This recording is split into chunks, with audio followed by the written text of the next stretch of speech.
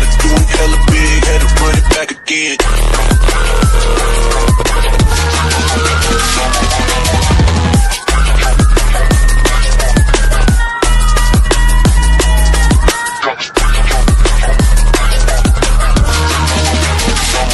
Run it back again.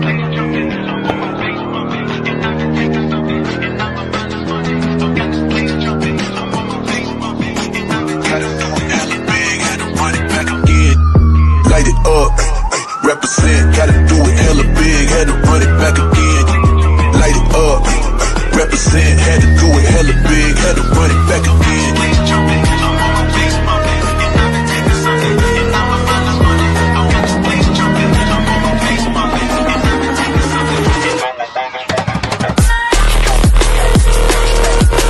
Gotta do it hella big, had to run it back again.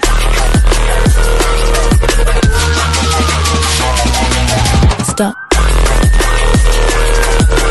Gotta do it hella big, had to run it back again.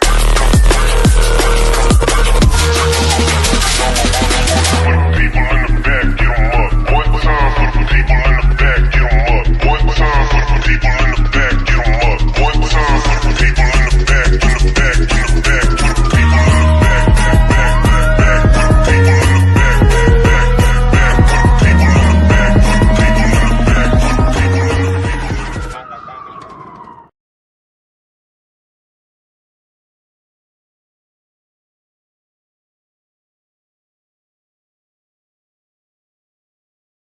Thank God for that. Sorry about that. Trying to set up everything while you're sitting in a bloody car isn't easy. That is a fucking nightmare out there. Oh, right. Let me get my shit together. Hello, people. How we doing? I hope everyone's had a good day. Hope everyone hasn't just been stranded like I have for nearly bloody 3/4 an hour. You do think it's only like a 20-minute drive down the road, and it ends up significantly more. But I think that's just London traffic for you. And I must say, pretty much anyone can vouch and love the M25. Lovely place it is. But, well, here we go. Aren't things looking intriguing for us? Definitely interesting. The question is, where do we take it from here? I mean, to actually hear that we actually signed Tonali, definitely that bit of shock to me. But I was pretty sure that one was going to go through. I was pretty sure the one with Tonali was definitely going to go through. I just could not see anybody else willing to pay that sort of money for him who needed him that badly, basically. But one thing I think this does tell you what's happened over the past couple of days. I mean, it definitely looks like we mean business for sure. And I suppose it's easy to sit here and say this is only the beginning. Well, it is only the beginning of the transfer window. But surely this can only be the beginning because we need more. No two ways about it. Now, if you would have offered this transfer window to anyone at the start of the season, and we've 100% got Tonali now. So for me, 10th place, not necessarily good enough. But at the moment, with the team we've got, I think we look like a 7th. 6th, if we manage to push our luck. And people say, how can you say that? That's quite easily. Because we've got 2 absolute shit strikers. We've got a fella on the right, Kudus, very good player, who hardly scores any goals. And we've got Tewa Odebert on the left. And we still haven't got a number. If Maddison's fit, we have got number 10. We still haven't got the goals. So this is a massive improvement, what we've got now. A brilliant build-up from the back. I think they've done it the right way, building from the back to the front. It's also the easiest way to do it. Plenty of centre-backs, right-backs, left-backs, central midfield. Now we're going into the hard bit. The hard bit is, where do we get that left inside forward or that left winger who can score us some goals? And where do we go out and get that striker who has got the capability of scoring us some goals? This is where things are going to have, this is where they are really going to have to look down and look down hard to get the person that is going to be able to pull that off for us, to get the person that can actually do that. But so far, so fucking good. No one can complain about what we've got there. Not at all. I mean, that almost looks like a different team. And even if we get some of our injuries back as well, we need to let some players go now as well. We need to start seeing the back of some of them. And I think that's what's going to happen. Unless some spectacular deal comes out there. I think we're now going to slow down a little bit and start offloading a bit of the deadwood, as some would say, and then start taking it from there. Now, if we can go out and get the actual players we're looking at and the players we want, and we can go out and get them now, then go for gold. I'm up for that. But what I think we will do is back off a little bit and try and get rid of some of the deadwood, whilst also making the processes and trying to sign the other players at the same time. But I think that bit's going to get pushed aside a little bit more, because we do have some excess crap that we definitely need to get rid of, without a doubt. And so far, so good. I mean, you look at that midfield we've got now. We've gone from having one of the shittest midfields in the league, or one of the most bang average midfields in the league, to actually a bloody solid midfield. Now, if you forget about injuries, which I'd love to, I think everyone else would love to, but at Spurs, it's just not as easy as that, is it, to forget about injuries? And you look, you got, depending what formation we play as well, if we stick to a 4-2-3-1, for example, and you got Fernandez and Tonali in the middle doing a double pivot, that's got every chance of working wonders. That's very two. You've got one very good upcoming player with a little bit of experience who's definitely proving himself. And then you've got a very proven, extremely good player there in Tonali. I think anyone will agree he's not world class. But are Tottenham going to sign world-class players? No, I don't think so. I think that's going OTT. What we have got there, for me, personal opinion, I think Tonali is the next step down from world-class. Like Declan Rice. I don't rate Declan Rice as a world-class player. I think he's a fucking good player, like it or not. And I think he's also going to improve as a player, and he's got every chance of getting up to the top. But then for me, Tonali, as a player, I think he's actually slacked a little bit as a player. Now, people are going to say, what the fuck are you saying? I'll tell you what I'm saying, how I mean it. Probably not the best way with words. When he was at AC Milan, for me personally, and everyone in Italy as well, and anyone who watched him regular play, everyone said, this is the next Pirlo. And he's going to be the next Pirlo, basically. And that is where I thought he was going. With his move to Newcastle, I think it actually slowed him down, his progression down a little bit. I think if he'd have actually stayed at AC Milan, he might be a step further than what he is now. I think they were playing him more to his advantages and what he's good at. I mean, altogether, a very jack of all trades, basically. If I say master of none, 1 minute I can sit there and say master of none. Another one I'll sit there and say, one thing he's bloody good at is getting forward with a ball and a direct ball. But definitely a brilliant, excellent, all-round midfielder. As a 6, as an 8, and he can even cover that 10 role if needs. And I think he can cover that 10 role better than Gallagher. But you're not exactly going to get a big playmaker out of him. You'd get more like an old-school attacking midfield central, basically.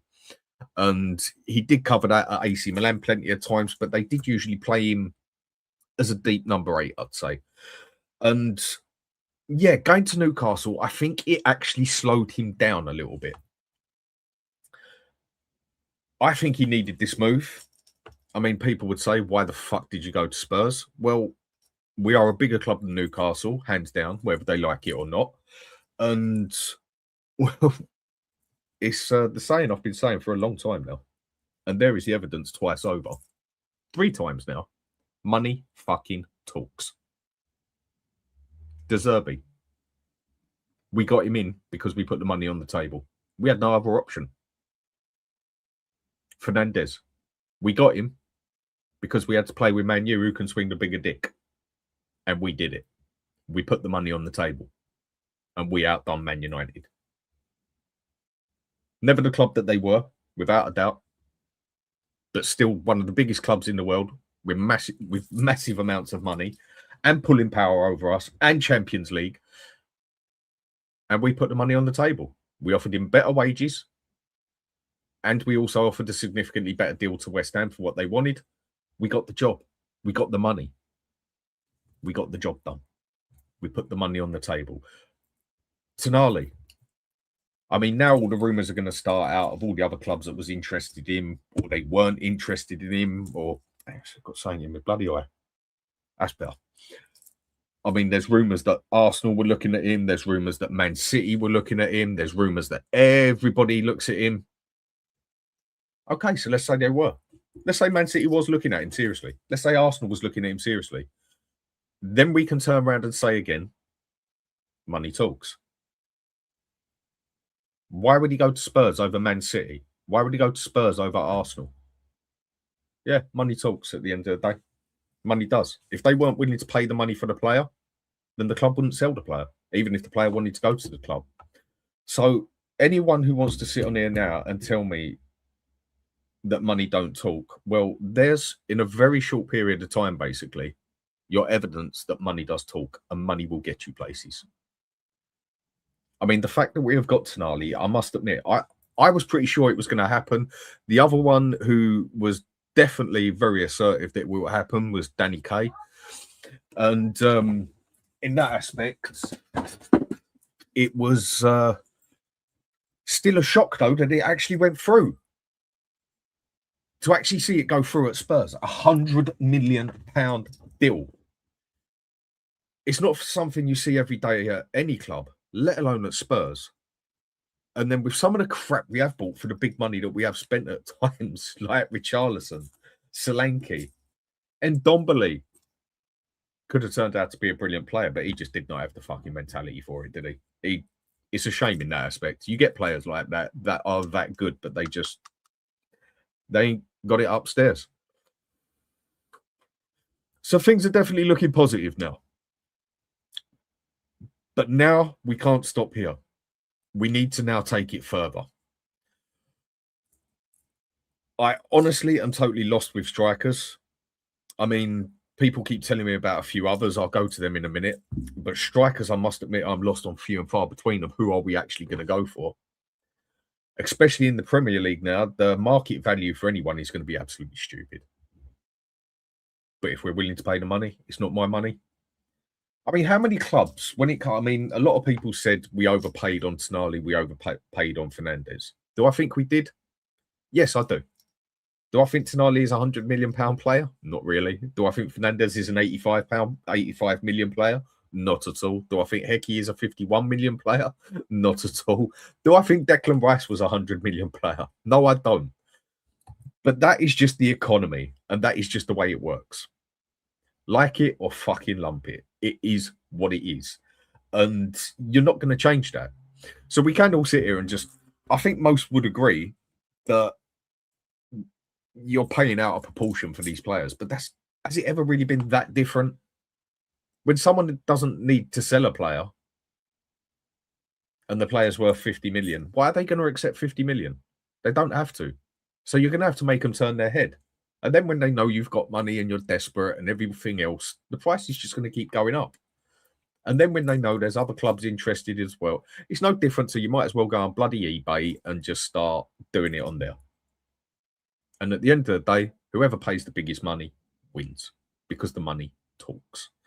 And whoever we go for, it is going to cost us an arm and a leg either way, especially the way the economy is now. I mean, like I say, it's fucking crazy out there.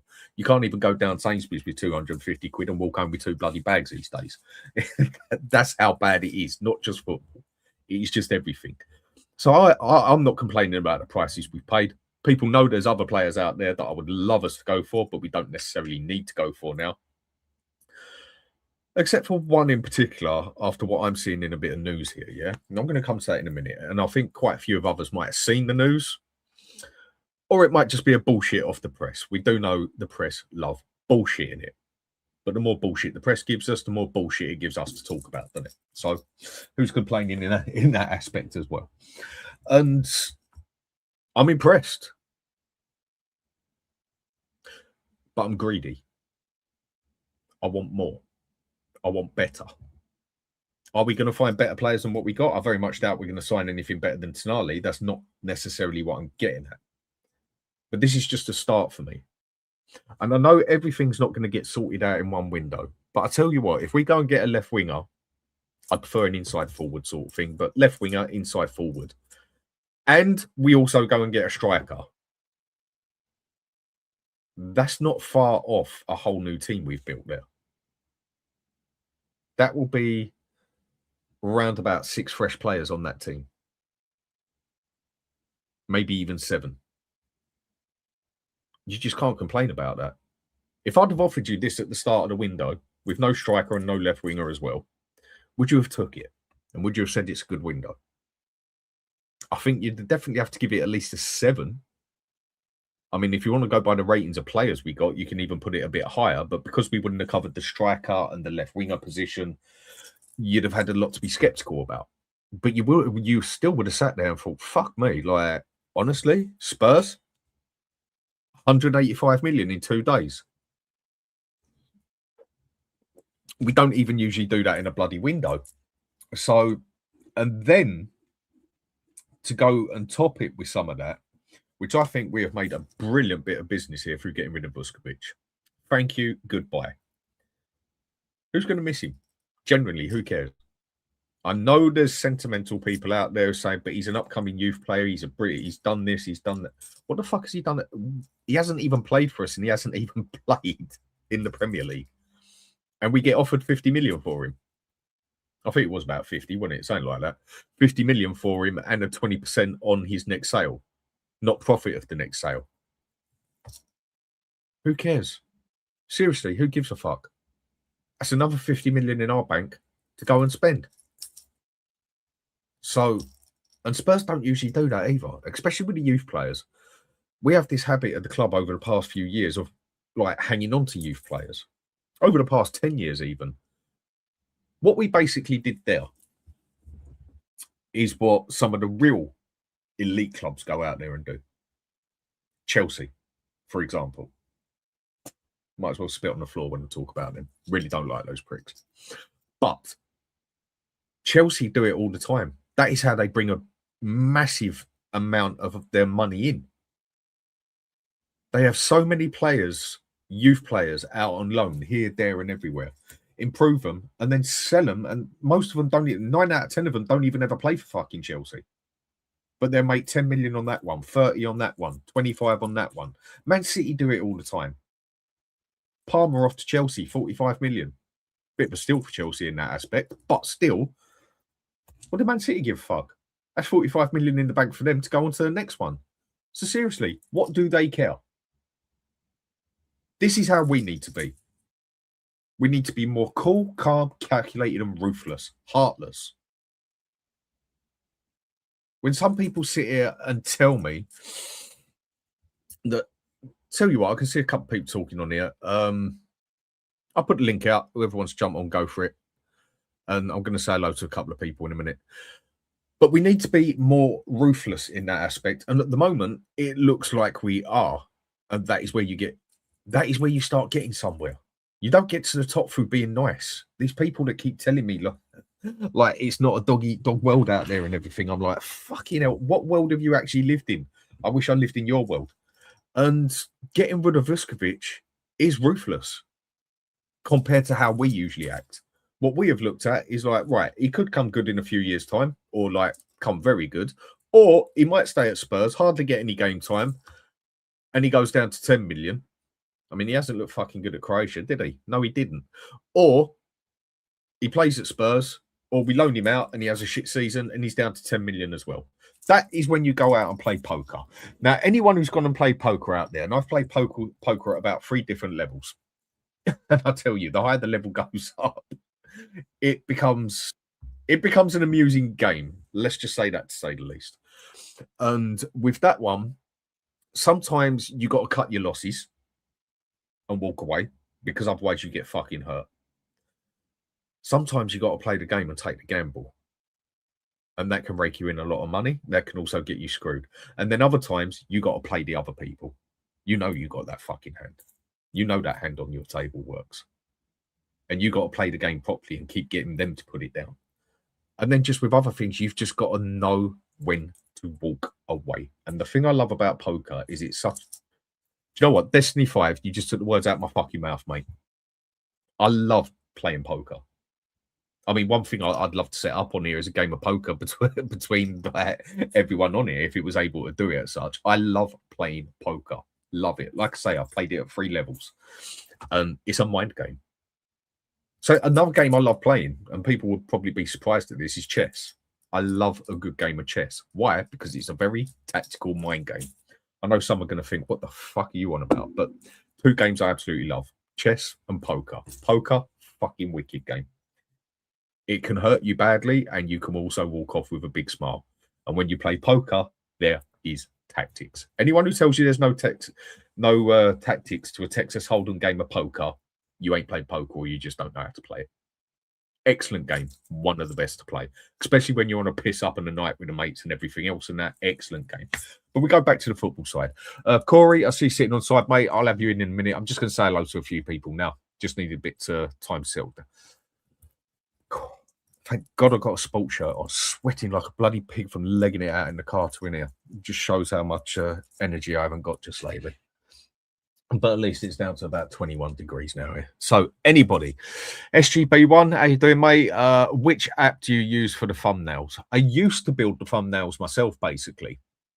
And these days, mate, you honestly don't even need to do that. These days, if you've got the middle version of ChatGPT, just tell it what you want it to do and it'll do it for you.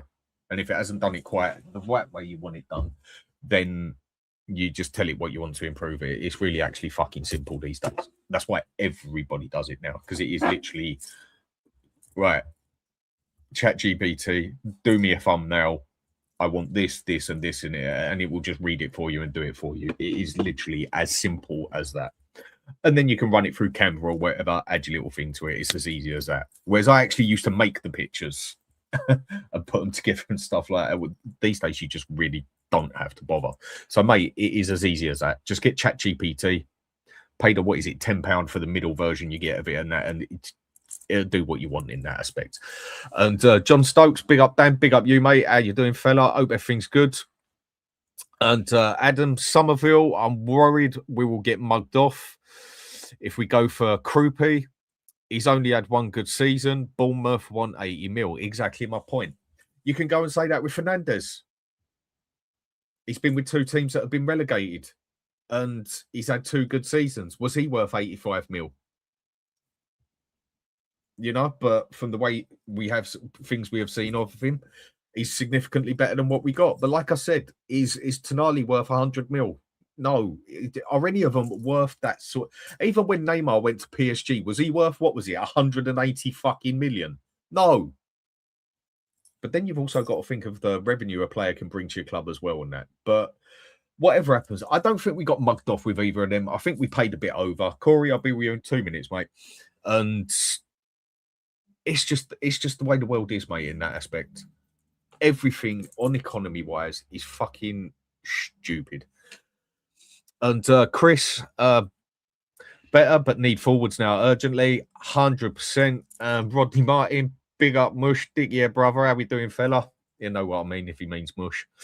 I mean, Chris, left winger, striker, number 10. I think we desperately need number 10 as well, because I just don't know if Maddison is going to be reliable enough after the back-to-back injuries. Kulusevski, I think we'd be lucky if we ever see him again. And Simmons, for me, I don't know, he just don't look like the English Premier League number 10, but obviously he gets another chance in another season, but he's out for a bit as well. So we still need that creativity there somewhere. And with everything else that comes to it as well, we definitely need some fucking chemistry in that team. And also, without you saying, can't rely on Maddison. Exactly. I totally agree with that. Mamouche, he's a player I would honestly go for. And if I'm going to be honest, I'd probably go for him over Savinho. That's one I'm very questionable about. Blatantly, he's got the skill, but I don't know. We need goal scorers now. That is what we need. And Tommy, come on, you Spurs. Big up. How you doing? And Dangerous Dan, my man. Big up. That's you, Corey. your fucking name on there. One Spurs King, slap the money down for Krupe. Yep, I mean, that's one I think I'll talk to Corey about in a minute. Because if anything, I need advice on this fella. I haven't seen him play as much as other people. Am I keen on us going and getting another 19-year-old in the team and then relying on a 19-year-old? Because I've seen people, actually, I mean, I've seen people talking on YouTube saying, get Krune in, he's a quality 19-year-old, this and that and everything else. Okay, fine. But then I also saw those exact same people with Vuskovic saying, I don't want to rely on a 19-year-old. I don't want to rely on a 19-year-old in my defence. But you're happy to rely on a 19-year-old in your attack. Doesn't that sort of contradict what some people are saying? No, I don't want to rely on 19-year-olds. But if he is good enough, he is good enough. I can't really make a fair judgment on the player because I think I've seen him play about 4 times, 5 times, and that's been totally honest. I watch more Serie A games than I do Premier League games. I mean, last season I had to force myself to watch Spurs games, and didn't we all? Yeah, let's just say I'm lucky I've got a neck or wrists left, if people can work out what I'm saying there. But different story. I've been told you have to be careful with some of the things you say on here. And Spurs rules, City won't do business with us. I don't see why not. City are a very much business-orientated club if they get a good deal. Krupe coming and Alex Scott. I don't think I'd want to go for Alex Scott because his price would be about 85 million. If we go for Alex Scott, English tax. Something like 70 million, then I will be pissed off. I won't be happy with that one. Because if we're going to go for an Alex Scott, I mean, what would you say he plays? Would you say he covers the 10 or the 8 better? He's a bit of a mixed bag, really. Gray, he's kind of like all over the place with his positioning, and isn't he? He doesn't really stick to one thing to really stand out. I mean, he's had a good season, don't get me wrong. He is a Tottenham boy, as we all know. But has he really excelled and pushed on? Not yet. As for Krupe, I mean, Perchy will tell you from when he moved from, I think it was from France, he was scoring goals in the French. Yeah, he was scoring goals in the French league for fun, and he's come over here first season in the Premier League, scoring goals for fun. And he's 19. What was it? He scored something like 14, wasn't it? 13, he scored 14 in France and 15 over here. So, like, in 2 seasons of being professional, he's got 20. I think he's got like 29 goals and assists in 2 different countries. You know, I mean, France is a pretty tough league to score in now because all the teams are slightly getting better than what they used to be in France. I would take him on the potential side of it. He's 19. He's still got more room to grow and develop. He's only going to get better because otherwise, what's it going to be in a couple of seasons' time? How many times have you said that about a player? He's only going to get better, and all of a sudden he's hit his peak at 21 and doesn't get better. That happens as well. Oh, I mean, there's been a lot of players. I have been accustomed to saying a few of these players should, push on and they're going to be great. But I mean, the one that I got right, and I will stick to this, was what's his name? Adam Walton at Palace when he was at Blackburn. I said this kid needs to move to us. And I got told, I didn't know what I was talking about. And then you're getting people frothing out the mouth for Adam Walton. I said this 4 years ago, when he was 17. Mate, do you know what? I've had it. I think nearly every pundit on here, if that's what you want to call us. No, pundits. It's just where I read it. No, it's just where I read it. It's where I just read that evening, like what Andy just said. There's right. Evening, Dan. I don't think any pundit is happy for us. So many upset, and I fucking love it. Yeah. It was just where I was reading that. I think nearly everybody that I've spoken to on here, majority, have called out a player at one time. I can vouch for about 5 or 6 players that I've called out 3 or 4 years ago. And so many people told me, no, he bought, and all of a sudden, bang. Or, we'd never get him, and all of a sudden Newcastle sign him for 40 mil. Or something like that happens. Or this player isn't good enough for us and stuff. But I've seen a lot of people call out players that they think are good enough. A lot of people don't think he is good, and then the player turns up. It's just we all spot different players through watching different leagues. The question I have got with that Krupe, and like I say, it's more I'm just going to have to take information to make a fair judgment. We've bought older players, yes, older players now, but I don't want to buy students anymore. Yeah, I'm fed up. I'm fed up with this social. I am like a bit fed up with the social engineering part of this team for the last few years because we've been trying to recycle the Bale, aren't we? Or do the Modric again, try and find them early enough to then make a profit on. But it's just not clicked in 9 years. We've been at this new stadium, what, 7 years? 8 years now, and it's just not taken. This is not a sixth form college anymore. Excuse me. You need men playing in that team. I don't mind Krupi because I do see a lot of potential in him because of he's good with both feet. He scores magnificent goals, and like, I mean, what we got up front at the moment, a block of cheese could do better than Solanke and Richie. A block of cheese with holes in, you know. Yeah, but block of cheese would probably have better first touch and better vision. I'm just sick to death of like these players being here now that we need to move these on and bring other players in and sprinkle a little bit of stardust around, you know, maybe a couple of top young players, not like your Grays and Bergvales. I can deal with that. Because the attitude I've got is you build your first 11, start building the squad, and then milking the younger players slowly, giving them a bit of game time. Give it exactly how it should be done. I feel too many people want to go out there and do a Man United where all of a sudden you had 6 young players on the pitch and they were smashing it. But what was remember it? The players that they had the Neville's well. Beckham. What was it? The Neville's Beckham, Scholes, but you know what I mean? That isn't going to be done in this country for a very long time. And do you know what the maddest thing is out of that lot? Long. The maddest thing out of all that, Nicky Butt was the one who actually had the most potential. I feel like Nicky Butt was quality, but I mean, Scholes. Yeah, no, but he was actually Jesus. No. Scholes was a minor compared to Nicky Butt. So was fucking both the Nevilles, and so was David Beckham. The one that Fergie thought was coming through those ranks, and everyone else was Nicky Butt, and he just never quite. But yeah, the point is, I think too many people want that to happen. I don't care. I genuinely don't care. We've seen enough Give me of the it players now if to they work. see that it hasn't worked over the last few years.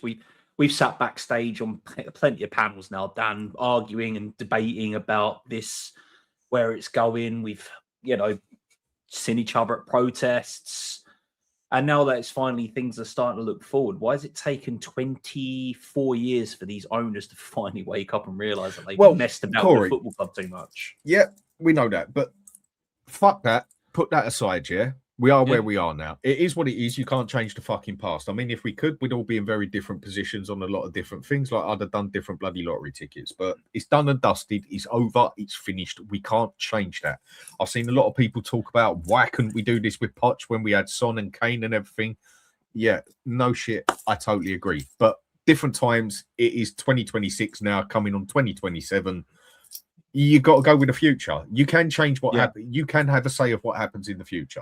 You can't control it, but you can have a say. I'm starting to look at it now as like this is the line in the sand moment. They've come out with their statements at the end of the last season, like we've really neglected, blah, blah, blah, blah, blah. Us as fans could see that you've done that, but now you're actually starting to put your money where your mouth is and putting that money down on the table, getting these players in. I mean, I've seen so many fan cams today of like the Fernandes deal going through and seeing all the Man United fans going to meltdown, especially Goldbridge. Yeah, mate. I'll watch. Oh, yeah, but seriously, let's just be honest. Just leave it at that with that one. I'm just sat here like, all at the moment, but there still needs to be more done. A lot of the lesser talented players on our squad need to be gone. Saab, Bergval. I've not rated Gray since he's been here. Hell, Odebear's injured, so you can't sell him. I want Cuti Romero gone because he's just a bad egg. He spat his toy out at the end of the season and flew off to Argentina. And then when they're like, oh, yeah, look, the fans are on your case, so you need to get back. It's like, it looked like it pissed him off that he had to get back on the same plane to come back over. We are going to have to get players out, without a doubt. And Emma, big up. What's she saying here? Hi, Dan. Start again before I bite my fucking tongue off. Bournemouth have just signed a forward called Rodriguez. Yeah, I did actually read that from Elshi. He's 21, Krupi replacement. I honestly don't know. I mean, Corey, give me Krupi. What is your... Do you think he's the sort of one we need to be going for? Or do you think he's more of one of what I would say you're buying him on potential? And what I call by buying potential is when you're looking at someone, what they're going to do in 8 years' time compared to what they've done in 2 years. For me, you're buying a player more on potential than what you have over what they've done. But maybe that's just how I see it, a bit different to others. Yeah, I mean, with Krupi, he has excellent with both feet. He can find a goal out of nothing. He can create as well. He brings other players in. I just feel like he's more of a false nine than a forward, so he could play in that number 10 role. I honestly I don't know enough about him to make. I honestly don't know him to make a fair enough judgment about him. Basically, that's why I'm asking people. But do you want to rely on a 19-year-old? But then, what other options are there out there? It's like when people tell me about Vlahovic, I tell people, like Vlahovic, he was absolutely up and coming at Fiorentina, went to Juventus, had a good season, and then fell to shit. Basically, if you go and check in the past 2 years, got him. If you go and check in the last season or two, he ain't actually been. His stats are no better than Richarlison and Solanke. Yeah, but Solanke's had one good year. Let's not forget that. So if we go for that Krupa, you know that he's going to be another 90 million deal. Whether he's worth it or not isn't the point. It's just the economy at the moment. Yeah, it's the way of it's the way of the beast now. So much money's come into the game in the last 10, 15 years that players used to be what was it for Alan Shearer, like 15 million back in the day when he signed from Blackburn? And that, what would Alan Shearer be now? That would be like 200 million, wouldn't it? English tax. English tax as well. Yeah, I mean, Teddy Sheringham, what would he be worth in today's market? Not the quickest, but IQ football up here, second to none. That guy is like Harry Kane is the modern incarnate, I would say, of Teddy Sheringham. Not the quickest player, but switched on. I mean, for me, Harry Kane's is a rich man's version of Teddy Sheringham, and that's not dissing Teddy Sheringham in any means or manner. Yeah, I thought he was a very good player. For me, never a world-class player, but a very good player. And especially the time that he played football in, there was a lot of fucking good strikers out there, world-class strikers, and he still stood out because he was a player that had to play with his head. This is one thing I've always said. When a player relies on his pace so much, his career usually goes downhill around about 29, 30. When a player don't actually rely on his feet, his legs, because he hasn't got the pace, they have to have it up there, and they last significantly longer. For me, Harry Kane has got everything Teddy Sheringham had and some in that aspect. Oh, yeah. I mean, there's levels to Teddy Sheringham and Harry Kane, but I'm just saying back in the day, players like Teddy Sheringham were few and far between with their footballing intelligence. You know, I mean, you had Ronaldo da Silva in Brazil. I mean, the phenomena, for God's sake. Whoever his injuries, that guy would have been Ballon d'Or contending, winning it every year. Who else did we have back in the day? We had Shearer, Sheringham. You had Dwight York, if you can call him a quality striker. Cole. But either way, going back to what it is at the moment, what would it be worth taking that risk? Because it would be a risk because he has no experience. He has one season experience basically in the Premier League, and would it be worth the 90 million take for him? Do you think? I mean, obviously, I think the outlay of the money, and I'm going to say it ain't our money, same as the rest. But do you think there's better options out there? I mean, he's still a kid. I mean, yeah, he's probably a kid. Well, I mean, you've got he's a 19-year-old. Yeah, he's bigger than a kid, but he's 19. Well, once you're 18 in this country, you can drink a beer, mate. You're an adult. So that's the way I look at it. Once you turn 18, you can 21 in most places now, mate. Yeah, I know it's 21 in most places, but in this country, you know, once you're 18, you can go out and pull a pint or get a pint. You're a man. But no, it has to be the quality of the player. Does he stand above others in other leagues? Possibly. One season in the Premier League, okay, 19. But then Bournemouth, Brighton, and Brentford don't go out and sign absolute duds, do they? They actually find these players in the diamonds in the rough, and then they sell them for huge profit. So Krupi, I mean, I think you need to talk to Perchy about him when he was playing abroad. I mean, I watched the French league, but not as much as I watched the German league or the Italian league like you. No, I don't pay no attention to the French league, really, if I'm going to be honest. Nor do I. I mean, I do a little bit because I'm part French, but it's whenever I can be asked to watch it. But the German and the Italian leagues always caught my eye since I was a kid. The Spanish league is what it is. It's something special in Spain, but German and Italian football. Spanish league has never interested me either. The only time Spanish league interests me is when it's Real Madrid v Barcelona. Apart from that, Spanish league don't do it for me either. I mean, it's each their own. Some like blonde hair, blue eyes. Some like black hair, brown eyes. Yeah, each their own. But for me, it's always it's where I've got the Italian blood as well, and others can vouch for their side of why they follow other leagues. Like you said, you follow it with a bit of French because you got a bit in ya. And I just love the Italian style of football. Yeah. A lot of people don't like it. I mean, for me, the Spanish league just always bored the shit out of me. Apart we from go when it back was Real 40 Madrid, years ago, Barcelona. man. Go back 40 years ago when everybody wanted to play in Italy.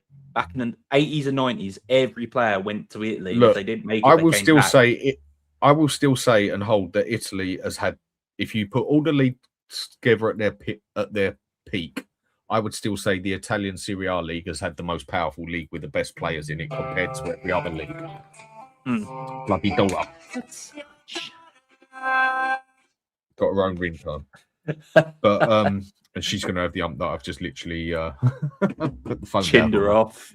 Yeah, but if you put all the leagues together when they was at their best, the Premier League at its peak, would you say the Premier League's at its peak? No. Money-wise, No. players-wise, definitely not.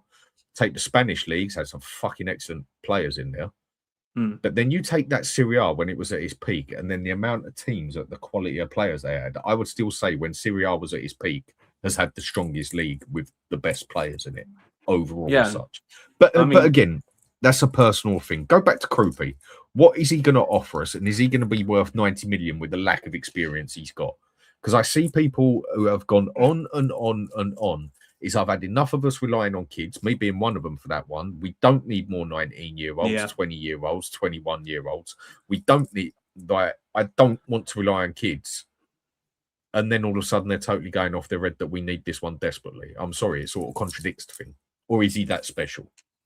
There is something special about him. I'll kid you not. I mean, he's had 2 years professionally now, and he's scored close to 30 goals in those 2 professional years. So it isn't a bad standout for him, a younger striker. But then there is a risk. 90 million, 1 season in the Premier League. Can we do better for that price? Can we do better? I mean, we could go get Garassi at Borussia if he wants to move because he says he wants out. He's the one that I hear a few people talk about.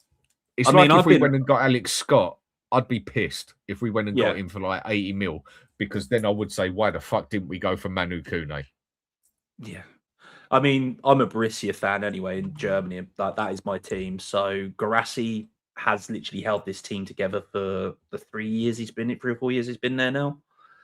Always scoring, always, he can hold the ball. He's strong. He's a man as well. He's 30. Let's not kid ourselves. He's 30. He's coming to the peak of his powers, as they say, as a striker. But then I wouldn't mind if we gone and grabbed someone like a Garassi and then got Krupi to come in and say, right, you're going to come on, or you can play left wing, because like Krupi doesn't just play up front; he can play across that front three.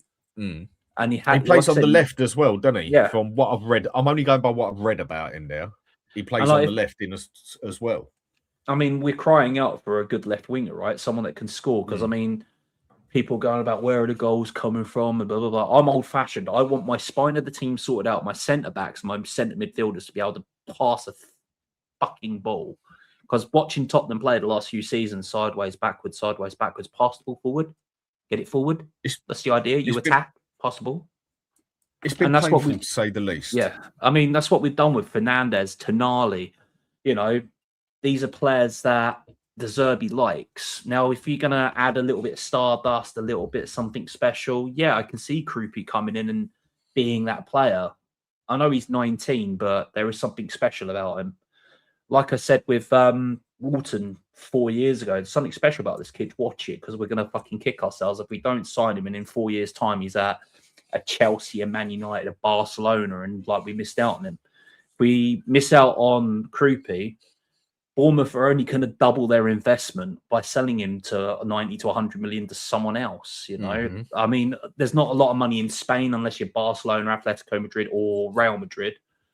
There's not many teams in Germany that could afford him. Italy, apart from Como, most teams are on their arse. Exactly. This is why I keep telling people to go shopping in Italy, basically, because you can go out there and bully a team. Yeah. Not like back in the 80s and 90s. They could come in and take your player and then boom, you know, they'll never that's where, and then after where it all went tits up out there, basically the whole fucking league fell apart. So do you think he's worth taking that risk? Because it is a risk. Yeah. For 90 million for him. I mean, you can say any player's a risk going and getting them. You just don't know whether it'll work out or not.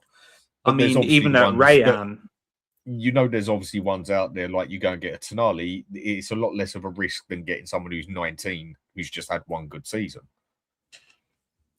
Yeah, I mean, one good season, but then what about if he kicks on next year? If we have a Tonali and a Fernandes feeding him, or if he's playing on that left wing, that, like I said, that's something special. He's good with both feet. He can take a player on. He can shoot from anywhere, and he does score some absolute belters. I mean, I think one of the goals he scored this year that I really liked was against Arsenal, where Rayan can't understand that Tetris will. Yildiz, give me Ken and Yildiz all day long. I mean, if we're going to go spend another 110 million on a player, go and fucking do that. That.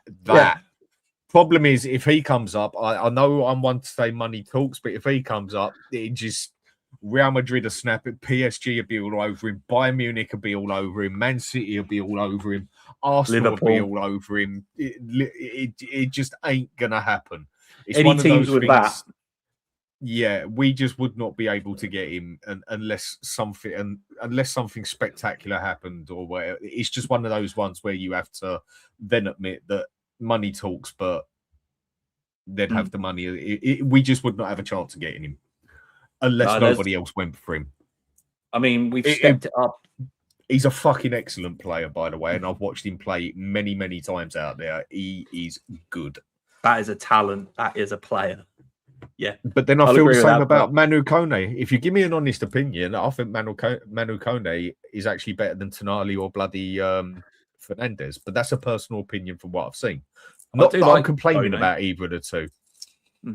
I do like Kone, but I also really like Thuram. He's very good as a central defensive midfielder. He's also great with his feet, great passing range, ability to adapt as well under pressure. That's another good one. Then I'd go and see if his brother would want to join over from Italy, go and get the Thuram brothers. Agent Thuram are here, I mean, that's just me playing Football Manager in that sense. I must admit, I'm just very skeptical at the 19. But if he is that good, if you're good, I do believe that if you are good enough for a team, you're good enough for a team, yeah? Yeah. I mean, Rayan, when they signed him from Brazil, I mean, I watched the Brazil league like I watch it, like the Premier League in Germany and Italy. I watch that league because there are some very special, talented players in that league. All right, the league itself isn't, but some of the players that really elevate that league, Rayan was one of them. So, when Bournemouth were linked to him, I was like, please don't go to Bournemouth, come to us. Yeah. So he's special. Koopy, special. I mean, Bournemouth, Brighton, and Brentford seem to always do this, don't they? They find these special players and then sell them skyrocket prices. We basically tried to over the past 5 years and failed fucking epically. Val Gray, yeah. Yeah, and others. And totally. I mean, if you want to talk about pants down, Tell is your prime example there. We basically fucking sold Harry Kane for 40 mil and Tell.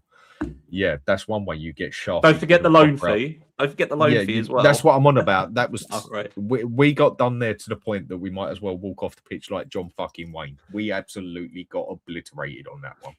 But so don't no one take it that I am judging Krupe saying he is not worth it. I'm asking people, is he actually worth it? Because I don't know enough to actually judge him. Like I said, I've only watched him about 5 times, maybe 6. No, I'd say about 5 times I've actually watched him play, and he's looked pretty solid on the pitch. Just very skeptical of the 19-year-old again. And like I said, I've seen so many other YouTubers sitting on here saying, I don't want no more 19-year-olds. Get rid of Vuskovic, get rid of Bergvall, get rid of Gray. Okay, different levels, I get that. But then they're extremely excited that we might sign a 19-year-old. Like I say, it contradicts a bit for me. But if he is that good, are there better options out there? I mean, would you rather go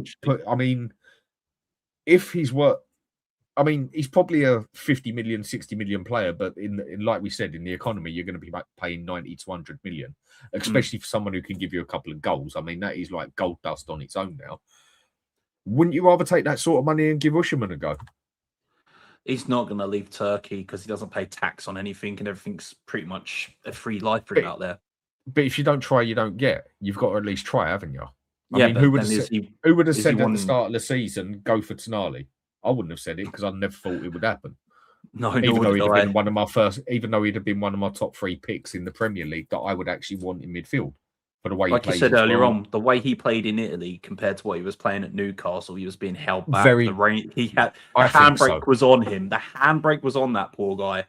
The way he played in Yeah. Italy compared to what he played for Newcastle is night and day. It's like, oh, Yeah, it's like a lot of people thought I was actually dissing him yesterday when I turned around and said he hasn't actually lived up to his standards. no, he That's hasn't. not saying he isn't fucking good. I mean, like I said, I have just Look at I his said time earlier, at AT, man. Look at his time in Italy yeah, alone. for me, he had the potential to become the next Pirlo. I thought that Oh, was yes. the next Pirlo. Pirlo the biggest incarnate, mistake but there's still AC time Milan- for him to be that because Pirlo was a bit of a late Exactly. bloomer as well. Well, he didn't really bloom until he was about 29, 30 till he left AC. He was quality at AC Milan, but he became world class at Juventus. Oh yeah, it was different. One of the Yeah, most it was underrated different gravy, midfielders wasn't ever, he? in my opinion. Fucking excellent player. Can you imagine that Italian team? Him, Totti, Maldini, Nesta. Jesus. Christian Vieri. The list can go on, but stop diverting to that. Otherwise, as all I'll talk about is the Italian league. And Bournemouth are looking at 90 to 100 million for him. I'm just very skeptical with the age thing, lack of experience, and I think I'd rather go put that 100 million on, give Osimhen a go. Will we get him? No, but if you don't try, you don't get. That I just have not seen enough of this player to say, yeah, let's go for him. So I'm just asking questions about it. And What's people are just Osimhen going going to to give cost me us answers. if we tried to go in for him? What, 80? Yeah, Because that's something what, like that. That's what they're going to ask for, around 80 million. But then you're looking at his like nearly 350 grand a week wages that he's on. I mean, that guy is bringing it in. You know, he's got the bank coming in the Turkish league as well, which I find one of the most corrupt leagues in football next to the Saudi Pro League, because they just send their players from there down there for a season so they can get their passports and all the other stuff sorted out, and then they end up in the Saudi league, you know. But if Osimhen came to Spurs, that electric pace, his eye for a goal, yeah, I would take him. But then we need the players to support him in that attacking third. We need a better left winger. I'm going to say we need 2 left wingers and 1 more right winger, because when Kudus goes down, who have we got? Yeah. That's only been 2 seasons. Oh yeah, well, it feels like he's been there longer, mate. That's the German league for me. I mean, I'm a Borussia fan. I'm literally having everyone tell me he is worth it. So I will take people's word for it. I'm not going to question it because I don't know enough about the player to question it. I won't have debates. I'll ask questions, but I won't have debates with people over a player whether he's worth it or not if I don't know enough about the player. There's no point if I don't know enough about him to say whether he's worth it or not. I'm just skeptical of the age thing and the lack of experience. But a lot of people are saying it, and a lot of people of others have saying it, that he's worth it. So if he's worth it, then fucking go for it. He's worth it, but 19 and touting that price for a 19-year-old, there aren't that many 19-year-olds that have commanded fees like that before in world football, really, has there? There's only been a few special players that is he a Wayne Rooney, basically? Obviously, total different build than that. I've seen him as like who he is, but is he someone like that you'd put down on a Wayne Rooney level at that age? I don't know. Wayne Rooney had more to his build when he was younger, wasn't he? He was that's because he was but he was going to be a boxer before a fucking footballer. He was a trained boxer to become a professional. Kruppi is just he's more slender, more quick, more agile. He can turn quicker than what Rooney does. But Rooney always had that bit of quality in him as well. He was strong, direct, ran at defenders. Kruppi does the same, but I feel his best position is more of a false 9, coming in off the edge of the box, collecting the ball, linking play up, and then getting back into the box to score. Well, since our strikers are that fucking shit, you might as well play with a false 9. At this rate, that's what I said the other day. You know what I mean? But then you definitely need both on both sides to be able to bang in the goals. And one thing Kudus ain't going to get you is double figures in a season, I don't think. Like, let's say 12 goals. For me, he's not a goal scorer. Maybe if we play him a different way, I don't know. But Kudus has done nothing to me. He's not a goal scoring man. I mean, I do find him a bit agitating at times where I think he looks for the perfect pass instead of the easy pass. And sometimes just take the easy fucking pass and let the other person take it to the next level. I think he always looks for that perfect pass, which is quite frustrating. He's a very direct, strong runner, isn't he, Kudus, as well? He can take a man on. I think what hurt us the most last season was when he went down injured. Kulu was already gone. I don't think Kulu's ever going to touch grass again at Tottenham. I think he's going to be very lucky if he does. I think he's going to be lucky if he does, especially with the injuries. He's got this. He's got 2 injuries. Same injury that Ronaldo had, basically, except worse. I mean, R9 I'm on about, and he has got another injury, and they're saying they can't heal both injuries at the same time. It's like 9 months per injury at least, if it goes right. I think he's fucked. To put it quite bluntly, I would just say to him, sorry, mate. I would literally say to him, sorry, mate, is the remainder of your contract, but we can't see a future for you here at this club unless you want to take up your coaching badges and go and join your mate, Gentle Ben. Yeah, you know, and then seeing that. I mean, would anyone actually complain about that if we actually just went to Kulusevski and said, right, you just ain't going to get in that team for the next year or so, mate. You're sort of taking up a place we don't need. We'll offer you 3/4 of your contract if you fuck off now, basically. Now that I like Kulusevski, and I told people about him like when we got him and that. When quite a few people didn't like him, that we was playing him totally the wrong way. And the amount of people that told me he has never played like that. He basically played as a playmaker and a shadow striker sort of thing, as a number 10.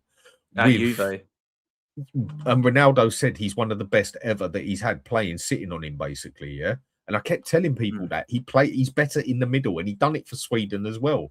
But people would keep telling me he's never played that way, and that's when you can tell someone has never watched anything but the bloody Premier League. Lo and behold, we play him as an attacking midfielder, and he looks like a significantly better player. And he did impress me when he played as a central mid as well. You know, it is a shame, but I just don't think Kulusevski's going to be coming back. I think he's pretty much done, mate, if I'm going to be honest with you. A double injury blow like that, it's pretty much that's not his fault. That's no insult to him. I mean, fucking hell, we ain't robots at the end of the day. I mean, what the injury he had on his kneecap, the injury he had, that's wheelchair job. Not for life, but for a while. Yeah, I mean, I can attest for the ACL rupture that I had when I was 16. You know, I'd literally just signed my professional youth team contract, and then about a month later, I'm on crutches for 17 months. Then I get back after nearly 2 years out. I've already been replaced, got reassessed, and got told that I was never going to play football again. Just before my 18th birthday, you know, I'm like that. I think we've all had injuries in certain places, mate. So if I'm going to be honest, my back is absolutely done as well. But again, who gives a fuck? You get on with it. But those kind of injuries are very hard and very difficult to come back, especially. You never repair it 100%. So Kulu's injury, Jesus, he's done. You think Krupi is worth? If I'm saying his bloody name right, I'm terrible at that. Krupi, Krupi, whatever. Krupi. I haven't got the French accent to it. Je ne sais quoi. Yeah, where's your bottle of fucking wine as well? So people are basically telling me in general that he is worth it. Do you know what? If he's genuinely worth it, and it is a risk at a 19-year-old for me, then why not go for it?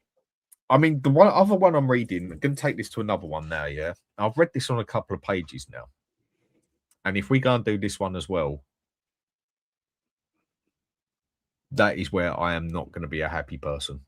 Call me a miserable bastard all you want. Yeah, I will be pissed off if we go and do this one in a big, big way. I don't like the fact that Pickford, another goalkeeper, I think is underrated, by the way. But I rate Pickford as well. Solid. I don't like the way Kingsky, and this is how I do find as a fan base, we are extremely flip-flop at Spurs and very easy to change minds. That over seven games, 5 of them being good, and a couple of quality saves, no two ways about that, that all of a sudden he's good enough for our number one. I'm sorry, I can't agree with that. I don't agree with that. And the way I see it, Corey, is that a defender is a goalkeeper is every bit as important as your striker. Your striker can win you games. Your goalkeeper wins you games. Your goalkeeper can get you 15 points in a season. Raya, look what he done for Arsenal last season. He saved their bacon many a time and got them those points, like a good goalkeeper does. We're meant to be looking on the 40 million mark for James Trafford from City. Now, I'm not saying he's bad, but seriously, we can do better than Trafford. He's not a bad goalkeeper, but if you're going to really throw that money out, go and get Pickford. No. There would is take significantly better out there. No, go get Sevilla from fucking Roma. 30 clean sheets in 2 seasons. Well, yeah, And but look how is he much- going to... Does he want to leave Roma? Okay, Roma have not got that money, He's but just does he want to leave? Yes, because he's got 2 years left on his contract and he's refused Roma to sign a new contract and told them that he's not gonna. Okay, then go get him. Who else out of the bigger clubs as such needs a goalkeeper? Bar Chelsea. Munich Us. don't, Real Madrid don't, Chelsea don't, Chelsea do, sorry, Arsenal don't, City don't, Barcelona don't. No one in Italy is probably going to pay that for him. It shows within or Juventus looking at Vicario. If we would go and get Trafford for fucking 40 million, that one would piss me right off. Yeah, I don't rate him. I mean, he's bounced back and forth from Man City for the last 3 years, hasn't he? He got sold by Man City, brought back by Man City. Now Man City think about selling him again. Just means he hasn't got the attentiveness to detail as a goalkeeper that most of these fans think he has. I mean, I've seen Trafford play, and there's been some a couple of times howlers.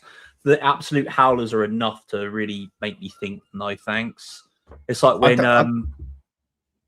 sorry, mate, I was going to say it's just like with Vicario at Fulham this year. I was done then. I rated Vicario when he came because of what he did in Italy. I was like, yeah, good shot stopper. Right, not the greatest with his feet, but in the right system, you'd be a solid goalkeeper. And the thing is with Vicario is he'd only done about half season in Serie A, basically. All the other times he was in Serie B. And I will still stick by Vicario and say he's one of the best split-second shot stoppers in Europe. Oh, yeah. Some might say that sounds a bit crazy. His reaction saves are nearly second to none. It's just the rest of him, he has to go. And I haven't seen enough of Pickford. I keep saying Pickford, but I've got down the end. It's because I kept shouting him at the fucking... It's got food at the end, doesn't it? I haven't seen enough of Kinski personally to prove to me that he is good enough to be our goalkeeper. And then I hear of people, but he deserves the chance. And then I'm like, well, hang on a minute. Those people also saying we need to be ruthless. I mean, he's got just love us to get a new goalkeeper, Cech, hasn't he? I mean, you don't get the backing of Petr Cech if Petr Cech doesn't think you're special. But yeah, but then Messi turned around and said Romero is the best defender on the planet, and look where that ended up. Yeah, well, that's Messi and that's Messi touting up his countrymen, isn't it? At the end of the day, do I feel like Kinski should get a chance? Benji's in Egypt, mate. He's having a good time out in Egypt. It's all right for some. Yeah, I hope you're having a good holiday Riley as well, Ben, mate. If you're watching from Egypt, I'll be very surprised. But I hope you're having a good holiday, fella. Needed. I mean, I wouldn't mind going to Egypt. But go on, go with what you were saying. I mean, does he deserve a chance? How do we know if he's going to actually live up to his potential if he doesn't get it? But I do agree with you. I would like a stronger goalkeeper to come in for him to learn off. And then in a few years' time, if that goalkeeper has taught him everything he knows and he's now passing down the reins, that's when you give Kinski his full run. But if De Zerbi's turned around and seen something in training and he said, this is my number one, I mean, we can't really sit here as fans and kick off about it because that's what he's chosen. Now, the one that gets me is going to get Dubravka on. All right, Dubravka on a free. It was good 6 years ago. It was good. It was solid for a good 3 or 4 years. And now he's at that age where I'm like, does he still really do it? No. Why is he here? God knows. I do agree with you. Villa is a very, very good goalkeeper at Roma, but he's the best in Italy at the moment, in my opinion. The only one close to him is AC Milan's goalkeeper, and I won't try and pronounce the name. I can't even pronounce his name. Too many syllables. Yeah, and yeah, if that's what you call them. And yeah, and personally, I think 50 million does the job there because you can go out there and bully teams in Italy. You can, because they are that desperate for their money. Juventus are trying to get rid of their bloody best defender. What's his name? Bremer? Again, Bremer. Yes, Bremer, whatever he is. Yeah, they're having to look to sell him because of wages, and they need the money. And they didn't make the Champions League. There's only one team out there with money, and that's Como. Both their owners, the brothers, have got over 50 billion to their fucking name, for God's sake. Could they come and buy Tottenham instead? You know what I mean? They both own major cigarette factories. That's one way. It's to not make Puma money, versus so be Adidas, it. is it? That's not Puma versus Adidas, is it? My You know what I cigarettes are mean? better than your cigarettes. Either way, plenty of people smoke, so there you go. But that would be one I would pissed off if we go for Trafford and that. The other one we're looking at, and again, it's rumours. It's all rumours, yeah?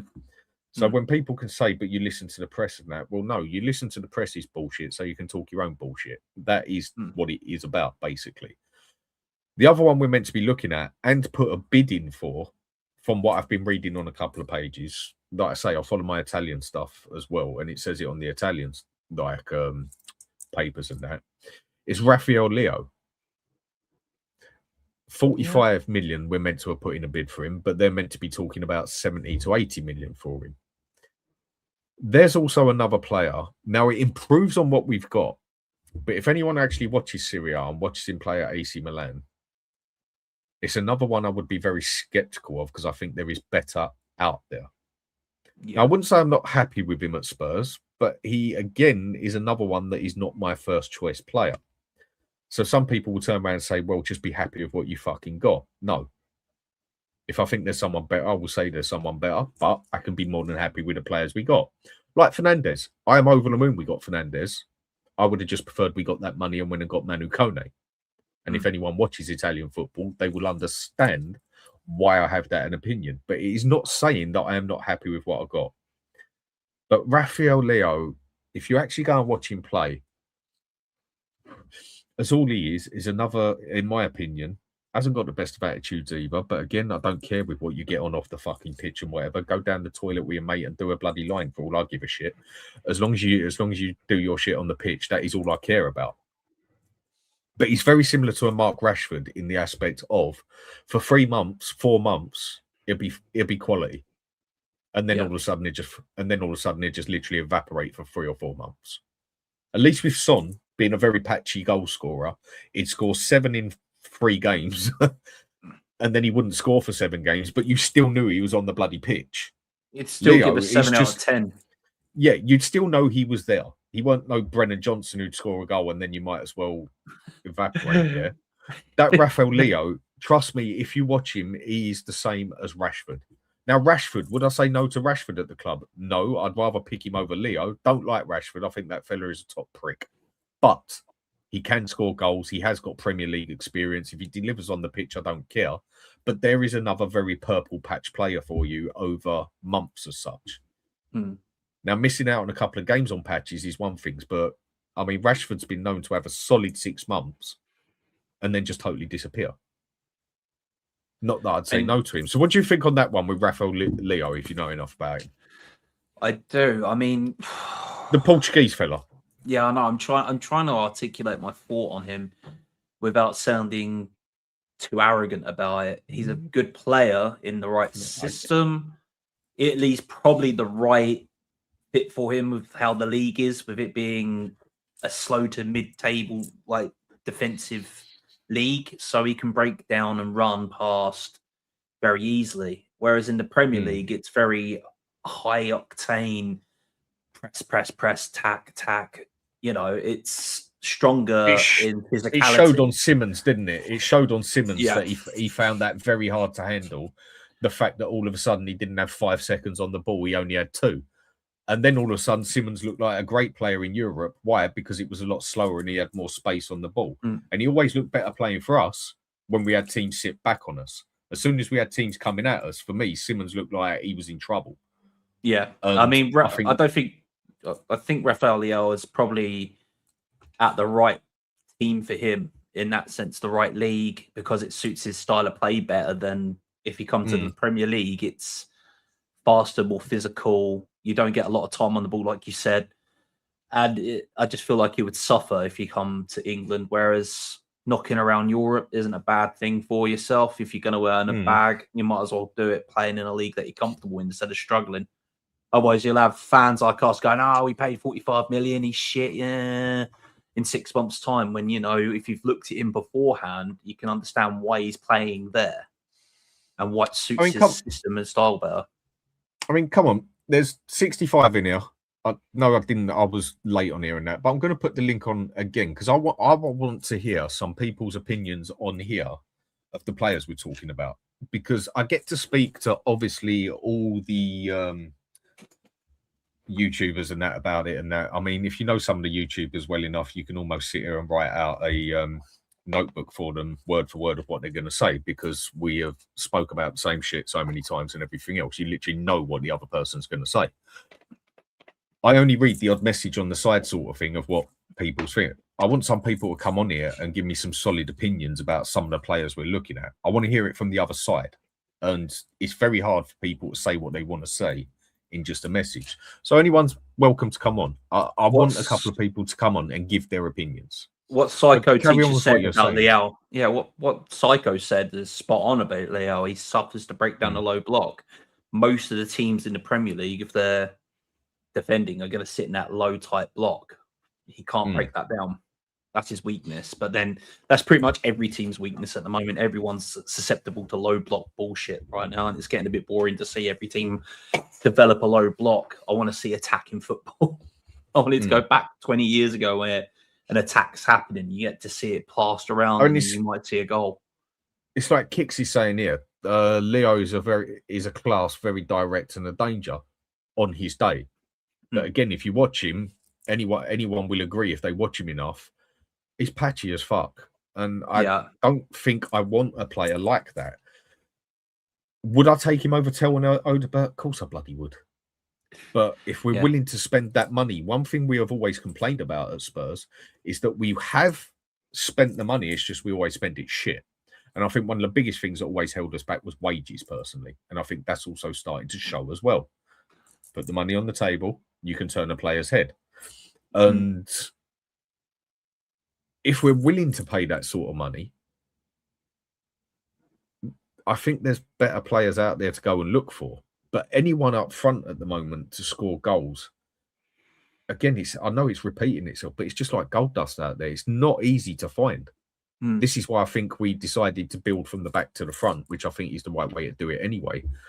Yeah. Because it's just so limited out there.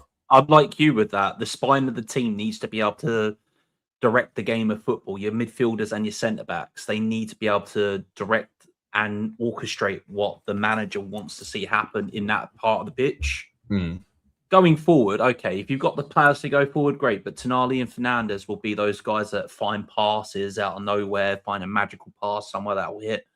Whereas for the last few years, we really haven't had that in midfield. We've had like patchy parts from Bentancur.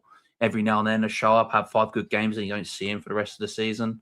I'm fed up with players like that as well. I keep Bentancur around as a squad player, but now that we've sorted out that core in the middle, it's time for the wingers and the strikers, because we've already got Robinson that's going to come in at left back. You could put Van der Ven out at left back like he does for Holland. So this is how I'm going to see it. Like Van der Ven's going to be a left back. Senesi and JP are going to be your centre backs, and it's literally Porro on the right. And then I would say, see you later, Destiny Adogi. Thanks. You're always injured. Your best ability is availability. We can't have you in this club anymore. See you later. And then I mean, it's be like, ruthless like that. People will, like what the Aiken, if I've read edits, that's the easy way to say it, mate. We go for Savinho before Leo. Now, I've got no problem with that. I think I would rather pick Savinho over Leo as well. And that's so, but then again, I can't really even say I've seen enough of Savinho basically in that aspect to justify the money we might. He's another one. He's not exactly a known goal scorer, same as Kudus. I mean, Tonali is not an out and out goal scorer. He wasn't that in Italy either. No, he was very good at controlling the game basically and getting the direct ball in there, and also bloody good at defending as well. And this Fernandes, again, I haven't seen that much of him, but from what I do see and what I have checked up as well, he's not exactly a goal scorer either. And then neither is Bentancur and the others that we get, and Gallagher and that. If we get Maddison back as the 10, then yes, you've got someone who's going to get you 10 goals a season, I think, there. But that one on its own is a gamble as well, because we just don't know if he's ever going to be fit again properly. Well, there's a reason why they called him 33% at Leicester. So, and with that is what I must admit, I am a bit lost on where we're going to go and who to actually go for that left side. And if anything, thinking about it, we still need to cover that 10 and that right as well. I mean, I wouldn't. Well, need another quality backup to if Kudus goes down, because I just don't want to see Tell on a shirt again. And then when Odebear's fit, sell him, sell Tell, sell Odebert, and then go out and find your replacement for Kudus when he needs a rest, and then go and get me 2 left wingers and a striker. There you go. Window done. Sell the crap. Let's move on. But again, with that, if we've got the money to spend and spending it wisely for once, like it looked like we have done so far, and yes, we've overpaid a couple, but everyone has to fucking overpay. It's just, again... Well, wasn't Fernandes done at 44 million up front and the rest done over the period of time? So something along them lines. Something along those lines. Yeah. You know, where you... I mean, I heard we put 55 on the table up front and the rest was going to be paid. That they get the money no matter what. It wasn't if we do this, it's if we do that. No, you'll but get then that I've read on others, that they're going to get that money no matter what. It wasn't one of those, right, there's 45 million, you get another 20 million, and then another 20 if we get in Champions Leagues, whatever else. It's like, that is your money. But then I've read on others that it was 40 million. So we just call it 45 for the sake of the situation. But where do we go up front? I keep asking the question, and people are bloody lost for it, basically. So what would you rather do here, yeah? So we get to the point of we need that striker, yeah? We've got 2 that I believe can get you 9 goals each in a season, which I'm not saying is good enough by any means or manner. Yeah? In a boat out there for Solanke, innit? Do you go and take that risk? And again, this is all just questions. Me playing devil's advocate, whatever else you want to fucking phrase it. Do you go and really take that 90 million risk for that 19-year-old? Or do you go and buy that established goalkeeper that you know is going to save you 15 points in the season? And then just deal with what you got until the following season? Because it's not as though we couldn't score goals last season. Not as much as we wanted, but we did concede a lot of goals because that penalty, because last season the keeper was pretty shit, and the defense just had no idea what it was doing, basically, at the best of times, bar maybe Van der Ven and Danzo at times. And so what do you actually go and do? Do you actually go and take the poker gamble as such with what could come great, and we could miss out if he comes great as such at another club, like if they sell him on? Or we could get the 19-year-old that all of a sudden doesn't live up to potential for 90 million. Or we can go and get an established 26-year-old 50 million goalkeeper that will be with you for the next 4 to 6 years. And also, I'll vouch for it that he will save you 10 to 15 points in a season. What do you actually go and do? Would you then go for the gamble up front? Or would you go for the 90% it's going to work at the back and then we'll take it from there the following season? I think the reason why Dubravka it's just opinion. It's all opinion.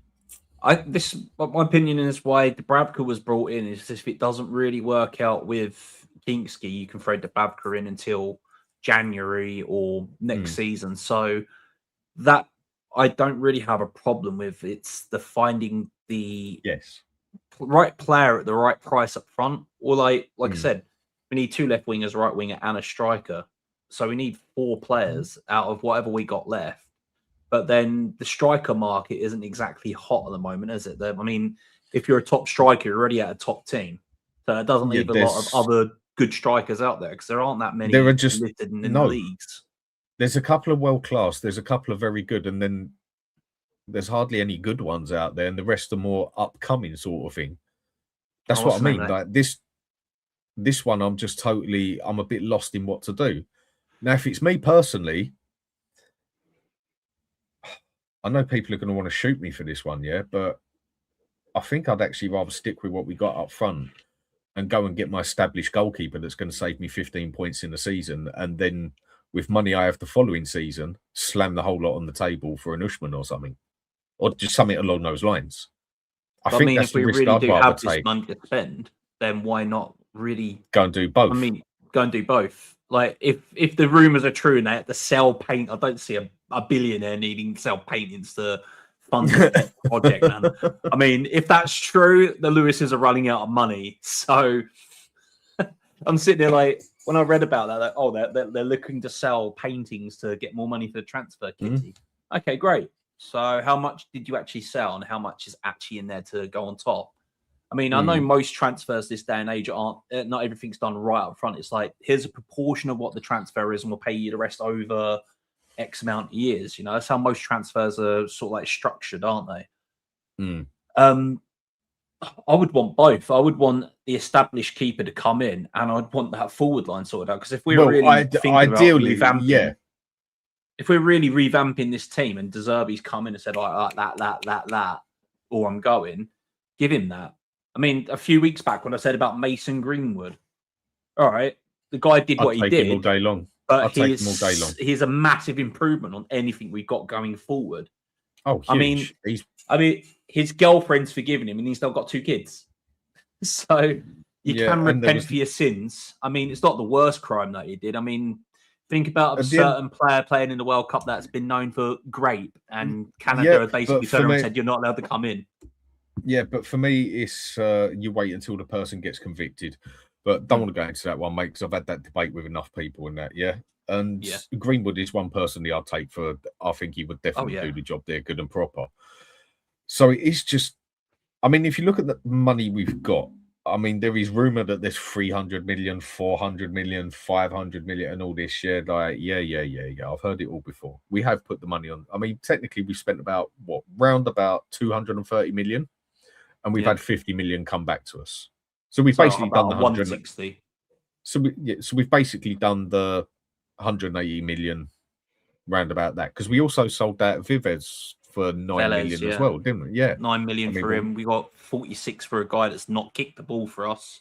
Had a very basically good season in Germany. Might as well have had a straight swap with Van Hecke in it. I think that was all to do with the financial year window sort of thing, or why it got done like that as such.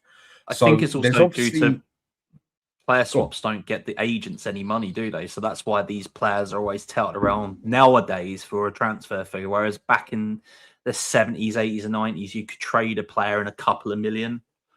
But nowadays, you don't really see a player swap player in any kind of real big transfers nowadays, do you? Whereas about 30, 40 years ago, you could probably get away with Harry Kane wasn't that great. Just using Harry Kane, you could probably swap him for, I don't know, an Alan Shearer or a Chris Sutton, you know, and some money up front. It's just like I keep saying, I am just, where are we going to go now? If the money is on the table, then obviously, and people know we got money, we are going to be spending. And I still think we are going to get ourselves at least a left winger, at least. Because we desperately need it. It's just like I keep saying, I think the striker is going to be the hardest one to take the place, basically. And from what everyone's told me, Krupi, he seems worth it. So if he's worth it, Spurs, go and put the money on the fucking table. Because I do read that other teams are interested in him.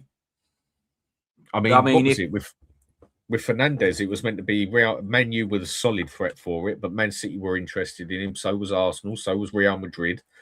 I mean, you do hear the stories, but Man U were the ones who we were bidding against, basically, and mugged them off on the transfer window for once. You know, I mean, when it's nice, that is, isn't it? It's a nice feeling because it doesn't happen very often, you know. And we also pretty much did the same with Tonali, and so if we want him that much and we have got the money to spend, then go and bloody do it. So last thing I'm going to go to is players we need to get rid of. And it's like I've said to a few people, there was only about 4 players in that actual squad that would justify paying more for than what we paid for. Sarr, not that I think he's any good, but I think because he was so cheap, we would get more money than we bought him for. Yeah. Honestly, give me 20 million, he can fuck off as far as I'm concerned. But the way the window is, you'd say probably 30, 35 or whatever. I don't know, random numbers. Yeah. And Bergville will obviously make us money because he was so cheap. Vuskovic has made us much money because he was so cheap. Yeah. About the only significant player I think we have on that pitch that would justify somebody paying more for than what we paid for him is probably Van der Ven. I mean, seriously, what dickhead's going to come out there and pay? And I do say dickhead, he's going to come out there and pay 50, 60 million for Richie. Unless he's out in Saudi, and you know what they do. They wipe their ass with gold anyway. So, I mean, who's going to go and pay for 65 million plus for Solanke? Who's going to go No and give one. us 60 million for fucking Tell? Who's going to go and give us more than 20 million for Odebert? Maybe Odebert you might earn a penny on, but who's going to go and give us more than 15 million for Maddison with his past injury? Jed Who's going to Spence. go? Jed Spence would make money on as well because he was that cheap when we got him as well. Yeah. Yeah, Jed Spence is another one we could sell for 35, 40 million sort of thing. So we're just going to have to cut our losses with a lot of these players that we do want to get rid of as well, aren't we? Yeah, I do agree with you on that. I mean, I said that a few weeks ago that some of these players need to be sold for a cut loss because they're not going to, generate the money. But then also you've got to generate the interest for these players to actually be able to move. And then, so if we sell Sarr, Jesus, I feel sorry for the team buying him. Bergvall, I didn't rate when we got him, and then everybody was gassed because we did one over Barcelona. I'm like, wow, okay, have you actually seen him play? Well, you look at some of the ones we need to get rid of, right? We've just made 50 mil basically on Vuskovic, yeah? Mm-hmm. I reckon with the going rate and everything, do I think this player is worth 50 million? No, I bloody don't, yeah? But Bergvall, I think we get 50 million for him. Yeah. So there's 100 million in your back pocket. Sarr, if I'm going to be realistic, 25, maybe 30 if we're lucky. Or am I being too low there? I'd probably put him at the 20 mark, 25 tops. I just don't see it with Sarr. I mean, what was it? I mean, people on the chat years also ago. give me your opinion on the prices I'm giving here. I mean, Sarr for me is, I think we'd be lucky if we see 30. I like Psycho Teachers one there. Graham Bergvall should join Skip at Leicester. Yeah. I mean, who would take Sarr on? I don't really see anyone in the Premier League wanting him apart from maybe Coventry or something like that. He'd probably end up going somewhere to a smaller club in Italy. I think Italy would suit him very, very well. Yeah. But again, I don't see us more than work. I'll go for 25 and that's being fucking nice. Yeah. I mean, like Incredible was just 20. said here, 15 to 20. Yeah. I agree with that. I wouldn't even want Spurs to pay 10 mil for him, basically. Yeah. But because we got him cheap, we would pay extra money. We would get some money on him, I think. But what? Let's say 25 million for him, yeah? So that's 125 you've now made. Richie, you could probably get, I'd say, about 10 million for if you go and get him out to Brazil or Saudi or whatever. 15 million, let's say. But maybe that's just our dislike for him as such. But I just don't see why anyone would want to offer anyone. I mean, he tries. I'm sorry, but try isn't good enough, yeah? I mean, when the ball hits his foot every time, it bounces about fucking 6 foot off the other way. And then he scores a blinder of a goal once. He has got to be one of the most annoying fucking players to ever watch. I do not rate him. But one thing, it's that old Yoda quote, isn't it? Do or do not, there is no try. Yeah, it's just, mate, he's a head fuck, that player. But then I don't rate Solanke either. No, there's a reason why Chelsea Liverpool binned him off. It's because he's not that good. No, I mean, okay, what was it? He scored a goal for Liverpool or whatever it was and that. So Spence is one I wouldn't necessarily want to get rid of, even though I don't particularly like him, because he can cover the left back and the right back. Versatile. And has Premier League experience, age, whatever. But we would make money on him. I think he would go for 40 to 45 million as such. Dragusin, I think we could see for about 12 mil, about 12 mil if we sell him back to Italy, something along those lines. 15 mil. 15 might be pushing it a bit. I think Dragusin, I'm getting Dragusin just because he was Italian defender of the league 2 seasons ago, just doesn't really, I the didn't thing rate is with him Dragusin, yeah. No, I did. In Italy, he was actually, but it was again the style of English football and the style we played just did not suit him at all. He's not a very flexible player, if that's the way to put it. Like you could say Van der Ven could literally do that and run the other way, whereas Dragusin, he's like a fucking park bus trying to get round a corner. But if you play him as a if you play him as a no-nonsense centre-back in the middle of 2 playmakers, he actually does a very good job. Or he did in Italy anyway, from what I saw of him. And he's solid in the air as well. But he's another one who I think we'd see about 12 million for. And then Vicario. We're going to make a loss on Vicario. What, we signed him for like 27, didn't we? Or something silly like that. I think it was less than that. Much less than that. I don't even think we paid 15 million for him. Well, yeah, check that. I don't think we even paid 15 million for Vicario. We actually got him quite cheap. So with those players getting them out of the way, that's round about 120 to 130 revenue that you've made back that you can now spend on another quality player to put in that 11, isn't it? Yeah, and then we also taking the wages off the books of these players as well, which is another saving grace for the club, because you're getting rid of this crap that you're still paying 60, 70, 80, 90 grand a week for. That just aren't, I mean, what's the thing I'm thinking of? And then we've also got Romero as well. He's not going to be in it. I mean, a lot of people still tell me 60, 70, whatever, and that bollocks. What has he proved to? Yeah, 13 million for Vicario. I knew it was below 15. Vicario's 13. All right. I thought it was like 20. But... No, it was more like 12 or 13 sort of thing. Call it 12 and a half for the fun of the day. But Romero's worth slightly more than 30 million. I don't think we'd take a massive loss because we signed him for just over 30, didn't we? So we'd 45. 45, 50 for him. 45 to 50. I don't think we get 50 for him. He's done nothing to justify that. He's inconsistent. On his day, good as anyone, but probably one of the most inconsistent players anywhere, and his attitude stinks. Would he be better off at a different club? Maybe. We know. I think this is why a lot of people, I can vouch for myself here, and I think I can vouch for Sava on this one as well, even though he's not on here, because this is one thing that me and Sava do agree on, even though there's many things we don't as well. That's half the fun of it. On his day, he's as good as, I wouldn't necessarily say anyone out there, but I'd say 95% of players out there, he's as good as. I don't think he's as good as Saliba or Gabriel personally, but a bit of a different player. But I reckon we could get 35 for him. And for me, the sooner we see the back of him, the fucking better. Yeah, I mean, I think it's his attitude. And whenever Argentina come a call in, he's always injured. And then he's magically playing for Argentina when he's injured. So it's like, yeah, mate, you're injured. Then he always goes missing around Christmas, always gets a red card. So you're like, can you really rely on this guy not to lose his head around Christmas time? No, because that's when it's the biggest part of the season. It is that bit of frustration, isn't it, basically? So you look at all them we can get rid of, and I agree with what's just said here in the aspect of, I say we wait till after the World Cup and then sell Romero, but not for 30 million. Fair enough. I can agree with that one. Oh, you're right, stranger. Yeah. How you doing? Hello, stranger. Yeah. I just thought I'd come and defend the honour of my man. Oh my god! Oh, you know what? No. Go away. I don't want to hear it. Go on, Mia. Go on. No, we're going to be honest, yeah. I just don't like it, Corey, when people say things they're factually incorrect, like they're facts. It's your opinion that he does these things, but it's not factually correct. Factually, he's actually only been injured twice and gone to Argentina.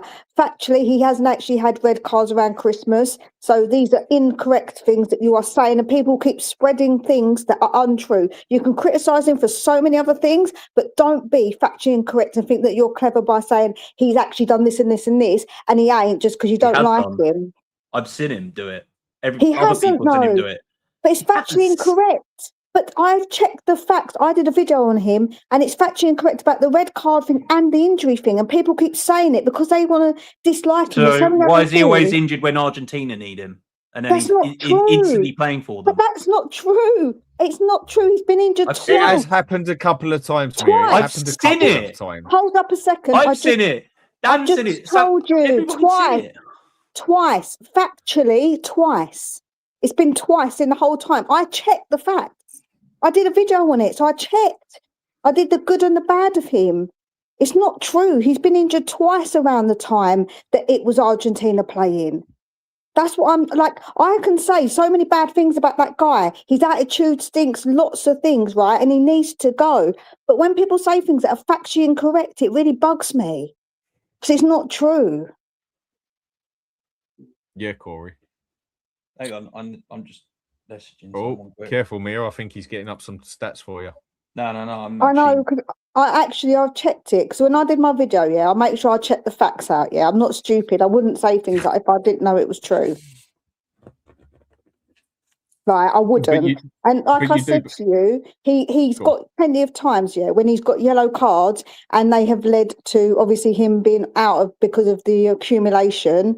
And that's no good. He's been out because of red cards. Sure, not as many as people say, but he has been out because of red cards. He's cost us games by being stupid, 1,000,000,000%.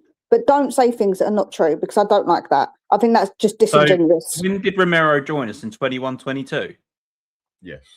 Yeah. Right. Yes. I think it was 81 days injured when he joined Tottenham on that season.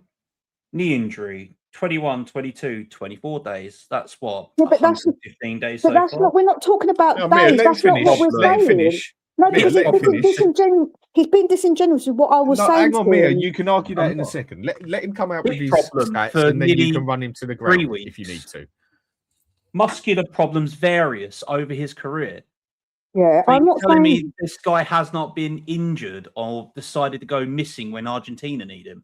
No, because if you look at when the timings are, because you're just giving me stats of exactly the injuries he's had, and I agree with you, he has been injured a lot. But actually, if you look at the times he's been injured around Argentina playing, it's actually only been twice. It was once at Christmas time, he hurt his foot, he hurt his toe, and he still played for Argentina. And then there was another time. I checked it, Corey. I did check it. Hamstring injury, 81 Yeah, days but in his that's first it. season with Doesn't Tottenham. matter about the 81 days. days. It's not about the days. You're arguing about when he plays for Argentina. That's the argument. You're giving like an I'm argument talking about that's his not. availability as a whole. His attitude No, stinks. that's not what you said. You said about him always being injured when he plays for Argentina, and I'm disputing that particular point. And you know that I'm right, because otherwise you would have checked the facts and said, actually, you're wrong. You're checking different facts, and I agree with you. He's been injured way too much. He's cost us games. I'm telling you, there's plenty of things you can criticise him for, but don't criticise him stuff that's not true. That's all I'm saying. I think it's because of the bias that you have because he's your favourite player. No, it's not my favourite player. Actually, in my time of supporting Tottenham, I wouldn't say Romero's anywhere near my top players that I actually like play as footballers. So don't give me that either. Yeah, you had to make that clear there as footballer. Yeah, as footballers, he's not my favourite at all, man. We've had some fucking brilliant players. Bale's one of my top players. Kane, Son, like Luka Modric. I like Ledley King. I love Ledley King. Jan and Toby, fantastic players. So he's nowhere near any of those lists. So don't give me that. Again, you're being disingenuous. I'm doing the thing where people actually saying things that are not true, and I don't like it when people say things that are false. It's not a good stead to do when you're trying to criticise someone when you're saying things that aren't true. At least say stuff that is true. 2 straight red cards, 4 match ban, Nico napped right there. Yeah, no, I did say Christmas. that. I did say that around Christmas time he did it. I did say at one time he did do it for Christmas. He was injured and he did have that one. Didn't Romero travel with Argentina while injured when he should have been when he had his toe. Yeah, when he had his toe. That's what I said. His toe, he did. Ginola, another fantastic player. Ginola's God. To me, Ginola's God. I just think that people say things and they try to because they want a reason to dislike him even more. It's fine. You can dislike the player. I want him gone because I want him gone. This season, I want to go and watch my boyhood club play and not be there for your teammates. Well, fuck off then. Leave. I don't know whether that was press or real with that one. That one press, you just don't know. None of us actually know that. That's what I'm saying, Corey. So there's reasons. What I would say is that when you're talking about somebody and that you want to say that you dislike them, say things that are your opinion, fine, but don't come out with things that are stated as fact when they're not fact, because I just think it's an unfair perspective. I've just read it. No, because that's not what people you have just said it in the chat. But that's not what, and I already said to you, that's true. There's been 2 occasions where he was injured around the time that it was Argentina playing. I checked it all out myself. I checked it, and accumulations of cards. I checked all the things that he had wrong, because I did a thing that all the bad things about him and all the things that are actually factually not correct that people say about him. So actually, I did check it all out myself. I wouldn't say that unless I actually knew it, because I looked, and I wouldn't have known that if I didn't look at the video, because so many people say the thing, they repeat the same thing over and over again, and that's not true. And as I say, if you want to criticise him for loads of other stuff, go ahead. There's plenty of stuff. Plenty of things you can say about him, but don't things that are not true. I just think it's just such a way to bag on a player when it's just unnecessary when it's not true. I'm not bagging on him. Like me and other fans have seen it. So Yeah, but that's your opinion. What you seen is your opinion. What you've looked at is what you think's happened.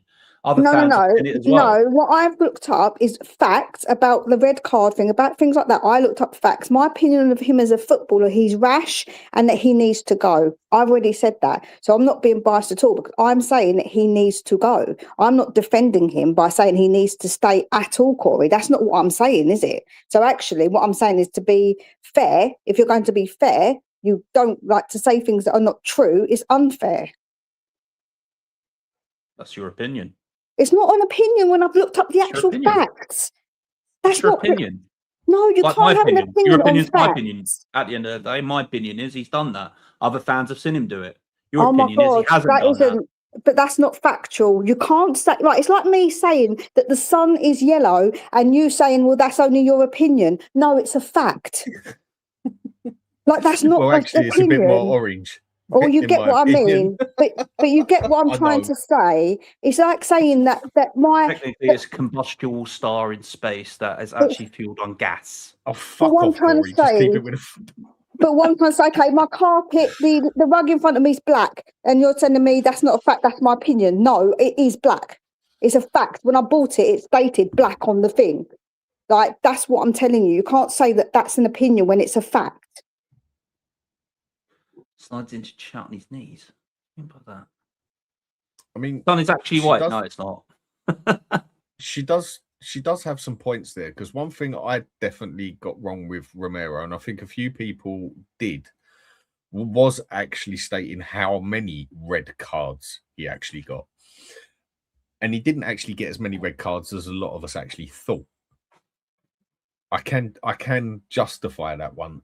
With him, it was a lot of the times when it's not just the yellow. It's not just the red cards. It's the accumulation of yellow cards as well that equal to suspensions. It's not just. I mean, Corey, the selection of the yellow cards he'd pick up. You know, he's on a yellow card. He's close to the precipice of being suspended for a few games because of 8 yellow cards, 2-match ban, blah blah blah, and all that business. You'd deliberately go and get that yellow card just to have a break. That's the way I feel about it. That's the way other people have seen it as well with him. And you're on 7 yellow cards, mate. Don't go and get that yellow card. Let's try and keep it clean this week, and goes and gets that yellow card. And I don't think anyone's denying that he's reckless and he's stupid when he does things like that and he makes foolish decisions. I don't think anybody can disagree with that, because he does. 100% he does. Like, I'm not saying that. Nico, I mean, the guy had 81 consecutive days out injured when he first joined us, and then he had that constant run of bad injuries with Ange, the fraud clue. So, yeah, I mean, I just don't want injury-prone, always wants to sit on the bench players, and I don't want reckless assholes. I don't want people that are going to abandon their team when they're in the mire just to go to Argentina for a couple of days. I don't want people like that, bad eggs in the group. I think she's agreeing with that, though. She's saying that she needs to go. I think the thing that Mia's just defended him for isn't the fetish side of it, but is she's got her facts elsewhere. Well, there's nothing more to put it. It should be you're the first one to admit it, Mia. You love the fella off in that aspect, and there's nothing wrong with that. I mean, there's plenty of good-looking birds out there that I think are good-looking birds. None as good as my wife, by the way, but they're still good-looking. Damn right, none as good as your beautiful wife. Okay, that is a fact. Exactly. Same as there's world-class players, but there's also very good players out there. You know, and that's just the life side of it in that aspect. But you agree, Mia, as well. He's got to fucking go, isn't he? Yeah, 100% done. I said that he needs to go because I think he wants to go, and he's had his time at Tottenham, and I think he should go 100%. I'm not saying that's the thing with me. I'm not saying that. I'm not saying that he should stay. I'm not saying I'm begging for him to stay. So when I defend him, I'm defending him because I feel like a lot of our fans like to jump on things that are not actually true. So like I just think that actually it's good to, if you dislike somebody, using other things that are not facts to try and pile on him, it's just really unnecessary. Like, it's like with any player. I don't like it with any player. And I did the same thing with Daniel Levy when people said things about him. And I say, well, actually, do you think that's actually true? Like, let's be logical about it. So I'm actually just a logical person when it comes to it. And I always will check out stuff. I won't just sort of say it without knowing it. If I don't know it, I'll say, literally, I don't know. Well, if you don't know me, I get to know. That's right. Mr. Box Office, Exactly go and subscribe to him if you haven't done so already.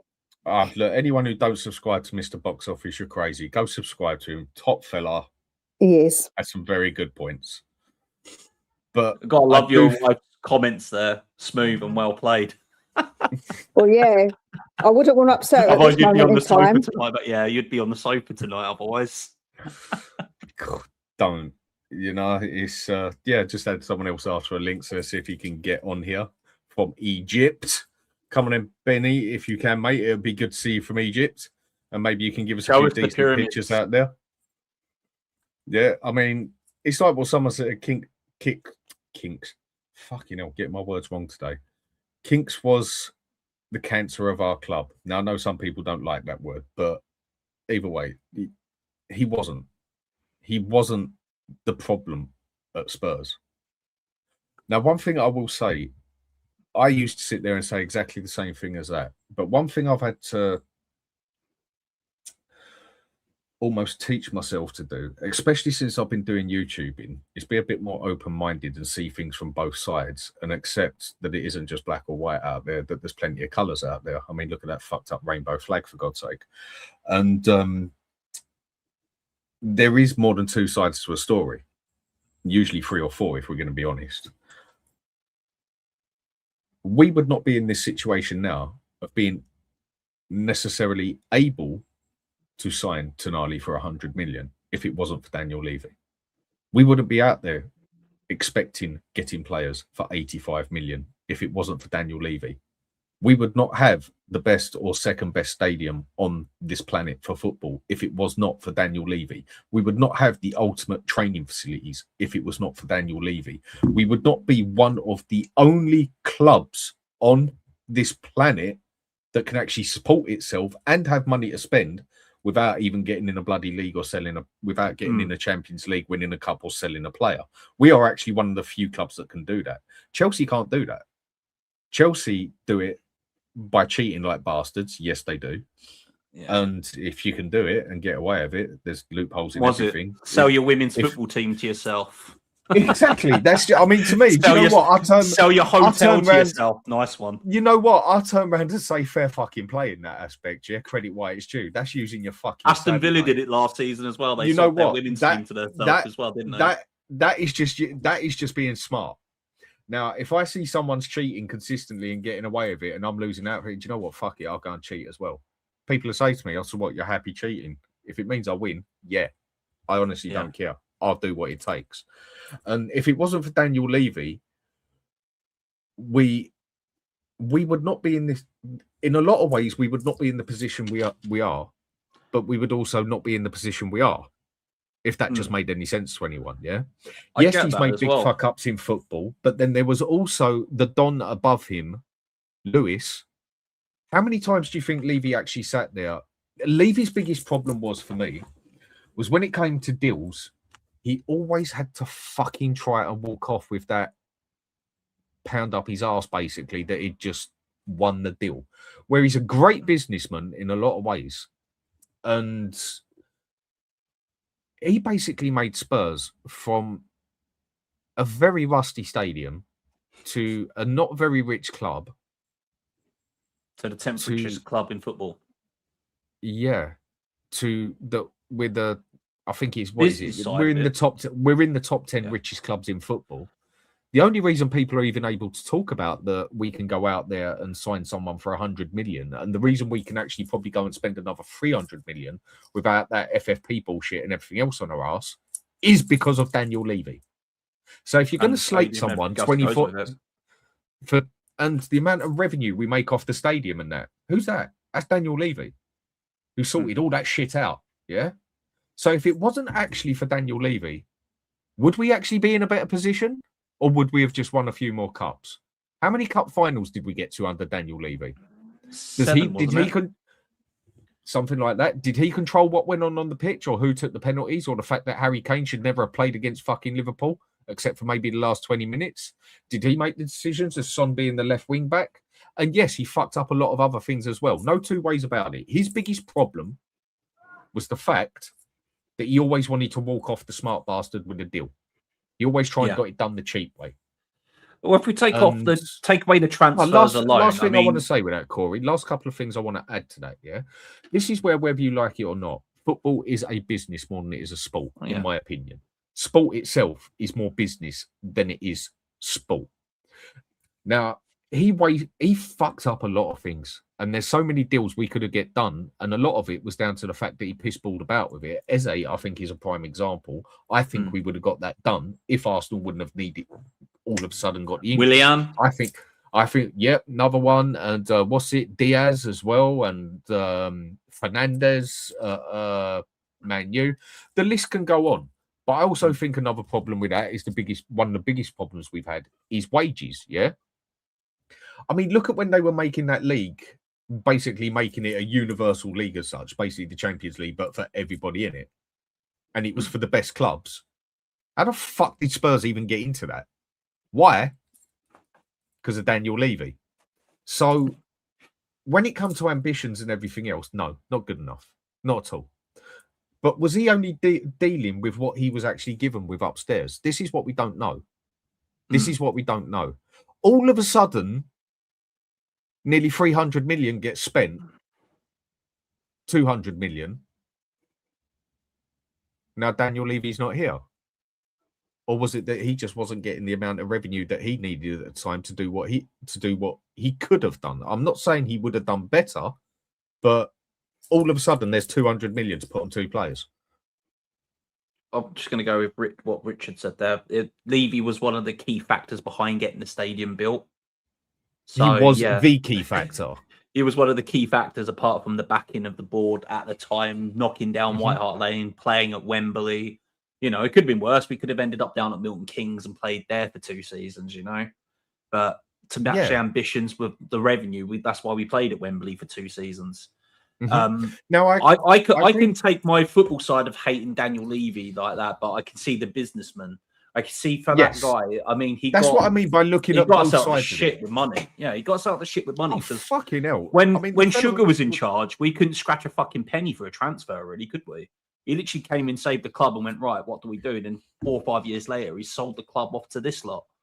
And then this lot, their key factor when they came is, we're here to make money. I was like, oh. Yeah. I was only like 18 when they came in. I'm like, oh, no. Don't you want money? Yeah. Where's the players? And this is why I stick up for Daniel Levy to the extent of the only reason Tottenham Hotspur are this universal club, basically. And the annoying thing is with us, if anything, we are probably one of the clubs out there with the most potential on the planet. Oh, yeah. If you was to take it this way, yeah, you go and put the football side on a piece of paper, and then you go and put the business side on a piece of paper. 2 bits of paper. Forget the football side. Forget anything that's ever happened in football with every other club out there. But you look on the business side. You'd look at the business side on that and the revenue and the income and the stadiums and everything else and the sponsors. You'd actually look at that, I think, and think, yes, they're an elite club. They're on par with Chelsea. They're on par with Liverpool. They're on par with Man U. They're on par with Man City, Real Madrid, Barcelona, what Italian teams used to be. But the problem is, then you go and put the football side next to it, and it just don't fucking make sense, does it? No. I mean... Would you agree with what I've just said there, you two? Would you agree with how I've just put that? Yeah. Yeah, I think the thing is, right, Dan, what I kind of dispute is when people say that everything bad was Daniel Levy, anything good was just luck or we just so happened, because people mention all the players we didn't get, but then Daniel Levy, if you're going to say everything's Daniel Levy, everything is, obviously we did get some really good players in Daniel Levy's time too. Sorry, mate.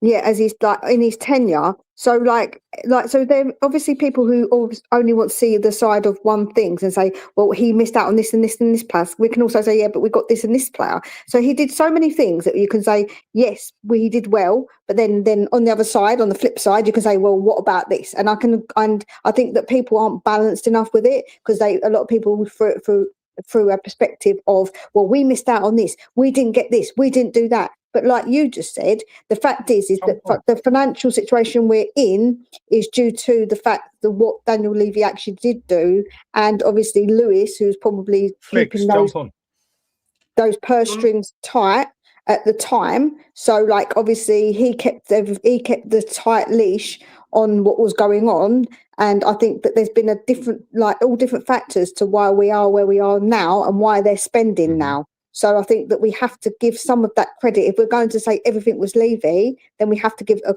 little bit of credit for that too, because we can't just say it was all negative if now we're able to spend because of him. Yeah, well, look at some of the other things that Levy's done. He's brokered a deal with the NFL, the biggest sport in America. It generates close to what, $3 billion a year, that sport alone. And to take that away from Wembley and have that at, I'm a huge NFL fan, I've been all my life. To have that at Tottenham is something special for me because I love the NFL. And how much is it every year the NFL pays for Tottenham to have that? I think it's what, close a to lot 100 of money. million, 100, 200 million a year. And we've still got about 8 years on it. So the point I make with it, I mean, fair enough. It's like Maz says here, okay, fair enough, Dan. But if Levy was here and for the next 10 years, where do you think we'd be? Now, if I'm going to be totally honest with you, I don't know. I do think he was held back to an extent because I just don't think he got the money from the top to do certain things. But I do also think it was his own fault as well when there was deals that could have blatantly got done and he just fucked about being too much of a businessman, wanting to walk away with a silver spoon up his ass. And yes, that fella fucked up on many times. And he got a couple of things right as well. I mean, we got some brilliant buyers with him as well, i.e. like Modric, like Bale, Berbatov. You know, there's a couple more you can go for as such. Yeah. But we never went for the big boys as such. When did we ever out there get, apart from Klinsmann, and Klinsmann weren't even with Daniel Levy and that, and when have we actually ever gone out there and bought a hardcore established player? But we haven't yesterday, really. By yesterday, maybe, because Fernandez isn't a hardcore established player. Tonali is, in that aspect. I mean, Fernandez has been brought off the back of potential and the fact that the 2 years that he's been in England, he's progressed each time. You know, when he was at Southampton, played really well, went to West Ham, progressed again. He's 21 with potential, huge potential. Exactly. A lot of but teams. Tonali is basically the first player we have bought that is strong, established, and known, and could go to a lot of clubs. Really. So again, with the Levy thing, I get the hate on him, and there is reason to it. But if you're going to grill someone for everything, you've also got to give credit when it's due. The same as a player, like Johnson. I thought he was absolute dog shit. I still think he's dog shit. But the amount of shit he got at one point, and then went and scored 6 goals in 5 games. Fair play. I'll take my hat off to him in that aspect. Well done. But he was still a shit player, and still is a shit player. That's it. Palace without Daniel Levy, ever. Without Daniel Levy, where would we actually be now? I mean, like I said, we are one of the few clubs that can actually sustain themselves without having to sell players, without having to bloody be in the Champions League, and we can still go out there and spend significant money because we can support ourselves. People say we're in like a £1 billion debt because of him. Like, well, no shit, Sherlock. Has anyone ever bought a fucking house and know what a mortgage is? Yeah. And the fact we only pay about 30 million a year to them as well. So pay that off. Money. That's tuppence money, for fuck's sake. And who got that deal to be so good to pay per year? Daniel Levy. Oh, I hurt saying that. That's what I'm saying. So, like, you got to give the man credit where it's due. Benj, how you doing in Egypt, my man? Bigger, it is boiling here, mate. I can't feel me bollocks anymore. It's very, very hot. Am I coming through okay? Yep. Well, I don't know. It depends how your bollocks are.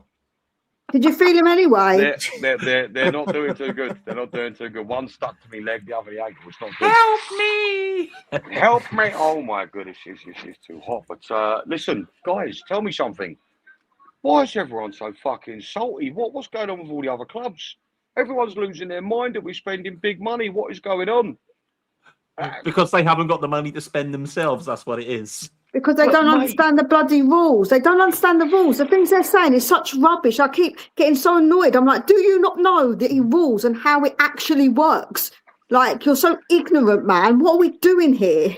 But let us have our moment. Let us have our moment. Like, we've waited, let's be honest, we've waited all our lives for this sort of moment, really. You know, the big money transfers, the real players, Let us have our moment. I was saying to someone earlier, I said, look, if Tonali and Fernandez, who, oh my God, the chubby I got when I realised we've got those two. Holy. Did Todd I retire just and tug? I know Yeah. you was on the phone to me telling me about it. Can we stop talking about your private parts, please, lads? Come on, man. Every 2 minutes, like Jesus. I know I live Oh, with two sorry. boys. Mia, But bloody no, hell, sorry. man. Wind your neck in a bit, Mia. You keep talking about the bloke that you want to do one with. Yeah, for but I fuck's don't. sake, and Hold on. make I it didn't clearly, say. so you Hold ain't on. no I didn't. better. I didn't say. Oh my God, I want to f him. I didn't talk about my private parts. So let's get it straight. I said I like him I'm like sorry. that, but I didn't I'm say it sorry, like Mia. that. Do you know There's what I'm just saying? so Ben. much of it to talk about. I apologise. Yeah, Ben, have a respect for a woman on here.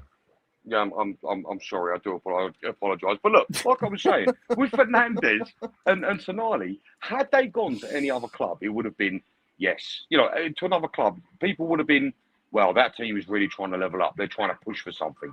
But as soon as it's Spurs, it's oh, you overpaid. Those wages are a bit tight. You know, like what's going on here? What's the problem? Do you know what annoys me more? Other teams do it, Benji, and nobody says anything about the FFP or complains. When have they complained about Chelsea, about City, about United, about Liverpool spending big money? They don't. It's only because it's us.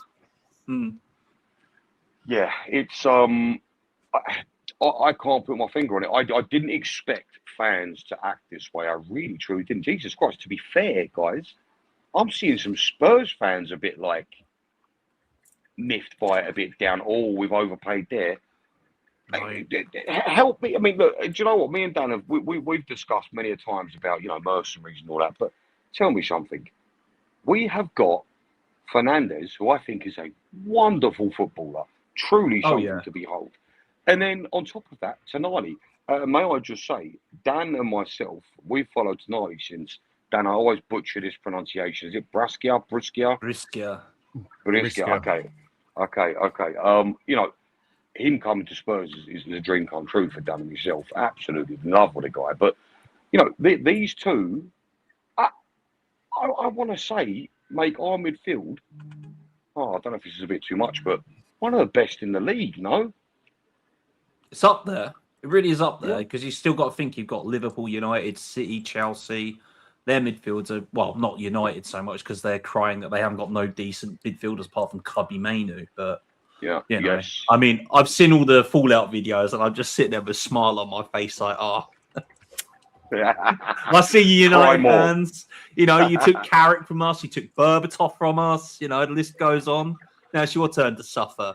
And I just sit there with a great big smile on my face. These two players have chosen us because of one manager. Well, hold on. It's not just that, my man. Let's give Dan some praise here. Like Dan has said, I mean, I've said it myself, not as much as Dan, but money talks. Yeah, but also Fernandez has come out and said, "Oh, my head was pretty much on the swivel because De Zerbi was always calling me every couple of hours. Come join us. Come join." I want that in a manager to sell the project to a player like Fernandez, like Tonali. Like, I didn't really think we would get Jean-Paul Van Hecker from Brighton. And there's a lot of people pissed off in my city that JP's left because what next for them as a supporting as they also, you know, I'm probably one of a few yids in Brighton, but hold on, your city. No, I'm in Brighton. My man, me too. Well, I'm not quite Brighton. I'm Eastbourne. Oh, what? Where the old go to die? I'm getting there. To be fair, I'm just down the road from you. I mean, obviously, I've been away, so I don't know what's going on. But I know, but in the city itself, I mean, my cousin is the biggest Brightonian fan or Brighton fan I know. He is so fucking pissed that JP's gone because it's his favourite player. And then when we're linked to Verbruggen as well, I would take Verbruggen in a heartbeat off Brighton. But then that would break my nephew's heart because that's his favourite Brighton player. And then he'd be like, "Oh, you can come and support Tottenham then with your uncle." But to be fair, Brighton got good money for Van Hecker with a year left on his contract. So but like how we got fucking phenomenal for that. But like how we got good money for Harry Kane with a year left, you know. This is true. I mean, what did Ericsson go for? 20 million with a year left. 20 million. 17. Was it 17? Wasn't even that much? Good God. Okay. I think so. I mean, again, some of the deals that Daniel Levy pulled off with selling players as well. I mean, Ben, Yeah. I don't want to turn this into a full Levy thing, but we spoke about a few things here, and Yeah. so many people fucking slate him. Do you think this is all happening now because of Daniel Levy isn't here? Or do you think this is happening because ENIC have basically had a rocket up their fucking ass and shit their pants several times and realised they've got to get their act together? Or if it was Daniel Levy here, would we still, nothing would have changed and we wouldn't have bought Sonali and we wouldn't have done this? For sure.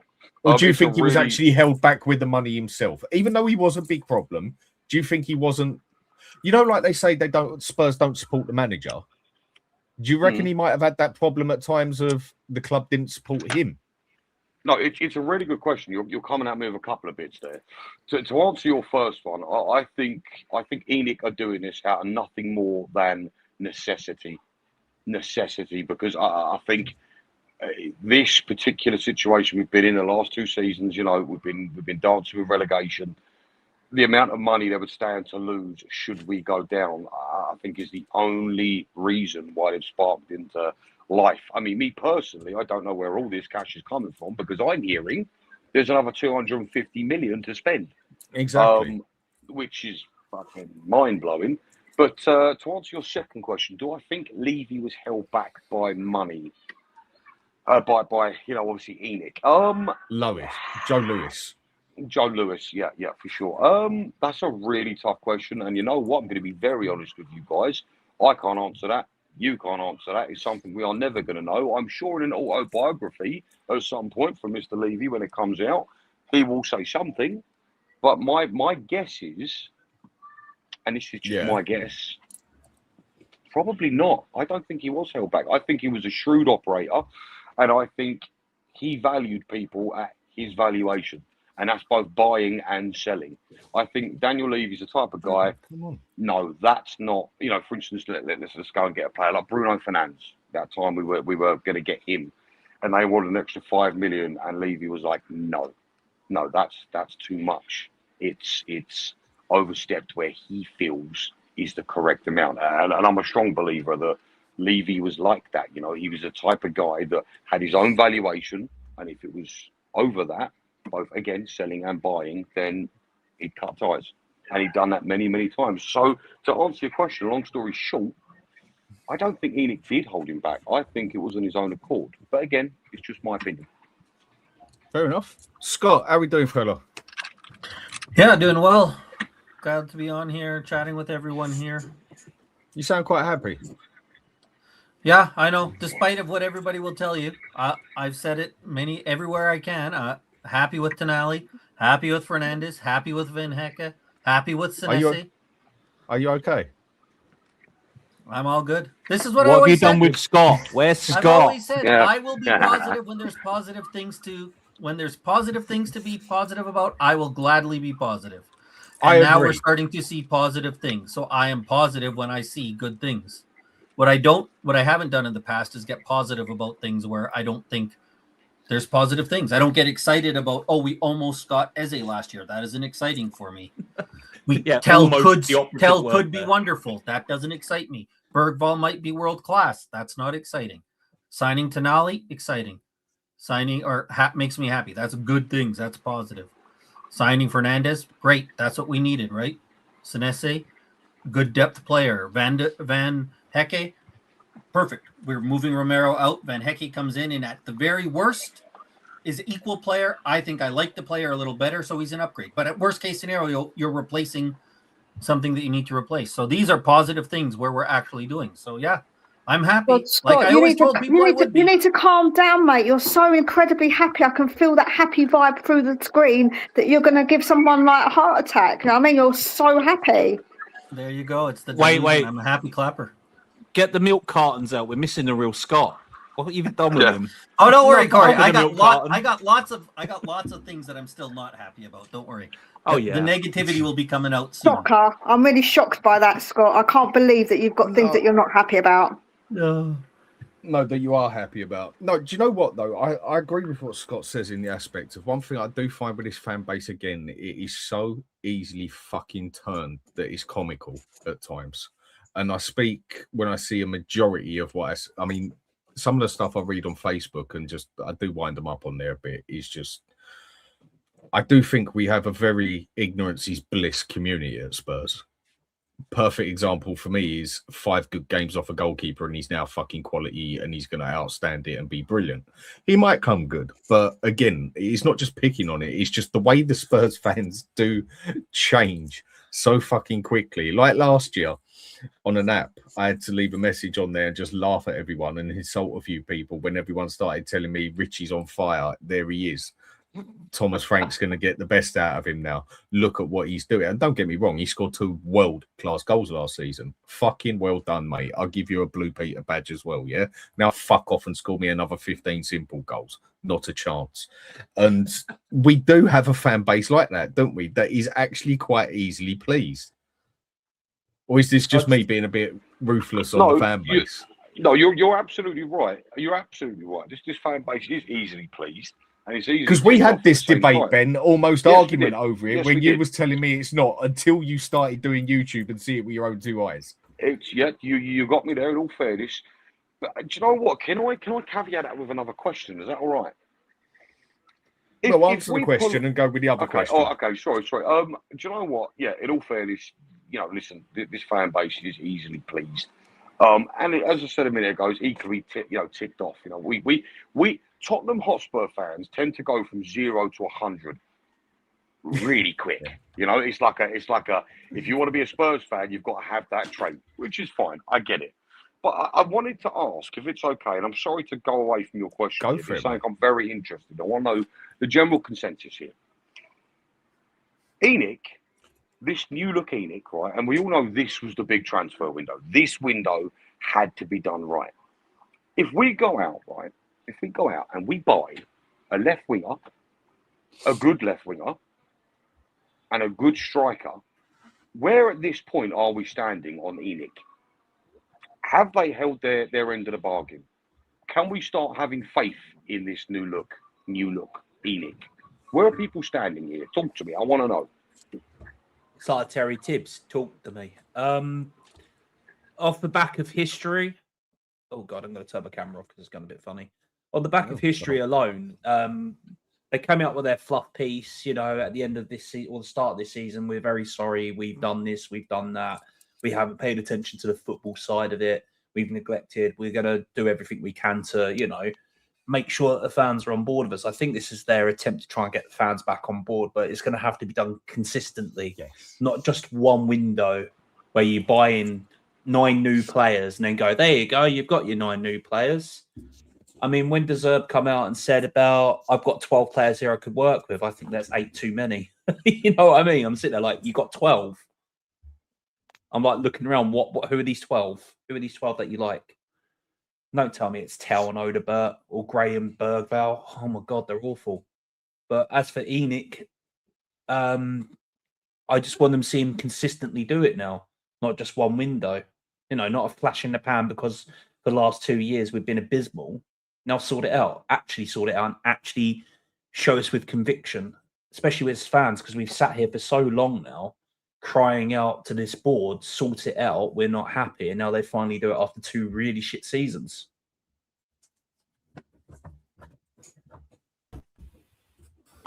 Yeah, for me, I think I'm similar to Corey. If we have one window, that's not good enough, right? We've seen in the past, we've signed good individual players. We've been happy with it. But what we need to see real change is, one, that this happens long term, right? This isn't a, hey, we've done it, job done, wipe our hands off and then not continue it. And I think one of the things we still need to see this summer is starting to move all the players out, right? We have a bloated squad. One of the things that good teams do is they move out players that aren't necessary at the club anymore. Vuskovic was a great first step, but it's one step. So I think what I really want to see from ENIC is not that this happens one time, because we haven't seen it to this extent, but there's been windows where we've been excited by individual players that we've bought, right? And we've been excited at one time and it's never lasted. And that's the problem. I think what I want to see more is that there's a long-term plan.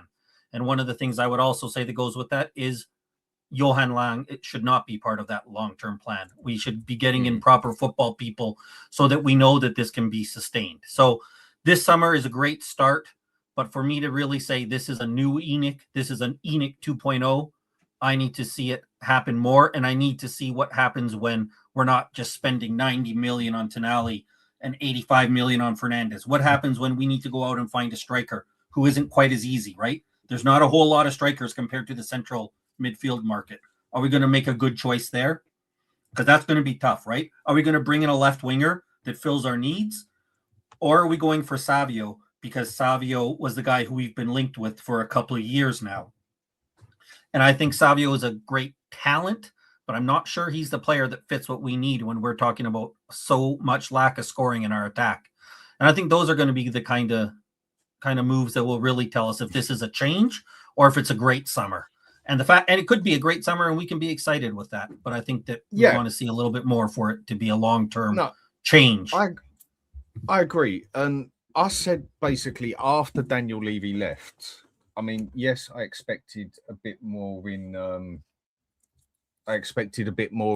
January, but I was saying from the start that we aren't really going to see if anything's going to change until the next summer, until the next start of the season. Forgetting whether we finished 5th or nearly got relegated, whatever. I said it was next summer that you're going to really see if they genuinely mean business, basically. What has happened, for me, I think... Oh, go on. Hang on a sec, Mia, and I'll come straight to you. It's all right. Yeah, say sorry. I'll get Beth to slap you, yeah? I'll get her to come behind you and slap you, mate. Don't start. Is that a promise? When it comes to that, I think what has happened is what I wanted to happen, and that is to basically avoid relegation by literally, like we did, by literally a goal or a point, basically, like to the point that it scared the shit out of you that badly that you not far off shat yourself, like literally. I was with Stell 95% on what he said, because he was 100% right on what he was saying, but I just could not go with a relegation bit. That is the bit that I just could not... I couldn't agree with. But 95% of what he was saying still was right, in my opinion. Just that last bit, I couldn't do it. And I do think this one has given them such a fucking scare because of how much it would fuck up their business side if their football one went totally downhill. What I'm worried about is that we go do this. Bang, bang, bang, bang. All good, all great. This season goes good. I mean, at the moment with the team we've got, yesterday, before we got Snarly, and day before, I was saying if we finished 8th, 9th, or 10th, you could say it's a significantly better season than what we had. Now we got Snarly in the team. I'm expecting around about a 7th or an 8th. Now, people are going to say, like, no, I want Champions League. Well, no, give me some fucking goal scorers. Then we start talking about a top 5 is the way I see that one. But I don't want them getting to this safety point of round about a 4th and a 6th all the time and then having no ambition after that. Yeah, do you know what I think as well, Dan, which will make a difference to maybe how people see it? Say by January, we're struggling a little bit and De Zerbi needs a couple of players to come in. I think it's their reaction to that, which will be, for me, that will show that they're actually not being reactionary. They're actually being proactive in getting what we need to push us on. If we're in a good position and De Zerbi needs a few more players, I think that will show that at least they've got a plan to think, right, we know that they need he needs these players, so we're going to go ahead and do that. So I think actually, for me, as well as obviously continuing buying players, I think it's the way that we do it as well in an adversity, say, or a situation where we need to have these players. Will they then step up and say, yes, we are going to get you those players? Yeah, I agree completely with Mia. That's exactly my thoughts, 100%.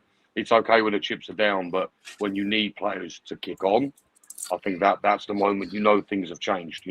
When you're doing well and you need that little bit extra, that's when you see a club really, really sort of invest and have faith in the project that's at hand. I mean, look at the Champions League final we had. At that point in time, had we invested correctly after that Champions League, who knows? Who knows where we could have been? So yeah, for me, I completely agree with Mia. We haven't heard from the main event. He's been quiet. I'm concerned. Alex, how are we doing, mate? Yeah, no, I'm good. I'm cool. I just. Are you okay? Yeah, I'm good. I'm just. I don't really know what to add on this, to be honest with you, because I'm kind of like, it's not the reaction I've seen online, and I've not seen a lot because I don't really watch that many shows now these days. Is not a surprise to me, to be honest with you.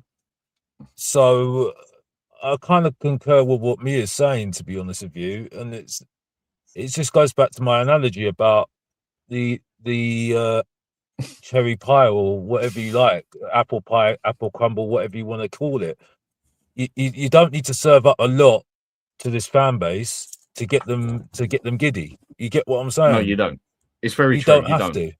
So, and it wasn't that difficult to get them on board, to be honest with you. We were down in doldrums, like I said, but like I said, I think this is going to be a very interesting season this season, because it feels like that season when Leicester City won the league. It feels like it, because I look at the teams that are at the top at the moment. Pardon? So stick 100 quid on it, yeah? I wouldn't do that, no. But I'm not talking about just Tottenham, but I do feel that other than Arsenal right now, I don't look at any other team, and there's lots of question marks on them. You know what I mean? Because you see Man City, I've got question marks because Pep Guardiola's left. Liverpool got question marks on them. With everyone else is going through a what do you want to call it? Transition. Transition. I don't know why I was thinking of menopause there, but everyone else is going through a transition, basically. Transition at the moment. Us. So except Arsenal. Except Arsenal. So, and with us having one game a week and most of those teams having Europe, and then you see the signs we're making at the moment, it's quite an interesting, sort of storyline that could be developing here. So I understand some of the excitement from some of the fans, and I can understand, because I did a video saying that some of the rivals are very, very, very, very jealous of us at the moment. You know what I mean? Because we're spending lots of money. We finished 17th the last 2 years. So it does feel like, like the Aston Villas and Newcastles, when they've done really well the last couple of years, they've worked hard, and, they're not getting the fruits of doing well, you know what I mean? And working really hard. So it's a very difficult one to look at the moment, but I just think it's a very interesting season next season. Let's just say that at the moment. You know what I mean? I don't, because especially with Tottenham, it's going to be very interesting. Because it does feel like De Zerbi's causing is the draw right now. It's not just the money, it's De Zerbi. You know what I mean? Yeah, I said earlier De Zerbi seems to be the draw. That seems to be the X factor right now. You get what I'm saying? And that's what's drawing players in, and but not really much else I can add. The only thing I would say is that we do need to sort the attack out at the moment. You know what I mean? That's the only thing I think is the part of the team that needs to be sorted at the moment for me at the moment, because I can't look at Richarlison anymore. I can't. Alex, can I caveat that what you just said, because it's very interesting, right? I want to pre-fire something, and I'm sure you guys will probably agree. With this season coming, as Alex said, it is exciting, but we all need to remember one fact, and this is a really big thing. And it's a curse that's hit so many clubs. When you bring in so many players, the initial season where people have to gel to become a team, because that's the most important part of football, a team. You've got to remember, so many players coming in, and it looks like there are more on the way. We are going to have to give this team time to gel and get that chemistry up. So for me personally, as exciting as this season is that's coming, I've not got like rocket high hopes. I'm not thinking we're going to win anything this year, but I think we're going to have a massive improvement for what it's been the last couple, obviously. With go on, Ben. No. I just wanted to say that because I feel like some people tend to forget that when you bring in such an influx of players, that you're not going to get great straight away. It doesn't happen. We've seen it with Chelsea, United. Yeah. One advantage we do have here at the moment is where we've got everything done so fucking early. We're actually going to have a little chance to get some of them blend together as such, instead of getting them on the last day of the fucking window, basically, and they go training for a day or two and then they're playing. Which is another plus, by the way. Yeah, 100%. But asked 3 days ago where we would finish with this team, and this is obviously before we got Snarly, I said 9th or 10th, something along those lines. And people said, how can you be happy with that? I'm like, we just nearly got fucking relegated, for fuck's sake. Yeah. So I would take that.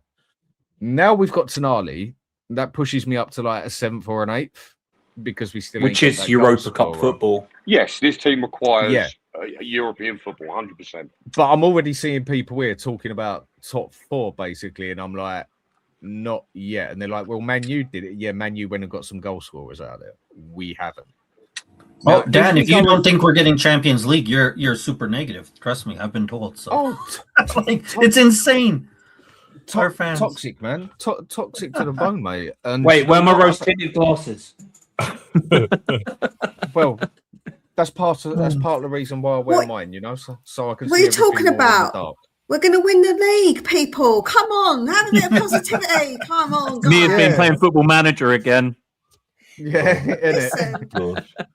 No, we've got a lot to be happy about. We've got a shitload to be happy about. And I don't think it's anyone being negative. It's like I got called that I was being stupidly negative because I said for the money we spent on Fernandez, I'd have personally rather gone for Manu Kone.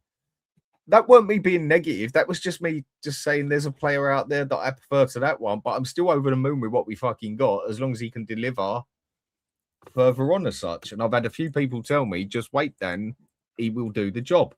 Great. But let's not get overexcited just yet. I mean, be excited as fuck with what we've got. No two ways about it, yeah? I mean, Tonali for me is... I've followed the player.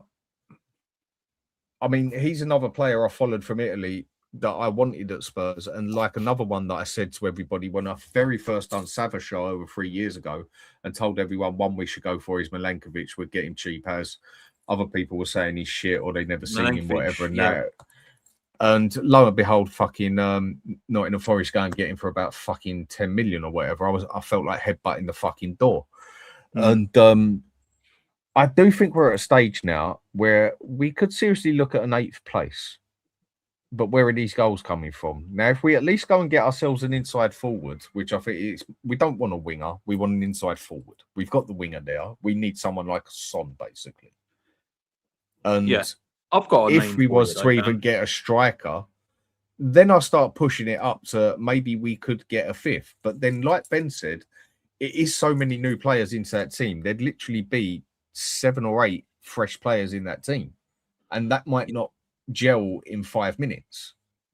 So where would you slot with where we are now?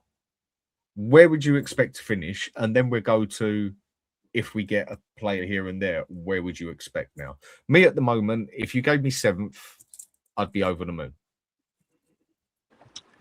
You know what? For me, I'm very much with you, Danny. I think with the quality we've brought in, I feel like this team demands European football. I mean, even if it's Conference League, I'd be happy because it gives the team, you know, more games, more time to sort of to gel. I mean, let's be realistically, anywhere outside the relegation zone or outside like the bottom 5 would be a result. But I just think with the quality that's coming in, I feel like it really does demand a European spot of some sort. Again, even if it is the Conference League, I'm fine with that. Just quickly, is that Dietrich has joined? Yep, that's the one. Dietrich. Dietrich. I thought I'd say because Danny Kay's not here, so I thought I'd call you a bitch, Dietrich. Assalamu alaikum, Dietrich. Assalamu alaikum. No, I think Danny Kay's bottled it out because Mia's on here. I know he's wary of you, Mia. So anyway, Dietrich, how are we doing? I'm good. How's everyone doing? And Adam, mate, the link's on there if you want to jump on, mate. I've watched a couple of your shows. You're doing well out there, mate. So if people go to Tottenham Therapy and give him a like and subscribe, he speaks as much sense as any other Spurs supporter. Let's put it that way. I've got one quick name for you, right? This is a free transfer, mind you. Would you take Leon Goretzka, have on the bench to bring on if we need a bit of extra quality if one of the other two aren't doing it? Would you take him, yes or no? Hell no. What? Hell no. If we're looking for someone like that, I'd probably just keep Paulinho. Exactly. I'd rather keep Paulinho than him. Okay. Like, I would rather Goretzka, of course, obviously, than Gray, Sarr, Bergvall, and that. But I'd rather you than these players. I think I would. If that's what we're looking at, I think Paulinho would be just as good as a fit. I don't think we need him at the minute, though. I think we've got to think about players that we actually need. We need wingers, we need strikers, you know what I mean? Like, we need people that are going to score goals. Sure, we need goals, but I don't know. I feel like something's missing on this team. Like, forget about the forwards. I'm not sold on the fullbacks. Personally, I'm not sold on. I like Poro, but I'm not sold on him. And I don't trust Udogie in a full season with Robertson as his backup. Exactly. I would rather play Robertson over Udogie personally. Because now nobody can tell me that Udogie is young and everything. He has the experience and he hasn't shown that he's good enough. But it depends what Roberto can get out of him. Like, It's not about getting out of something. It's like same thing. We all said, under Ange or Madison's gonna cook. Under this player, he's gonna cook. Yeah. But injuries will always follow these two players. It's unfortunate, but that's the truth. Well, it's not. You can't guarantee that. No, I can guarantee that. Steven Gerrard was horrendously injured when he was young. No, Benji, these two. First of all, any club that has a retractable pitch is struggling with injury, which is us and Real Madrid. That's rubbish. The pitch thing is rubbish because we've had that pitch Dietrich for how long, and we haven't had as many injuries. Real Madrid are doing it because they've just got the pitch and they're saying the pitch is related to it. We've had it for years. Mia. I've actually read a study and even watched a video about it. Like doctors talking no. And I've looked it up myself, and they said the chance it's a very small percentage considering we've had it for years and years. Why have we only just started getting injuries? No, but Mia, it is a common denominator because I'll tell you this right now. Even in Canada, we have let's say turf pitches, and those pitches are renowned. Like anyone that plays on it, which is NFL, football, sports.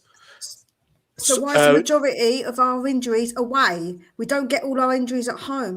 That's just but you don't know. But it's not me. It doesn't mean no. Fake news. Fake news, Dietrich. No, it's not because mate, if you went through those injuries, it doesn't happen all at once. Your knee's gonna blow up. It takes time.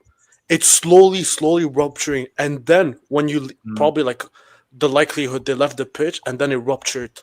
No, it don't though, because the thing is, it happens on the pitch. We see people getting the injuries on the pitch, and some of them are impact injuries from other players as well going into them. So that's not true. It's such a load of it's just not true. Doesn't every other team play on our pitch the same as everybody else? It's not true. Same amount of time. No, because the thing you guys are not listening. You're just in your head. You're already saying no. I didn't say I'm not just saying that. No, I'm saying this to Ben. It. No, I'm talking about Benji. I'm saying if you look at it, you say the same thing. No, I'm saying about you specifically. It doesn't happen all at once like this. You rupture your knee. Sometimes it can be all at once. It happens, yes, and sometimes it's a slowly build up. But how many of those injuries have we actually had, Dietrich? That's what I'm saying. These injuries that we've got are not all the same injuries. And some of them are done when they're not on our pitch. And some of them are impact injuries. So you can't say that the pitch is the reason. No, I'm saying nonsense. I never said it's the only reason. I never said that. I'm saying that pitch is a big reason why. And even it's not a big reason. It could be it actually, I've looked at all the statistics for everything to do with this year. And it's such a small percentage, 1% 1 to 3%. 3% chance that is the cause of it. That is so low compared to the rest of the reasons what can cause the injuries and what is causing the injuries. But how can you get those stats? Because I looked it all up, because I did look into it myself, because when people were saying it, Dietrich, I'm not somebody who just says things. I said this earlier. I actually like to look into it properly and deeply, and I did. And that's why I know that is just nonsense. I do believe working on those, not personally, every time you work on those pitches, like anything that's artificial. So why didn't we have it from when we got the pitch? We've only just started getting a lot of injuries. We've had that pitch since 2019, wasn't it? It was opened. Honestly. We did have injuries when we started the new stadium. But not like we've had now. So everyone's saying it now. Why wasn't we saying it back then? I never said it's the only reason. I said it is a reason why we're getting injuries. No, you said it's a big reason, which is completely factually incorrect. But that's factually incorrect. So you can't say that. That's not true. It's a very small percentage. Okay, Mia, I agree to disagree. Because you're wrong. Because I know the facts. And no, it's not even that. I don't want to argue anymore. Well, you know. No, it's not an argument. You're just having a debate. No, Dietrich, don't back down, mate. Put her in. It's okay. If it's factually incorrect, it's fine. It's fine. I looked it up. Honestly, I wouldn't argue with you this vehemently if I didn't. No, it's okay. Facts. No, it's okay. It's okay. It's okay. You're right. I think what Dietrich's there is just respectable by giving a bit of chivalry. No, I don't want that. I don't want people just to do it because of chivalry. Like, don't talk nonsense. And I don't think that he's a chivalrous type, to be fair, Dietrich, somehow. I think you'd actually be quite surprised. Oh, you and Mia, you would be surprised. You would be extremely surprised. I think you'd be a bit surprised there, Mia. I think you would actually be a bit surprised. I mean, he's very chivalrous on the phone. Assalamu alaikum, my friend. But maybe that's for the wrong reason. Shukran. Oh, you're actually a dickhead for saying that. No, at least get it right, Dietrich. I'm a fucking prick, and I know it, and I enjoy it, yeah? And it's by choice. Some people you can look at, and you know what? Call me a fucking prick. I know I'm a fucking prick, but some of these people on here they're just a prick. But either way, go on with what you were saying. No, I'll just say, like, honestly, if we can manage to get the forwards and personally new fullbacks that can actually, like, the Liverpool can, like, I wish we had, like, prime Robertson, prime Trent, people that can actually cross the ball on a consistent like, get assists or goals. That's when I actually believe this team is going to go forward. Because I like Tonali and I like Fernandez, but I still feel like something's missing. Yeah, but the level of creativity we've got from Tonali and but creativity who? That's the thing. I think them two are a different type of creativity. Again, and they're not creative that much. Fernandez, I don't think they're playmakers as such. Exactly. They create the space, but they're not actual playmakers. I think they're the ones who make the space, the direct ball for the playmaker. They know how to progress. There's a difference. They know how to progress the ball, but they're not the most playmakers. They're the best at progressing. If you want to put, I don't know what you fuckers are talking about. If you want to put Tonali as a playmaker, he was like Bentancur, but a lot better at it. He was a bit more of a deep lying playmaker, because a deep lying playmaker hasn't got to do the same playmaking as a number 10. Deep line playmaker is one like Michael Carrick was, who'll get the ball over direct or directly through for the next man to take it on. Whereas a number 10 playmaker is the one who actually makes the chance for the goal as such, yeah? And Tonali, you go stick him up front, I think you see a couple of goals of him, but you'll see him as an attacking midfield central. Tonali, we are going to get the best of him if we play him a bit deep as a playmaker or have him as a double pivot box to box where him and Fernandez are doing a bit of both worlds sort of thing. I'd have him playing like he was back at AC, man. Yeah, that's how he was playing back at AC. Yeah, I know. AC, even if you looked at him, he was always the guy. He never ran with the ball. He was always passing it to his wingers or fullbacks, and he's making the runs. Like he was doing Ederson at Atalanta, basically a box crasher, but he doesn't crash the box. Yeah. Yeah, and he's got a work engine, and he's extremely adaptive. Yeah, but if you're looking at playmakers, goal scorers, maybe Tonali might get goals probably, but Fernandez doesn't score, and they don't get as many assists as you think. No, they're as they say, the hockey assist, right? They're Yes, going to they're make the pass exactly. before the assist. Yeah, And they're that's progressive key. Like, passers. it's not an insult to them. No, We it's not need this that. one. No, it's not. That's No. so important. That's No, it something is we've been important. missing. But that's when It's so that's why I important. said this team is missing the output. That's Yeah, what we're yes. missing. 100%. If we had the fullbacks and the wingers, striker, like think- I lost hope on who we can get.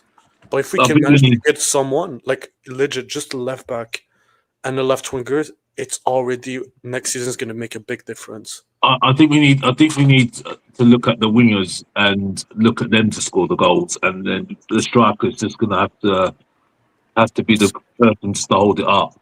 I'm think that's sorry, the- Alex. I don't want to be in fantasy land, but there's no wingers we can find that's actually going to get us the output that can we actually attract. We Well, can't. I'm just making the point that I think at the moment, I think the wingers that we're going to look at are ones that are going to have to either be dribblers or someone that's going to score goals. Because I just don't look at any striker right now.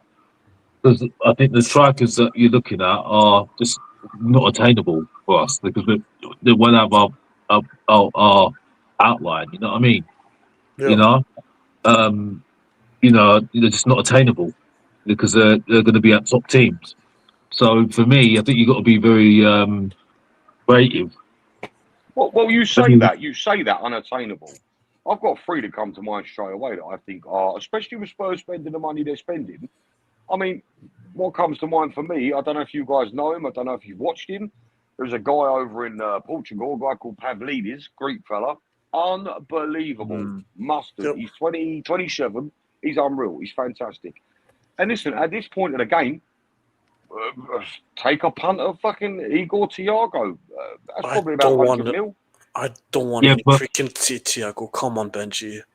The Come on, Benji. The game's got Thiago, 24 goals this year. Yeah, okay, Solanke got 24 goals last time with Bournemouth, and look at him. No, didn't he got 19? 19, same shit. The problem is with the Igor, that Thiago player, he's only had one season. That really, exactly. Yeah, good season. That's it for me. I think you just need to look at, for me at the moment, I think you've got Solanke there. I'm not that for my sins. And I'd go to Belgium. Look at Zolis. You have him, so I use him as someone that just holds up the ball. Play him like a Firmino, basically, or Emil Heskey. Yeah, so he's the man that just holds up the ball. He gets people into play, and then you Who's just this, Alex? Sorry, I missed it. You've got Solanke at the moment. Yeah, he's not really renowned for goals, but he can hold up the ball. He can't do any of the hold-up play either, right? That's the problem. Well, I thought he could hold up the ball. I thought he could hold up the ball. But that's not his style. He's terrible at it. Alex, that's not his style. I think people say that he can because he can't score. It's like one of those things. What can he do then? What can he do? Nothing. Honestly, one thing. Not a fucking lot. No, one thing I'll give. No, wait. Let's not be like that. Okay, I'll give him some credit. He knows how to press, and one thing he's really good at. He knows how to carry the ball, but he didn't show it consistently at Spurs. That's only his issue. I'm not being funny. I'm not being funny. We paid 65 million to somebody to just press and just progress the ball. We paid 60. You might as well just got a youngster. You might have had Michael Moore there, for goodness sake. Alex, honestly, it's like when people used to say that Ben Davies was a good defender. He wasn't a good defender, but he couldn't do anything in attack. Yeah, there wasn't. He's a good defender. Solanke can't score, so people say he's good at holding up the play. He isn't. Watch what he does. When he gets the ball, he loses it. You watch the difference, and I'm not saying this is the player to get. Watch Brian Brobby when he holds up the ball and when he passes it off. It's way better than Solanke. I'm not saying go get him. That's what you want to hold up the play. Solanke holds up the ball, and half the time he gives it away. He's not good at it, but because he can't score goals, people say, well, he's good at link-up play. He's good off the ball. because they want to say he's good at something rather than Can admit you he's just can not you good. can you trust Solanke in 1 year to stay fit? No. Well, I'll tell you something. If you Having a boys, look at as a squad player, or not necessarily a squad player, or even first 11 as such. I know he plays mainly on the right, but he also plays left and striker at times when he has to. Who's the fella at Dortmund? What's his name? Garassi. No, yeah, the no. 30-year-old fella. No. Karim Adeyemi. Adeyemi. No. What? I don't think he's a bad player personally. I think he He's wouldn't be bad awful. for The the team. speedster. I don't think he's a bad player. Oh, he's fucking. Where are you getting that from, Dan? This guy is terrible. He's fast, yeah, granted, but his dribbling is pretty poor. His passing is shocking. His shots are absolutely criminal. Go and look into that guy deeper. Yeah, he looks flashy on paper. I've only watched him play a mate, few times, and he looked respectful. No. Dan, I promise you, mate. I've watched a lot of him. He really ain't the one. He is a worse version of Aaron Lennon. I do not know why there's so much hype around that guy. But there is a guy. There is a guy we're being heavily linked to, and I'm interested to know what people think. Kroupy. Yeah, but Kroupy, I like him. Yeah. Heavily linked.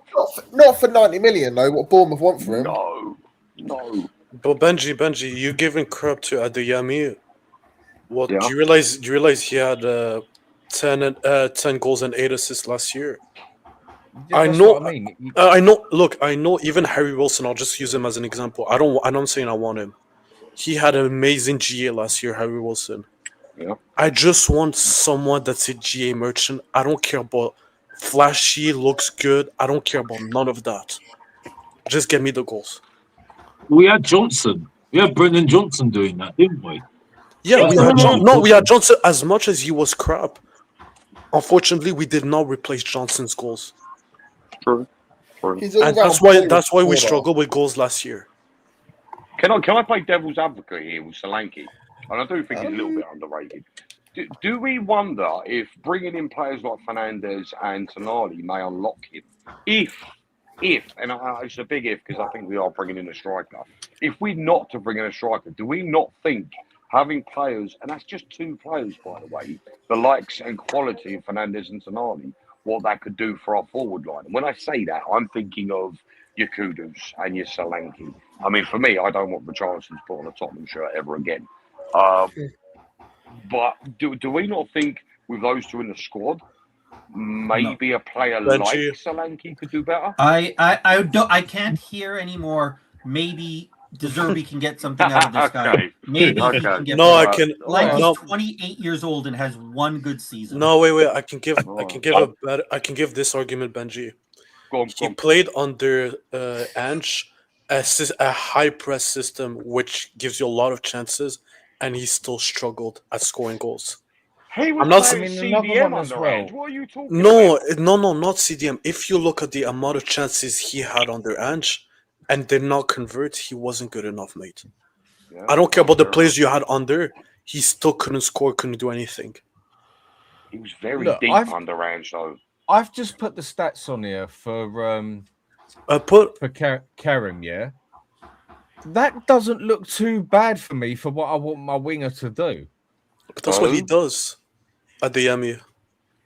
Yeah, is it that bad? Dan, I wish you'd watch him. I mean, his crosses ain't great. Yeah, I haven't seen him as much as Ben has. I thought he was fine when I've seen him. I thought he was fine too at Dortmund. I think you're a bit overreacting, Benji. I swear on God, I'm really not overreacting. I've watched so much of him, and I sit there and I think he's genuinely a glorified. You're the same guy that backed Frank, so. It's been a year. Can I please leave that down? I've apologised to the community. Ben, you are not going to live that one down until you've got no hair on your arsehole, mate. Oh, mate. That's good. I got it bleached last week. It's just one of those things. But I just don't. I heard someone go, Okay, actually, Benji, who would you say is a better? No, who would you rather have at Spurs? Honest opinion, Adeyemi or Barcola, for example. Marcus Tavernier. or Barcola? Which one would you have?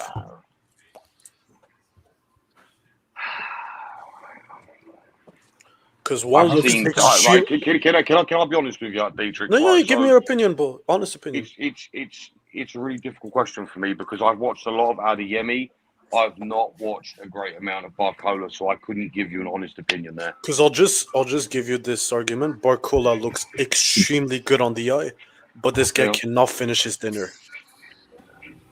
And do you want that at Spurs? Personally, I don't want that. Well, Arsenal are looking at Barcola, aren't they? So it's not that bad if Arsenal go for him. Yeah, but at least you see what they have. They have goals. They have Gokiras that's going to score 15 goals. They have Declan Rice. They have Saka. They have everyone that can contribute with goals and assists. Us, we have no one right now.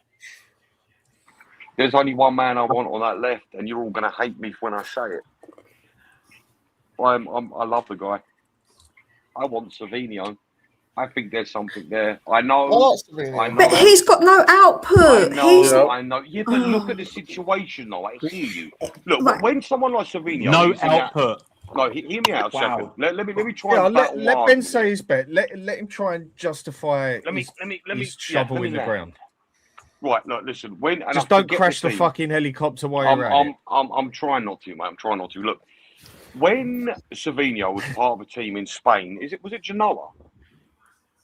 Girona. I can't remember the team. Yeah, Girona. Thank you. Well, when he was part of that team, he was a dead set. He was playing week in, week out. He had the trust and the faith of the manager, and he was producing phenomenal numbers. In that season, he was outstanding. And who was his striker?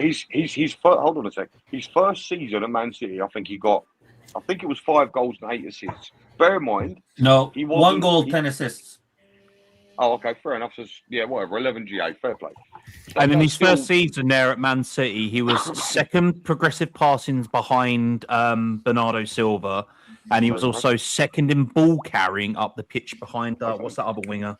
So you can't tell me he's got no output. Yes, yeah, but you know what? I love the fact that you've said that. Thank you very much. Right, this season, this is what I think's happened to him. Again, he's played bit part game, but what I think's happened here is Man City have retained him and said, no, you're going to play.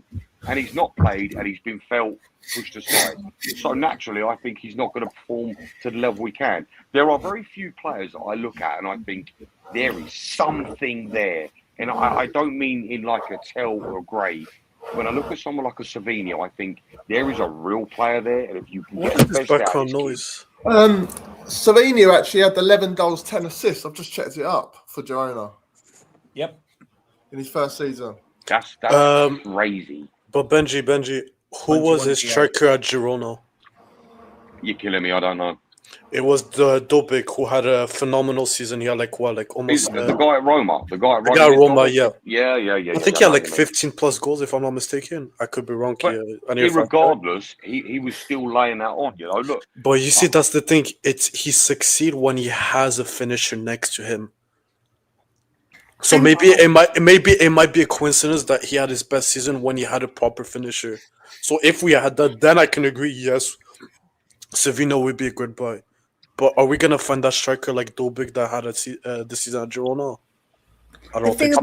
I just feel like he will perform better when he feels like he is genuinely part of the team. And the thing is, I'm surprised Dan's not jumped down my throat because this sounds a little bit sentimental. It sounds a little bit like, if we push him, he can do really well. I look at that guy, Savinho's ability to dribble. Good Lord, I know statistically, our boy Kudus is supposed to be the best dribbler in the league. Fine. But if you actually watch Savinho, I am convinced he shits all over Kudus for dribbling. This kid is scary. He'll comfortably take on 2 players and just bounce past them like it's nothing. He's good with his link-up play.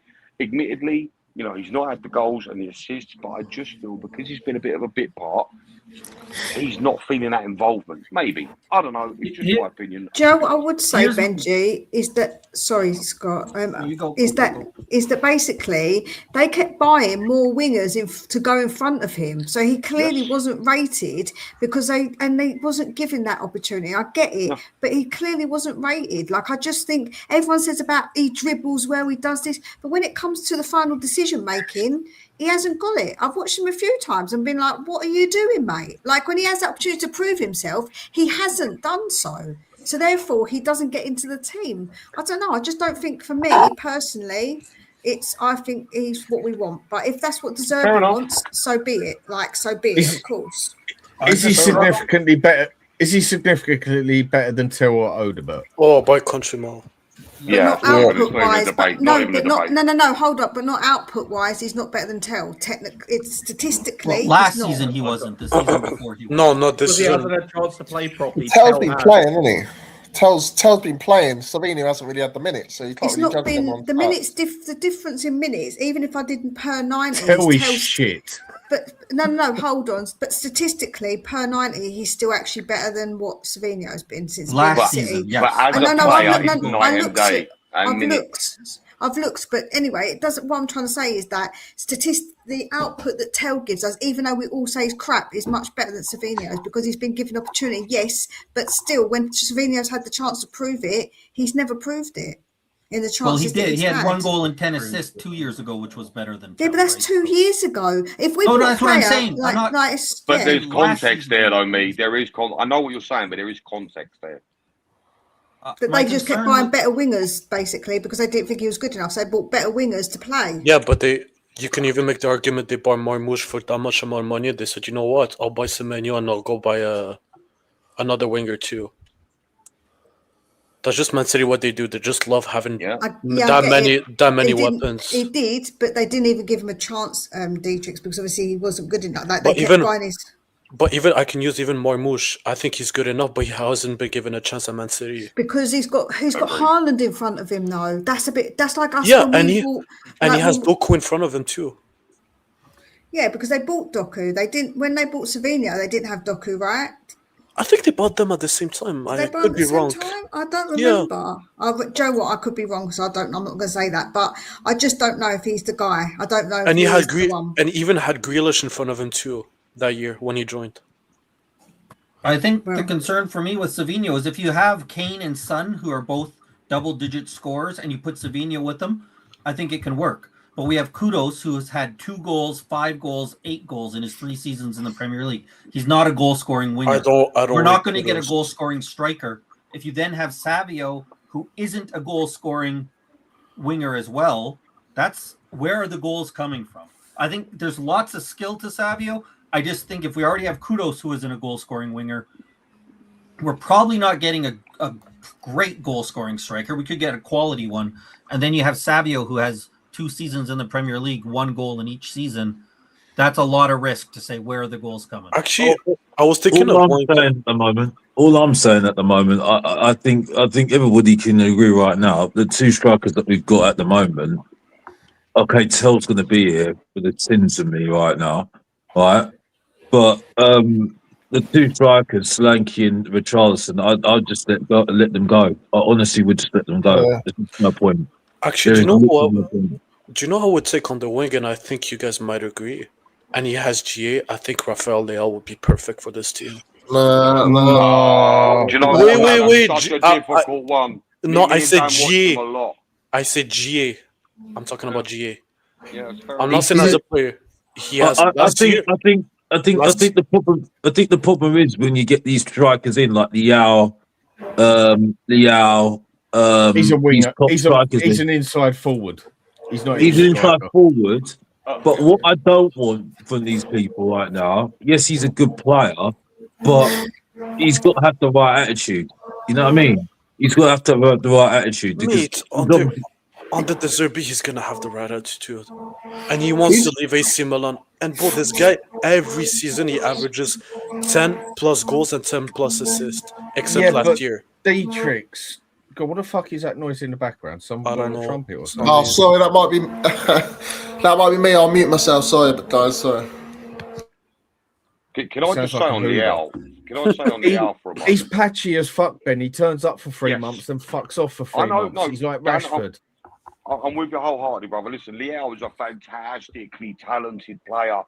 And it's hard to argue with Dietrich because he's right. He's got GA, but he comes with serious baggage. And I think that's a big problem. Like, for me, he's an incredibly lazy player. In the Premier League, people would hate, and Dan knows what I'm talking about because he's watching as well. He's so lazy. And also, listen, it's great to have a maverick player every now and again, but I think Leal's, what's the word I'm looking for here? Ego might be a bit beyond a maverick. And I've got to be honest, Dietrich, again, it's hard to argue with that GA, mate. You're absolutely right. I don't know if he is the right guy for us. To be honest, mate, you know what? Yeah, a random curveball I'm going to throw out here. What about Meneth from Brighton? He's a very, very good winger. Who? Very good winger. Minth. Yeah. I can't pronounce his name properly, but he's a very good player. The one that he's a right winger from Newcastle. He's a right winger, yeah. But then you could have him behind Kudus, so when Kudus is either injured or not playing well, you could have Meneth. He would cost do the job. A fortune. He'd cost so much money. You're looking at, I reckon, to get him off Brighton, because he is quickly becoming a rising star, you're looking at 80 million there. There's no way Spurs do that for a backup. No way. The only reason I mentioned Leo, because a lot of people I remember last year were like, oh, we don't want to take Rashford. He's lazy. He's patchy. He's this. He's that. He's that. And look what he's done at Barca. That's why I'm saying you should not gamble those type of players. Even though you guys might be right, he might be lazy, patchy. You're not going to find better in this market. That's going to guarantee you 10 and plus goals. I think you've got to go for the striker the most. Is he's one of those players that wants the ball to his foot. And what I mean by that is, like, if you put it 2 yards in front of him, he's like, I ain't fucking going for that. I don't mind. That's his attitude. Defensive work is non-existent. I don't. In that aspect, he's as bad. In that aspect, he's as bad as fucking Johnson. No, but you don't mind because you have Fernandez and Tonali who are, and Conor Gallagher. Yeah, but I don't think he's going to have it. He's got a point. He has got a point. Oh, mate, you just got. Now you have workhorses. You don't need the guy that's going to defend. The only reason why we wanted wingers to defend because our midfield sucked. That's the only reason. But I don't think. No, you don't. Sometimes, yes. But I don't think De Zerbi will have that sort of attitude that in the club, isn't he? Because I mean, he says that if you're not working for the team, he's going to get very frustrated with you, isn't he? You know what I mean? So I don't. On the back of that, I don't think Rashford would make it at Tottenham right now. You know what I mean? Because I think he'll just clash with De Zerbi. I mean, do you think a logical one here, like a couple are saying? I said earlier as well, like doing this, Gakpo. Yeah, I'll take Gakpo. But you guys mentioned lazy. He's lazy as fuck. I don't think he's. I don't think he's as bad as Leo. No, not as Leo. But it's like saying which one would you want to eat, poop or diarrhea? They're the same. They're lazy. I'll take the diarrhea. Diarrhea goes down easier, doesn't it? Oh my gosh! What an analogy, people. What are we doing? It's because your breath stinks. You know what I mean? IQ 200, Benji. Why chew when you can swallow? Do you know, innit? Depends how deep your throat goes, doesn't it? What that one? Whoa, hold on. We've gone way off there. Tangent. I know this might be a bit of a mad one, what Tom said here, yeah. But I personally wanted him before Arsenal got to him. Yeah, we all. I would not say no, even if it's fucking getting him off Arsenal. That aspect, I honestly couldn't give a fuck. Yeah, I wouldn't say no to Trossard at all.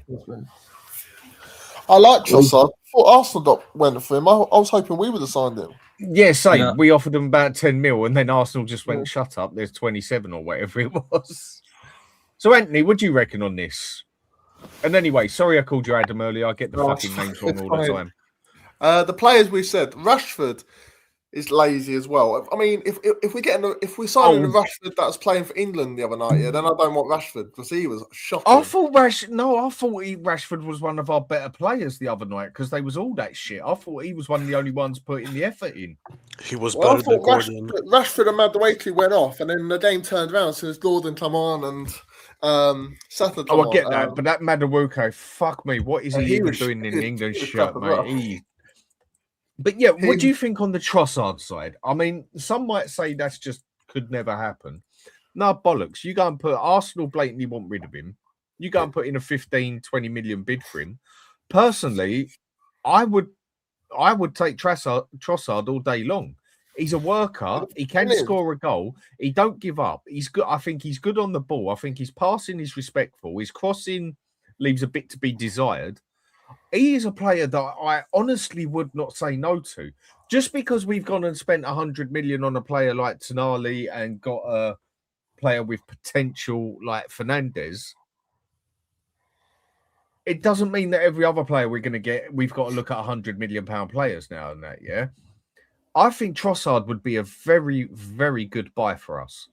Or am I going OTT there? I rate Trossard personally. I like it. He would never join Spurs. If we sign an Arsenal player, everyone's like, "Oh, we shouldn't sign him because he plays for Arsenal." But Arsenal have to sign. If it's the other way around, Arsenal would love it. They would, they would have taken Kane at the time. They would have, when he took Sol Campbell back in the day, they love it. But we have, as a fan base, we have a feeling, "Oh, he's played for Arsenal. We shouldn't sign him." I don't really get exactly. I couldn't give a fuck what he's done. Like I say, I've said enough times. I don't care what they do off the pitch or who they. Do you know what? One of our best players, if Harry Kane used to come off the pitch and wear a fucking Arsenal shirt at home, I wouldn't give a fuck. As long as they do the job on the pitch for Spurs, who gives a monkeys? Really? We have to be realistic. We're not doing business with Arsenal. I'm not saying I agree with it. I'm just saying like that's the reality. It's not going to happen. I don't think that's impossible, because if a club wants to get rid of a player and another club is willing to pay, I don't see why it couldn't happen, but I can understand why it probably wouldn't. I'd rather go back to that other analogy than give them arseholes any money. Fuck them and fuck that club. They'll end up charging us double for what he's worth, though. That's the issue. I don't. Well, anyone's going to do that with anything in the way this window is and the way they know we need players. But Anthony, would you go with Trossard? Would you say that'd be a cheeky bid worth trying as such? Because they have blatantly clear said he waved goodbye. He's going. I would go for other options, but I wouldn't say no to Trossard. Yeah, that's what I'm basically saying. I'm not saying we're going to go for him, whatever else. I'm saying if he was there to take, would you actually do it? Because I would. I'd snap him up personally. I rate him. I've always liked him. I think Trossard in the role he plays now, especially if he's not necessarily your starting left winger, but he's a kind of fill in at all spots across the front line. First guy off the bench comes in. He would be perfect for that. I'll take him as my starting left winger. Can we put? I would take him as our starting left winger over what we have 100 every day of the week, which isn't hard. I've got a really out there one from Sporting CP. What about Pope? He's a really good winger. He can also play in the 10, so he can play across that front three. Pope would be a very good signing, I believe. Who? Pope at Sporting CP. Again, player from Portugal, but he's a very good player. Akalishi as well. He's the French. Akalouche. Yeah. Do you reckon that one is worth a go? No. He's going to go to PSG. Is all the reports say. I mean, people don't watch anything. And if people, to be honest, if people say they want him, I can tell they haven't watched him play. He's another Kulusevski. He just likes to play the one-touch football. He doesn't score, doesn't assist, and he's not the fastest, most athletic winger. I don't know. He tore us a new fucking arsehole when he played against us. Me, did you see? He did. No, he didn't. No, he just in general, we just weren't good enough. Oh right. So he was only I'm with good you because there, we mate. weren't good enough. Mate, everyone looks good. Even what's it called? The team that plays in Norway. What's it called? That we reached played against them in the semi-final in the Europa League. Oh, the Glimt. Yeah, Bodo Glimt. The winger looks like a freaking £100 million winger against us. Come on. I mean, because the way I see it with like on the business side of it is at the end of the day, if you want to get rid of a player and you're going to get the money for it, do you really give a fuck who you sell it to? Unless you're literally selling it to your arch rival who is competing with you in the league. You know? I think right now Arsenal won't care. Why would they care to sell? I think fans make a bigger deal.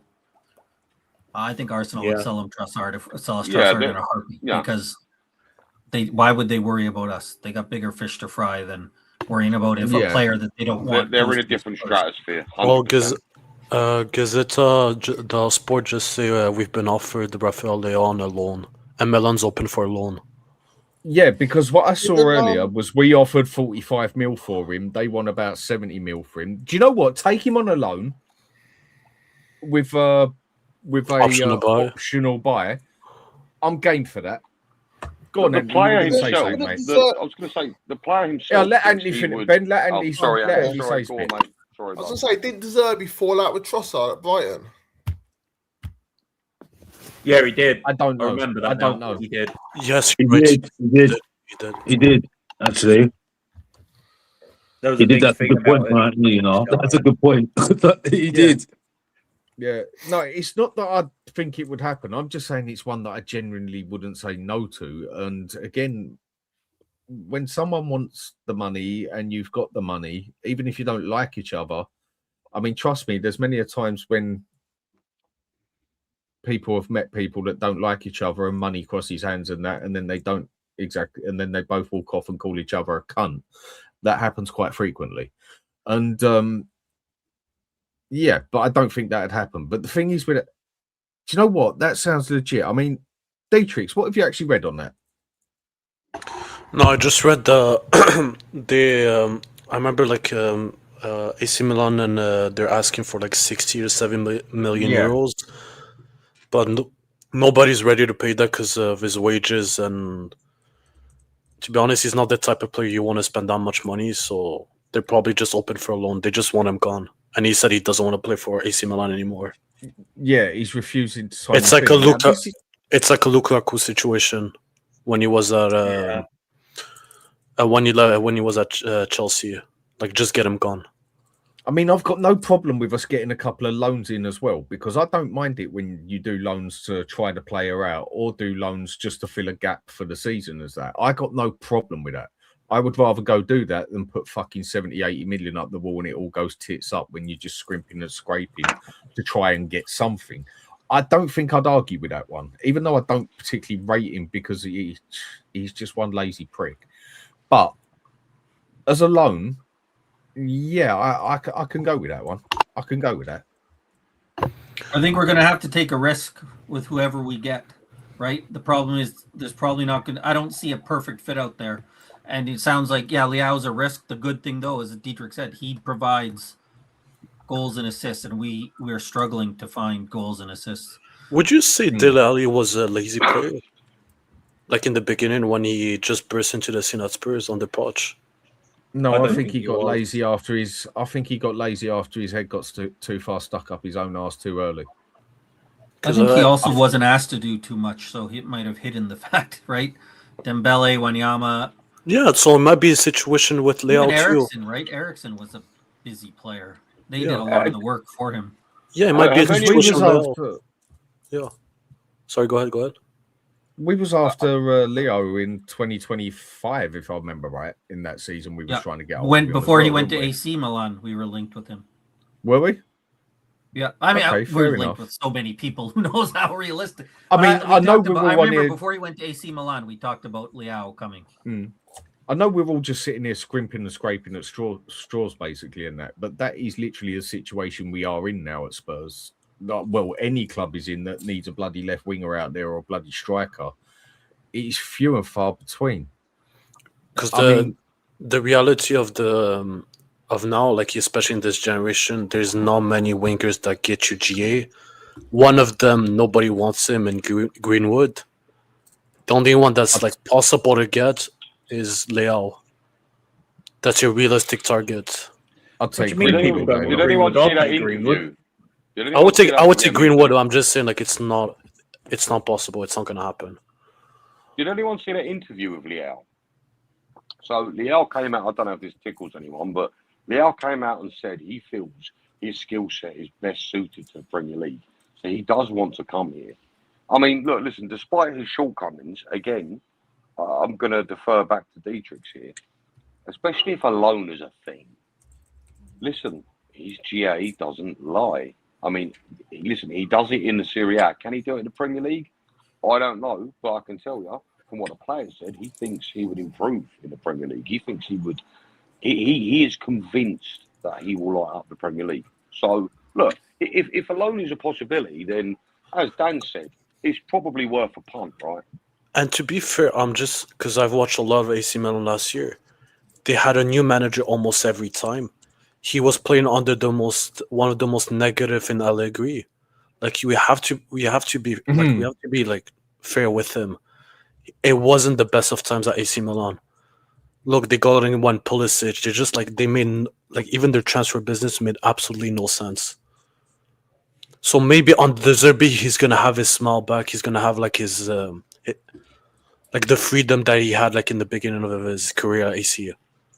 I don't think he's a bad player because he showed it at Lille and he showed it in Italy. I think he's good enough. I mean, but yes, listen, if go on, sorry. no, sorry, but yes, like the things you're saying about laziness, yes, it's 100% true. He is lazy. I mean, for anyone that doesn't know much about Leao, right, aside from his inflated ego and his horrendous work rate coming back, the player I'd compare him to is probably, bear in mind what I've just said. Rashford. No, Semenyo. He's strong, he's powerful, he's quick, he's got some skill, he's got some flair. You know, Semenyo is probably the person I would compare him to most. If you didn't know much about Leao. You mean his capabilities as such? Yes, absolutely. So that would be the player I'd compare him to the most. But again, going back to what I said previously, he does have a massive issue with work rate, and obviously that ego would be a problem. But I mean, you are right. There's not many options out there. Like I said, me personally, I'd go for Savinho, but that's neither here nor there. But if Leao is available for like a loan or maybe even 40 million, because I've not heard 2025, I heard 80 million. That's what AC wanted. They're looking at about 60 to 70 at the moment. Oh, okay. Yeah, I'm reading 60 to 70. Okay, fair enough. Well, maybe that's in yeah, it's possible. But should we care? I'm going to bounce quickly. Can I just quickly, Benji? No, just quickly. One thing, Benji, quickly. Should we actually care about the price tag? Because if we look at it, we spent like what, almost 40 million on Matistel, 35 million on Audebert. For me, 60 million, 70 million is not that much in this day and age. No, I don't think anyone's complaining about that. We're just asking, like, is he actually the player we want as such? I don't think anyone really gives a fuck about the money at the moment. It's just asking, or is there better, whatever. Go on, Ben, do you want to say goodbye? Fit? Yeah. Yes, basically. Is he a good fit? It's such a difficult one. Again, there's no denying he's got GA, he's got talent, but is he a good fit? And it's such an important thing as well. You can have a great player, but if he's not right for your club, you're not going to get the best out of them. And the way De Zerbi plays, you know, you boys were saying this previously, the way De Zerbi plays, I don't think he would have Leao with his attitude and his lack of defensive work rate. I really don't. But hey, listen, stranger things have happened. Tottenham signed Tonali and fucking Fernandes. So stranger things have happened. But listen, I'm going to get back to my holiday because it's my last day here today, or evening, should I say. So I will catch all of you later. Dan, thanks for having me on. Guys, it was great. No problem, mate. Good to see you. See you soon, guys. You know, someone I'm quite like, actually, thinking about it, at Crystal Palace, you got Yemery Pino. I really like him as well. She better be asleep, because if she's not... Pino's a very good player. I would take it a heartbeat. Ben, I think you wanted to come off before you started saying that. Yeah, I think I'll take him off because... Is everyone okay? Go on. You all right, Ned? Yeah, they are now.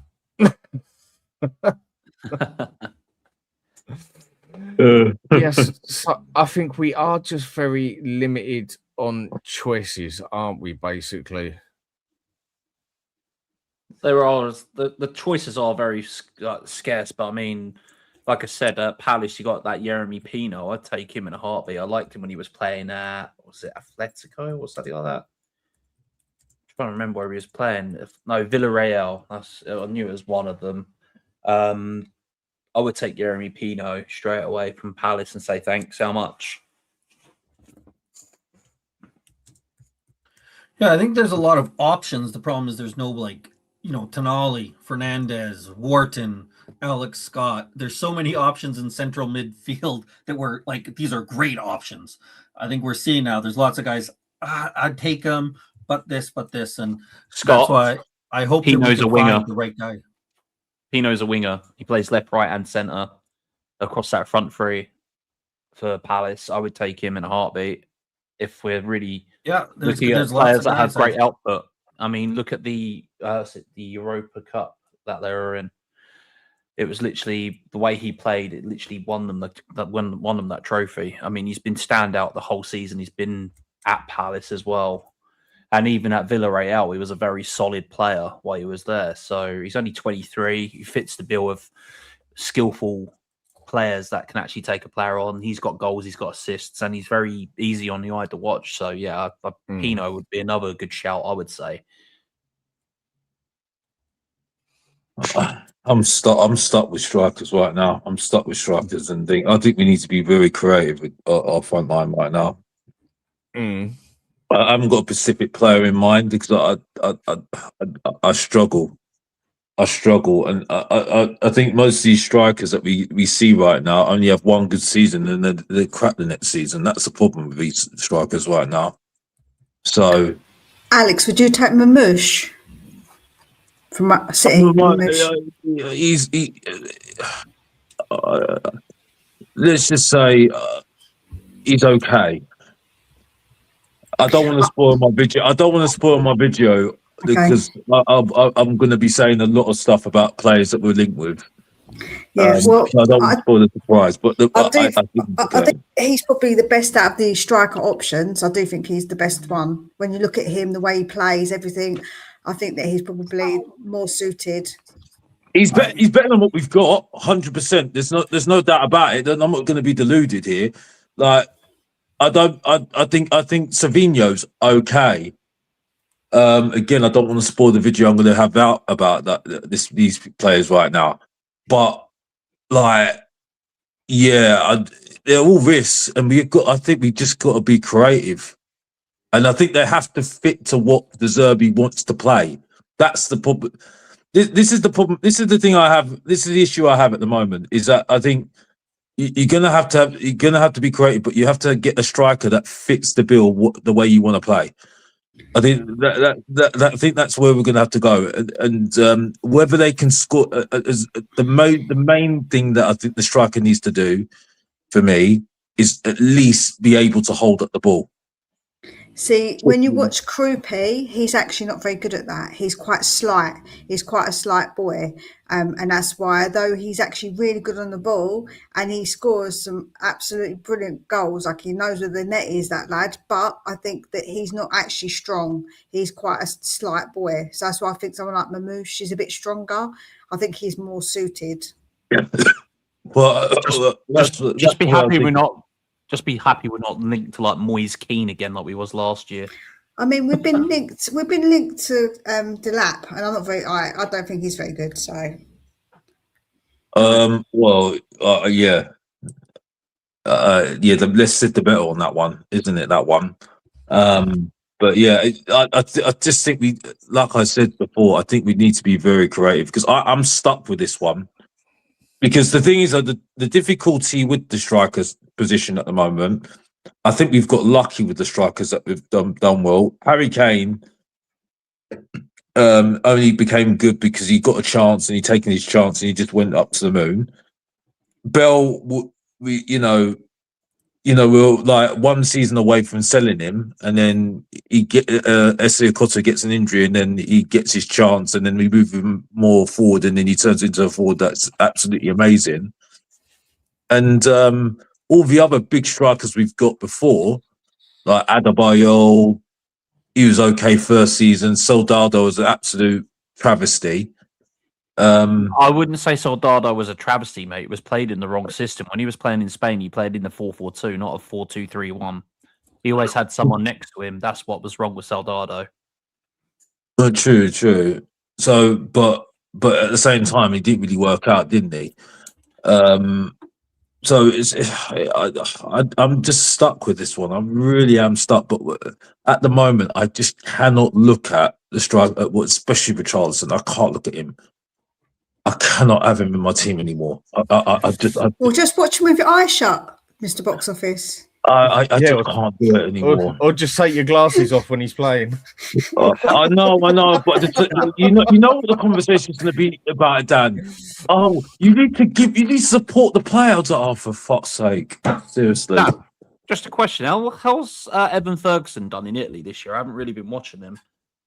Has he done I all right? don't think. No, he I flopped. don't think he done He too flopped. great. I Yeah. think he pretty much fucked. Yeah, he really did. What was he at Roma? Wasn't he? Yeah, he was a Roma. Something He like that. completely flopped. Yeah, he really did not do much there. And Roma And actually you had want a to know pretty his tight season. his I mean, best one ever name. season. Sorry, go ahead. Sorry. It's all right, Scott. Dietrich's gone. No, I said his best ever season was under De Zerbi. And after that, Mm. he's never been to the same levels. Yeah, at Roma, he didn't really sink, and it's not as though he had that much competition up front either. Like, I mean, Dybala's injured fucking 3/4 of the time, even though great player. But yeah, I mean, one thing people keep saying is like Marcus Thuram for me. Look, dream on. I think Marcus Thuram is a fucking good player personally. Doesn't quite get the credit he deserves, and obviously Morentes is the main man as such. I mean, would I call Morentes world class? I mean, by modern day standards, he's probably up there, yeah. But Marcus Thuram is one that I would be more than happy if Spurs stuck a fucking 100 million on the table for him. Is he Yeah. worth 100 mil? Is any of them? You know what I mean? But with modern day and that, and even a team like Inter, Spurs can go out technically and bully a team like Inter Milan when it comes to money.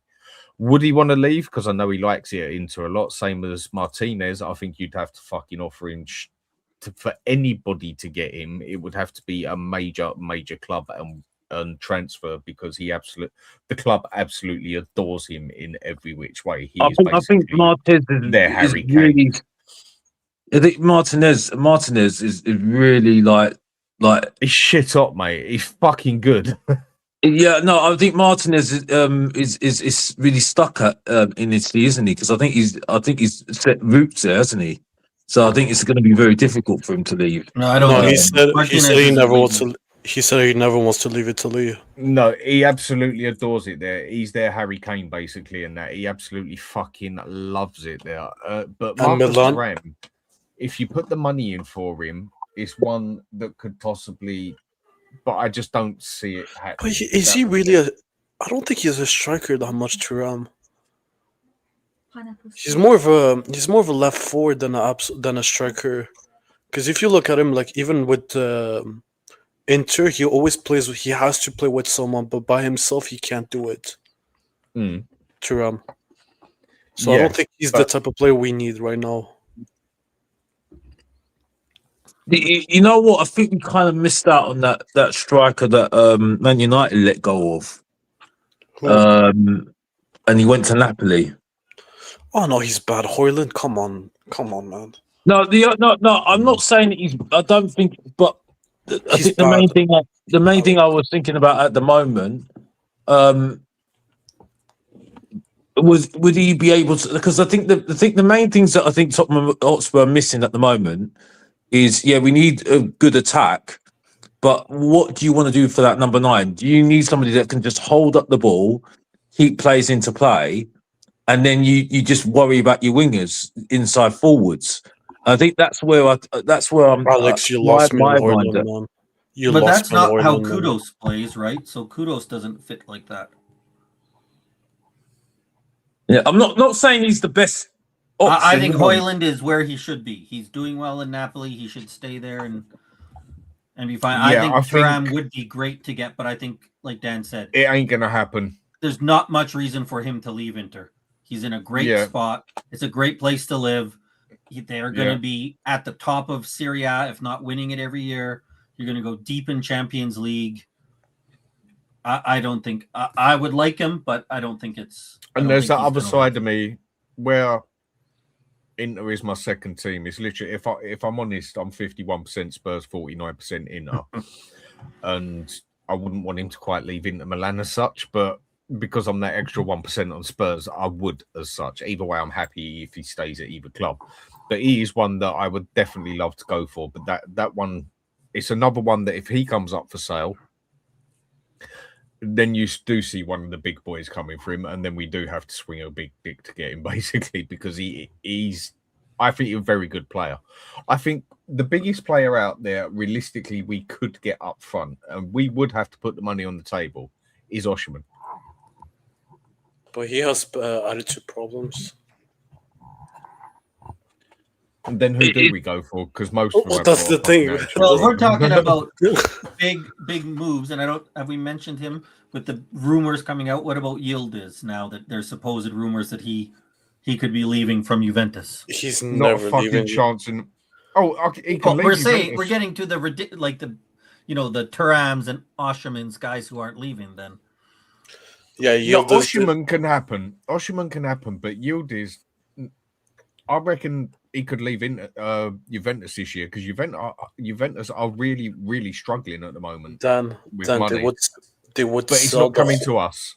Dan, It's not coming to us. No, I agree. I'm just bringing up. I think Osherman's too happy. He's perfect in Turkey, right? He gets to show up and he doesn't have to go work hard. Like he still has to be, but he doesn't have to work hard. He gets that tax-free money. I think he's in a perfect situation for him. He loves it out there. He doesn't have to do. He's out of no pressure. He just plays. Is he football, making like gets paid. 500? He's making like 500K a week. All right, quick thing. Yeah. Just quick thing. I'm going to go on for another 20 minutes and that. And Mia, thanks for coming. Always good to debate you and listen to your fetishes about Romero. Any trust me, shows you're doing soon? I will be live again tomorrow at 11 a.m. Trust me, that's not all my fetishes about Romero. That's actually quite polite. You should hear the real things I say about him. No, it's okay. I don't need to go onto the dark web, Mia. A perfect build-up. I've got my own version of the dark web. Don't worry. I dread to imagine. Anyway, you take care of yourself, and I'll Right, look take forward care, to everyone. speaking to you again soon. Right, catch you Okay, later. take care. Take care. I mean, I know this has all turned into just a random chat, which is good to have at times. I know some of the players we've mentioned, not a chance. Some of them, it is just that massive question up front of where the fuck do we go? I mean, I haven't asked Dietrich, Scott. Me and Corey were talking about at the start about a Krupi. What is your opinion on that? Like I said to them, it's the 19-year-old and lack of experience bit for me, but I don't really know enough about him to really judge him. I've only seen him about 5 times. What's your two call on that for a 90 million bid? Do you want to go first, Colin? I was going to say, I looks like a great talent. I'm concerned again. 19, one season where he had 13 goals. That would be my concern. Is that I think it's a big risk with the potentially great reward, and with the way we're kind of building. Do we want somebody that's more like we have the quality? Let's get somebody in who we know is going to be able to come in and be double-digit goal scorer. I think he looks good, but I'm like you. I haven't seen enough of him that I could give a grade. I'm only going off looking at his numbers and a few highlights of him, right? So from that viewing, my only concern would be if you've only had the one season, and that we've seen too many one season wonders, right? So that would be my concern. And Dietrich? So on Krupi, I heard about him, but I'm not going to pretend I did watch him in when he was in League 2, but I heard like about him, like he's an upcoming talent, scored like 22 goals in the League 2. And then when he made his move to Bournemouth, I'm like, okay, that's a sensible signing for Bournemouth. But then the way he hit the ground running after his first season with 13 goals, man, I would take him in a heartbeat. His finishing is ridiculous. I know he's young. I know he's still like he only has 1 year prem experience, but that's the kind of talent you want to get instead of getting the Matista or the Odeber. You know he has something. His finishing, that's his main attribute. You're saying he's more of a Fernandez sort of thing that you can already see. Yeah, you know he's on the up. It's like Yamal. I'm not saying he's the same talent. I'm just saying you look at him, you're like, no, obviously not. Yeah, no, yeah, you know he's gonna get better and better and better. But one thing, this is where I'm gonna go on. Yeah. Finish. No, I'm just saying like the hardest thing in football, like we all know and can agree, is scoring goals, and he's doing that for fun at 20 years old, within 33 games in his first year. I think it's insane. That's it. So, I've seen you being one of these people, like me and a few others, like with Vuskovic, said you don't want to rely on a 19-year-old again. Yes. You don't want to be relying on what people would call a kid again, as such. Mhm. But you're willing to do it for 90 million for this one. It sort of contradicts it. Okay, it's kind of contradicting, which I agree with you. But I always said I'd rather get the person that has the experience. I care more about the experience than the age in general. If I look at Krupi would be a more sensible signing than, let's say, getting the guy that Benji mentioned from Benfica. Because you've seen him do it in the Prem. The other, he might be good, he might be old, but you don't know if the Prem is made for him. Can I be honest with you?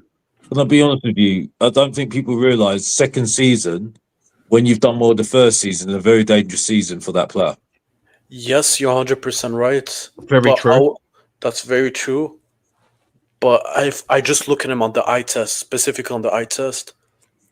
The way this kid strikes the ball is ridiculous. Yeah, he has a finesse about his shooting. That is His finesse, like, easily I'm not one of the top 6 strikers in the world of football. I'm not saying he's Harry Kane, but the way he hits the ball, it just reminds me of Kane in some ways.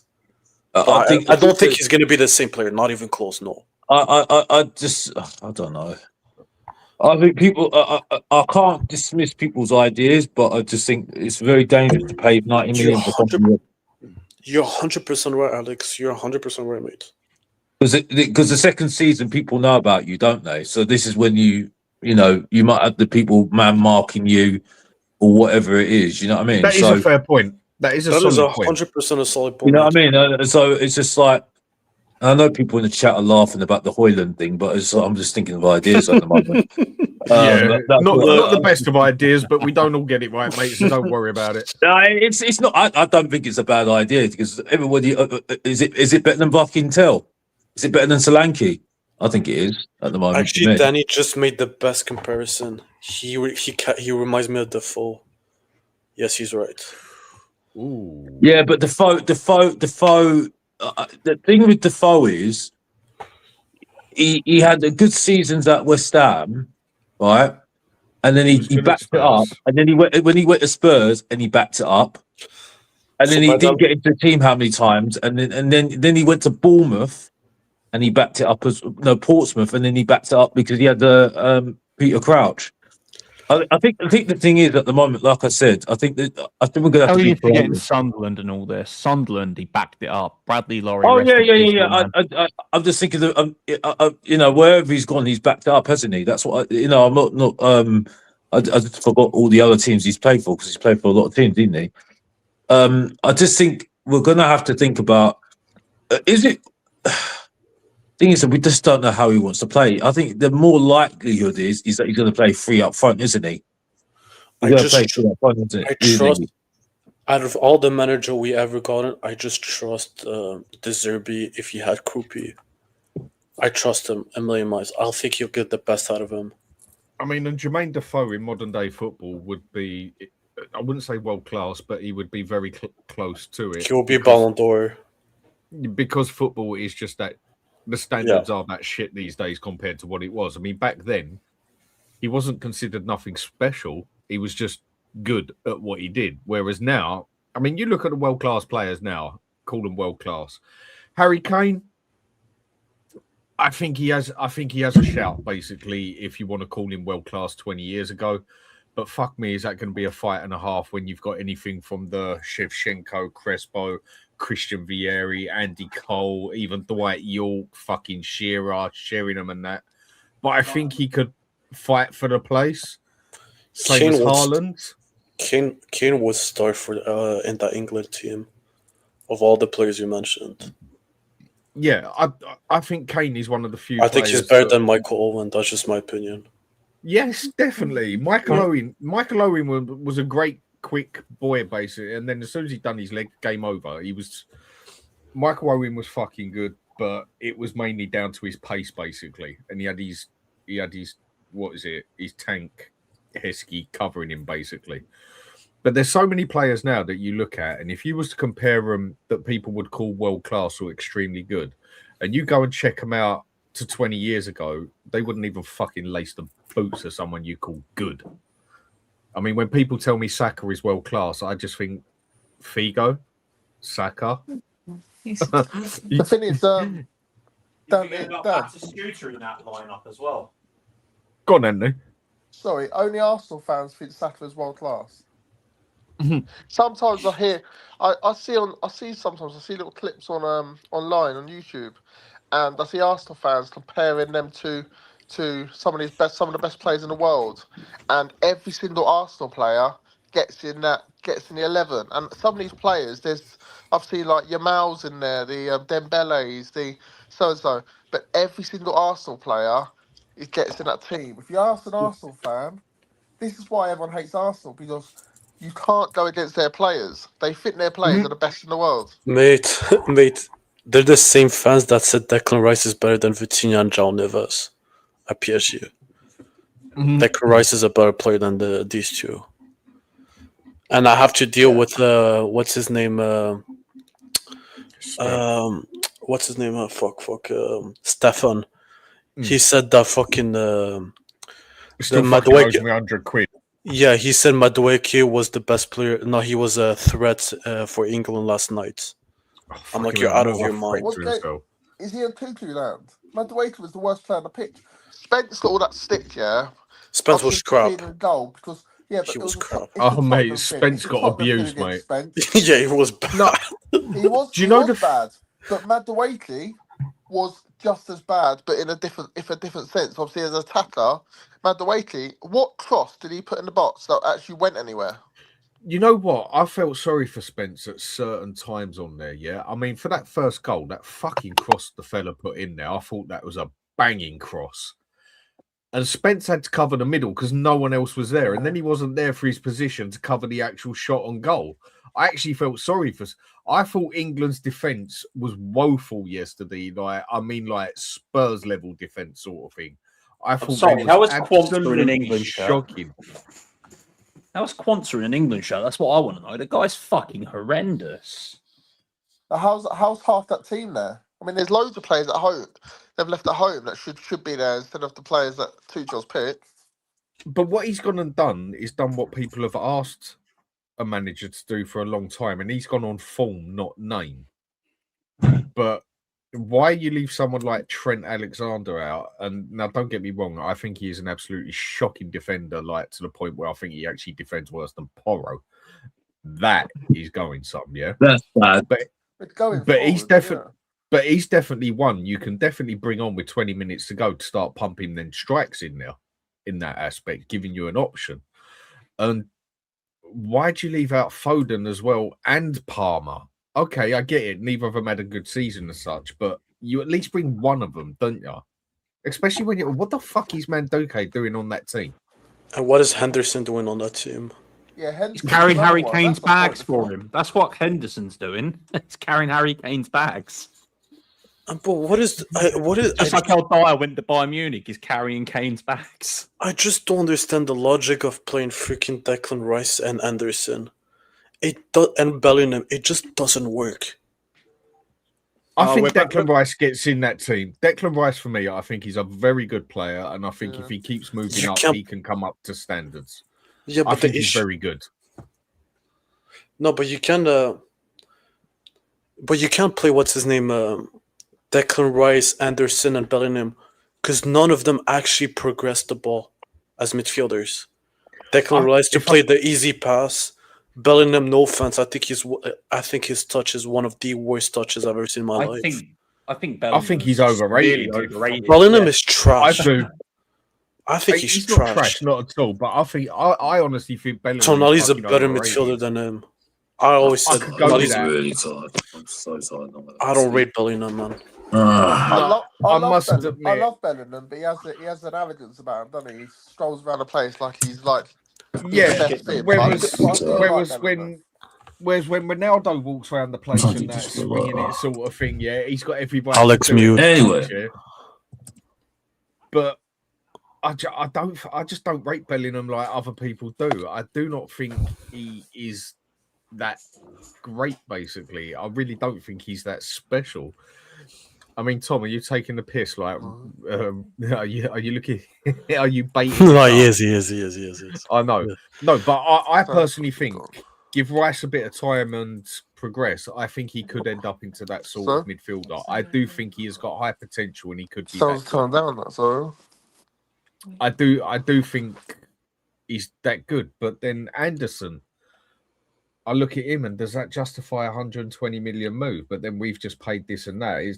I don't see as much in I see Anderson as good, and I see that there's definitely more to come.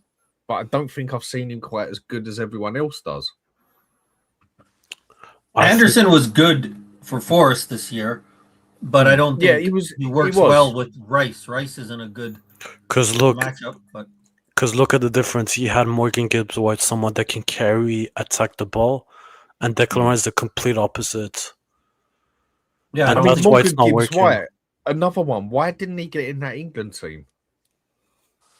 I don't know. The decisions at 10 make no sense. Yeah. But he left. We've got Rodgers and who's the other one that plays on number 10? Is it Bellingham as a number 10? It's probably because Morgan's White is he number 10 as well, isn't he? So Gibbs-White is a 10. I suppose he can play 8 we've got too many right number wing. 10s, haven't we? We've got too many number 10s. But it's actually ridiculous how much England fallen off. You gotta have Gerrard, Scholes, Lampard. Now you have freaking Anderson, Rice. You know what I said? I'm going to sound controversial here. What a joke. Scholes is better than Gerrard and Lampard. I'm saying that now. Who's that? Scholesy is better than Gerrard and Lampard. I'm sorry, he ain't better. He ain't better than Gerrard. Sorry, Zidane was asked, who is the one midfielder or one player that you think is good? I know. And he said Scholes. I mean, don't get me wrong. Great. Yeah, but as a complete player, Gerrard was better. Gerrard was the GOAT. As a complete player, Scholes couldn't tackle for shit, mate. I mean, fucking hell, like when he tackled someone, the way he'd go in for it with his anger, you could. Yeah, but you could definitely tell he was ginger by the way he went in for the fucking and leave the gingers alone. Yeah, maybe he just got bullied at school. I don't know. But Scholes, you'll have angry ginger on here screaming at you, mate. Otherwise, you pick on gingers. Was world class. There's no two ways about it. Yeah, but as a complete player, I think Gerrard was better. And you look at some of these England. Honestly, I don't know whether this is me being negative. I honestly think this is player for player the worst England team I've seen in about 30 years. Yeah, probably. I mean, is anyone disagreeing with that? No, I agree. But I mean, when we had Gerrard, Scholes, and obviously Lampard had that team, yeah, as much as they were great, I mean, how we never won anything with that team, I'll never know. Yeah, I mean that team we've got there is, that defense is defense is usually something England has always had. I think the thing we've biggest slacked on with England over the past 30 years, if not more, is we've always had a pretty not a good goalkeeper as such, or nothing special. And personally, I think Pickford is a good goalkeeper. Yeah, especially at England. Yeah. I don't think he is. Beatrix, he's not. He should have saved the shot the other day. He should have saved the goal the other day. Yes, that was terrible. This guy has dinosaur arms. I don't rate him. Really don't. I swear to God, Trafford, I would. And that is the only thing people can knock him down. He's got little arms. But can I just point one out? Barthez. Small goalkeeper. Yeah, but quality. But you see the difference with Barthez. Barthez was an actual nutcase, but he kind of fit that. Would you have picked that France team number one? Never in my life. Yeah, I would pick him. No, I'd have Pickford in our shirt. All day long. I wouldn't. I would. Over what we've got. 30 consecutive games in a row for England without drop. I mean, yeah, because that shows how much England sucks. He's not the one, is he? That shows how much England sucks as a team. Don't say I never said Pickford was a trap. I just said if you want someone to play with their feet, Pickford isn't the one because he does tend to smash outfield. Yeah. I would take Dean Anderson over this guy. No. Yeah. Dean Anderson, no. Not a bad player, but again, meh. It's just that England squad just looks absolutely atrocious. I mean, the one that does make me feel a bit sick at times, like just listening to it, is the way they talk about Harry Kane on the fucking TV and everything. I know. I mean, fucking, don't get me wrong, world-class player, absolutely love him and everything, but fucking hell, the way they start to, you're like, fucking hell, man. Like, Quick, swallow. suck his balls up some more. Yeah, I mean, the way They're they do talking talk about him. They're talking about 19 Kane, isn't it? I'm thinking to myself, he hasn't won anything yet. Why would we knight him? Yeah, well, they knighted Beckham. David and they Beckham knighted... hasn't. I know, I suppose. Yeah. Well, look, if any cunt like fucking Keir Starmer can get knighted, then anyone can, and I do mean that with a capital K. But that, yeah, and some that England team though is bad. That I don't think I have seen worse in a very, very long time. May he left. Then do you know what shows how much when we cause come them up against, if we come up, I think Mexico's a tough game. If we get through that, if we come up against France or a decent side, we're going home. I'll Trafford, bet you. no. Trafford, hell no. I'll bet you that you guys are going to lose against Mexico. I like Trafford. Trafford, Verbruggen, one of them two. I do like them. No, but the fact man. that I mean, if Spurs go for Trafford, I'm going to lose it on that one. If Spurs go and get Trafford, I am honestly going to, for once in my life, actually probably get emotional on that one with anger. It's actually especially when Spurs go get Trafford. Let's get Trafford. I'm going to go and start watching Wrexham. When Sevilla's there, and they go and get no, man, I won't be able to handle that one. But the fact that he left to call Lewis Hall and Livermento. I mean, just think, any goalkeepers that's out there, if it wasn't Kingsley going to be our number one, who would you want then? Villa. Limited, isn't it? Restus at Toulouse. The France goalkeeper is at what, Olympique Lyonnais or something like that. I'll take the French goalkeepers. They're pretty decent. Who is the French goalkeeper? I don't know. Who is it? I can't remember his name, but Mike Maignan, you can get him on a good. Yeah, you can get him for 70 million. Oh man, Sevilla's better than him, in my opinion. Sevilla is better than him. Well, there's like so many keepers you can get under 40 million. So yeah, Dennis Siemens in Germany, he's really good. What's his name at Atalanta? I don't know his name, but I know you're talking about. Yeah. Again, I can't fucking pronounce the name, but he's a good. This is why I'm struggling. Why don't we go and get a fucking goalkeeper as well to get us that extra 15 points? Why are so many Spurs fans all of a sudden fucking Kinski's quality? Did you realize one thing in the Deserby teams? He never had a proper goalkeeper. He never had one. It was always a guy that's just good with the feet. And Marseille. We should have got when we had the chance, and Levy fucked it up. David Raya. Yes. Yeah. He's a top keeper, and we had the chance to get him, and apparently he agreed terms with us. And once again, we fucked it up. You see, with David Raya, I think he's a good goalkeeper, very good goalkeeper. Definitely not world class, and I think he's one of those ones that when a goalkeeper is as good as his defense, and Arsenal do have probably the best or top 3 defense in Europe. But Spurs fans, as we like to say that we've been saying a lot lately, I've been hearing this term a lot lately. Is he better than what we've got? Okay, but you can ask the question: why is David Raya not starting for Spain? There is a fair one, isn't it? So with the England, how far do you think England going to go in this tournament? I'm going to go another 10 minutes and then you're losing against. I'm telling you, after watching Mexico dismantle. I think we beat Mexico and then we go out the next round after that. And the way Mexico played the other night, Mexico were mint. Chris Martin, quick, You really think Concer's going to be able to tackle some of their forwards, mate? Concer's shite.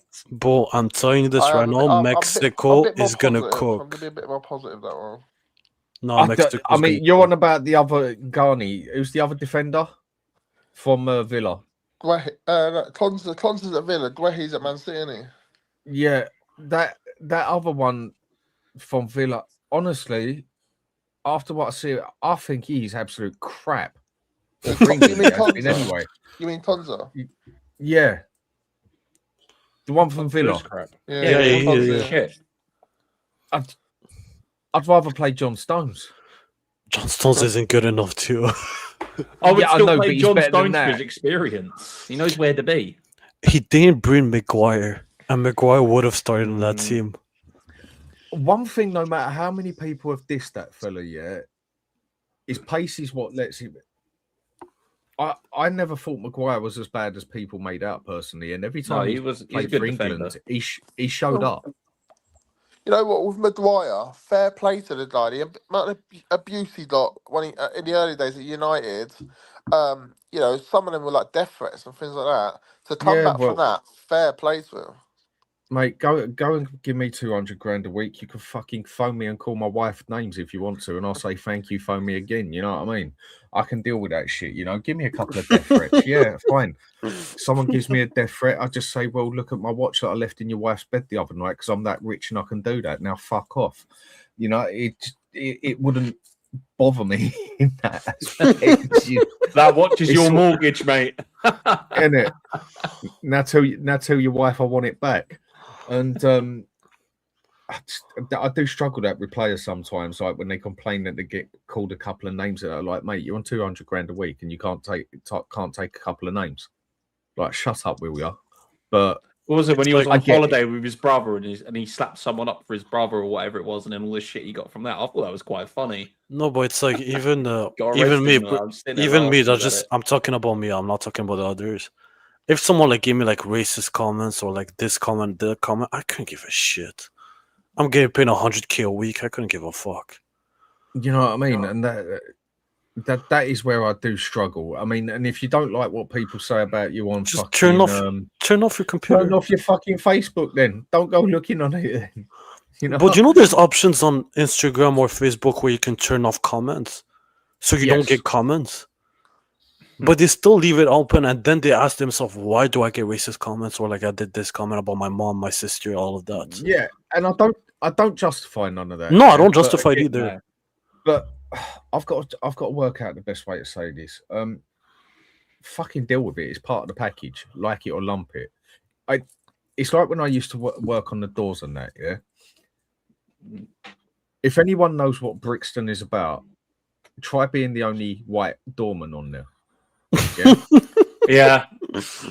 I did one shift in Brixton. I was like, nah, fuck this shit. Do I need to go any further with that? Yeah. I mean, death threats was a bit of an understatement.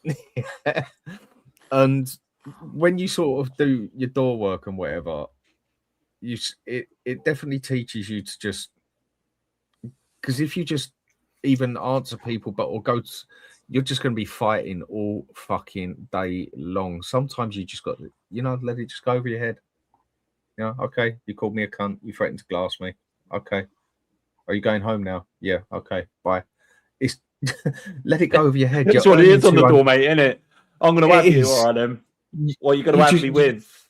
Chips? Yeah. Sauce? You just end up. I mean, fucking hell. When I had some fella fucking like he had his mates holding back and everything for what I said back to him, I'll fucking group for him, and I couldn't let him in because I had cameras on me and he had stuff on him. And it turns around and says to me, I'll fucking light you up. So what are you going to do? Fucking, you couldn't light a candle, you cunt.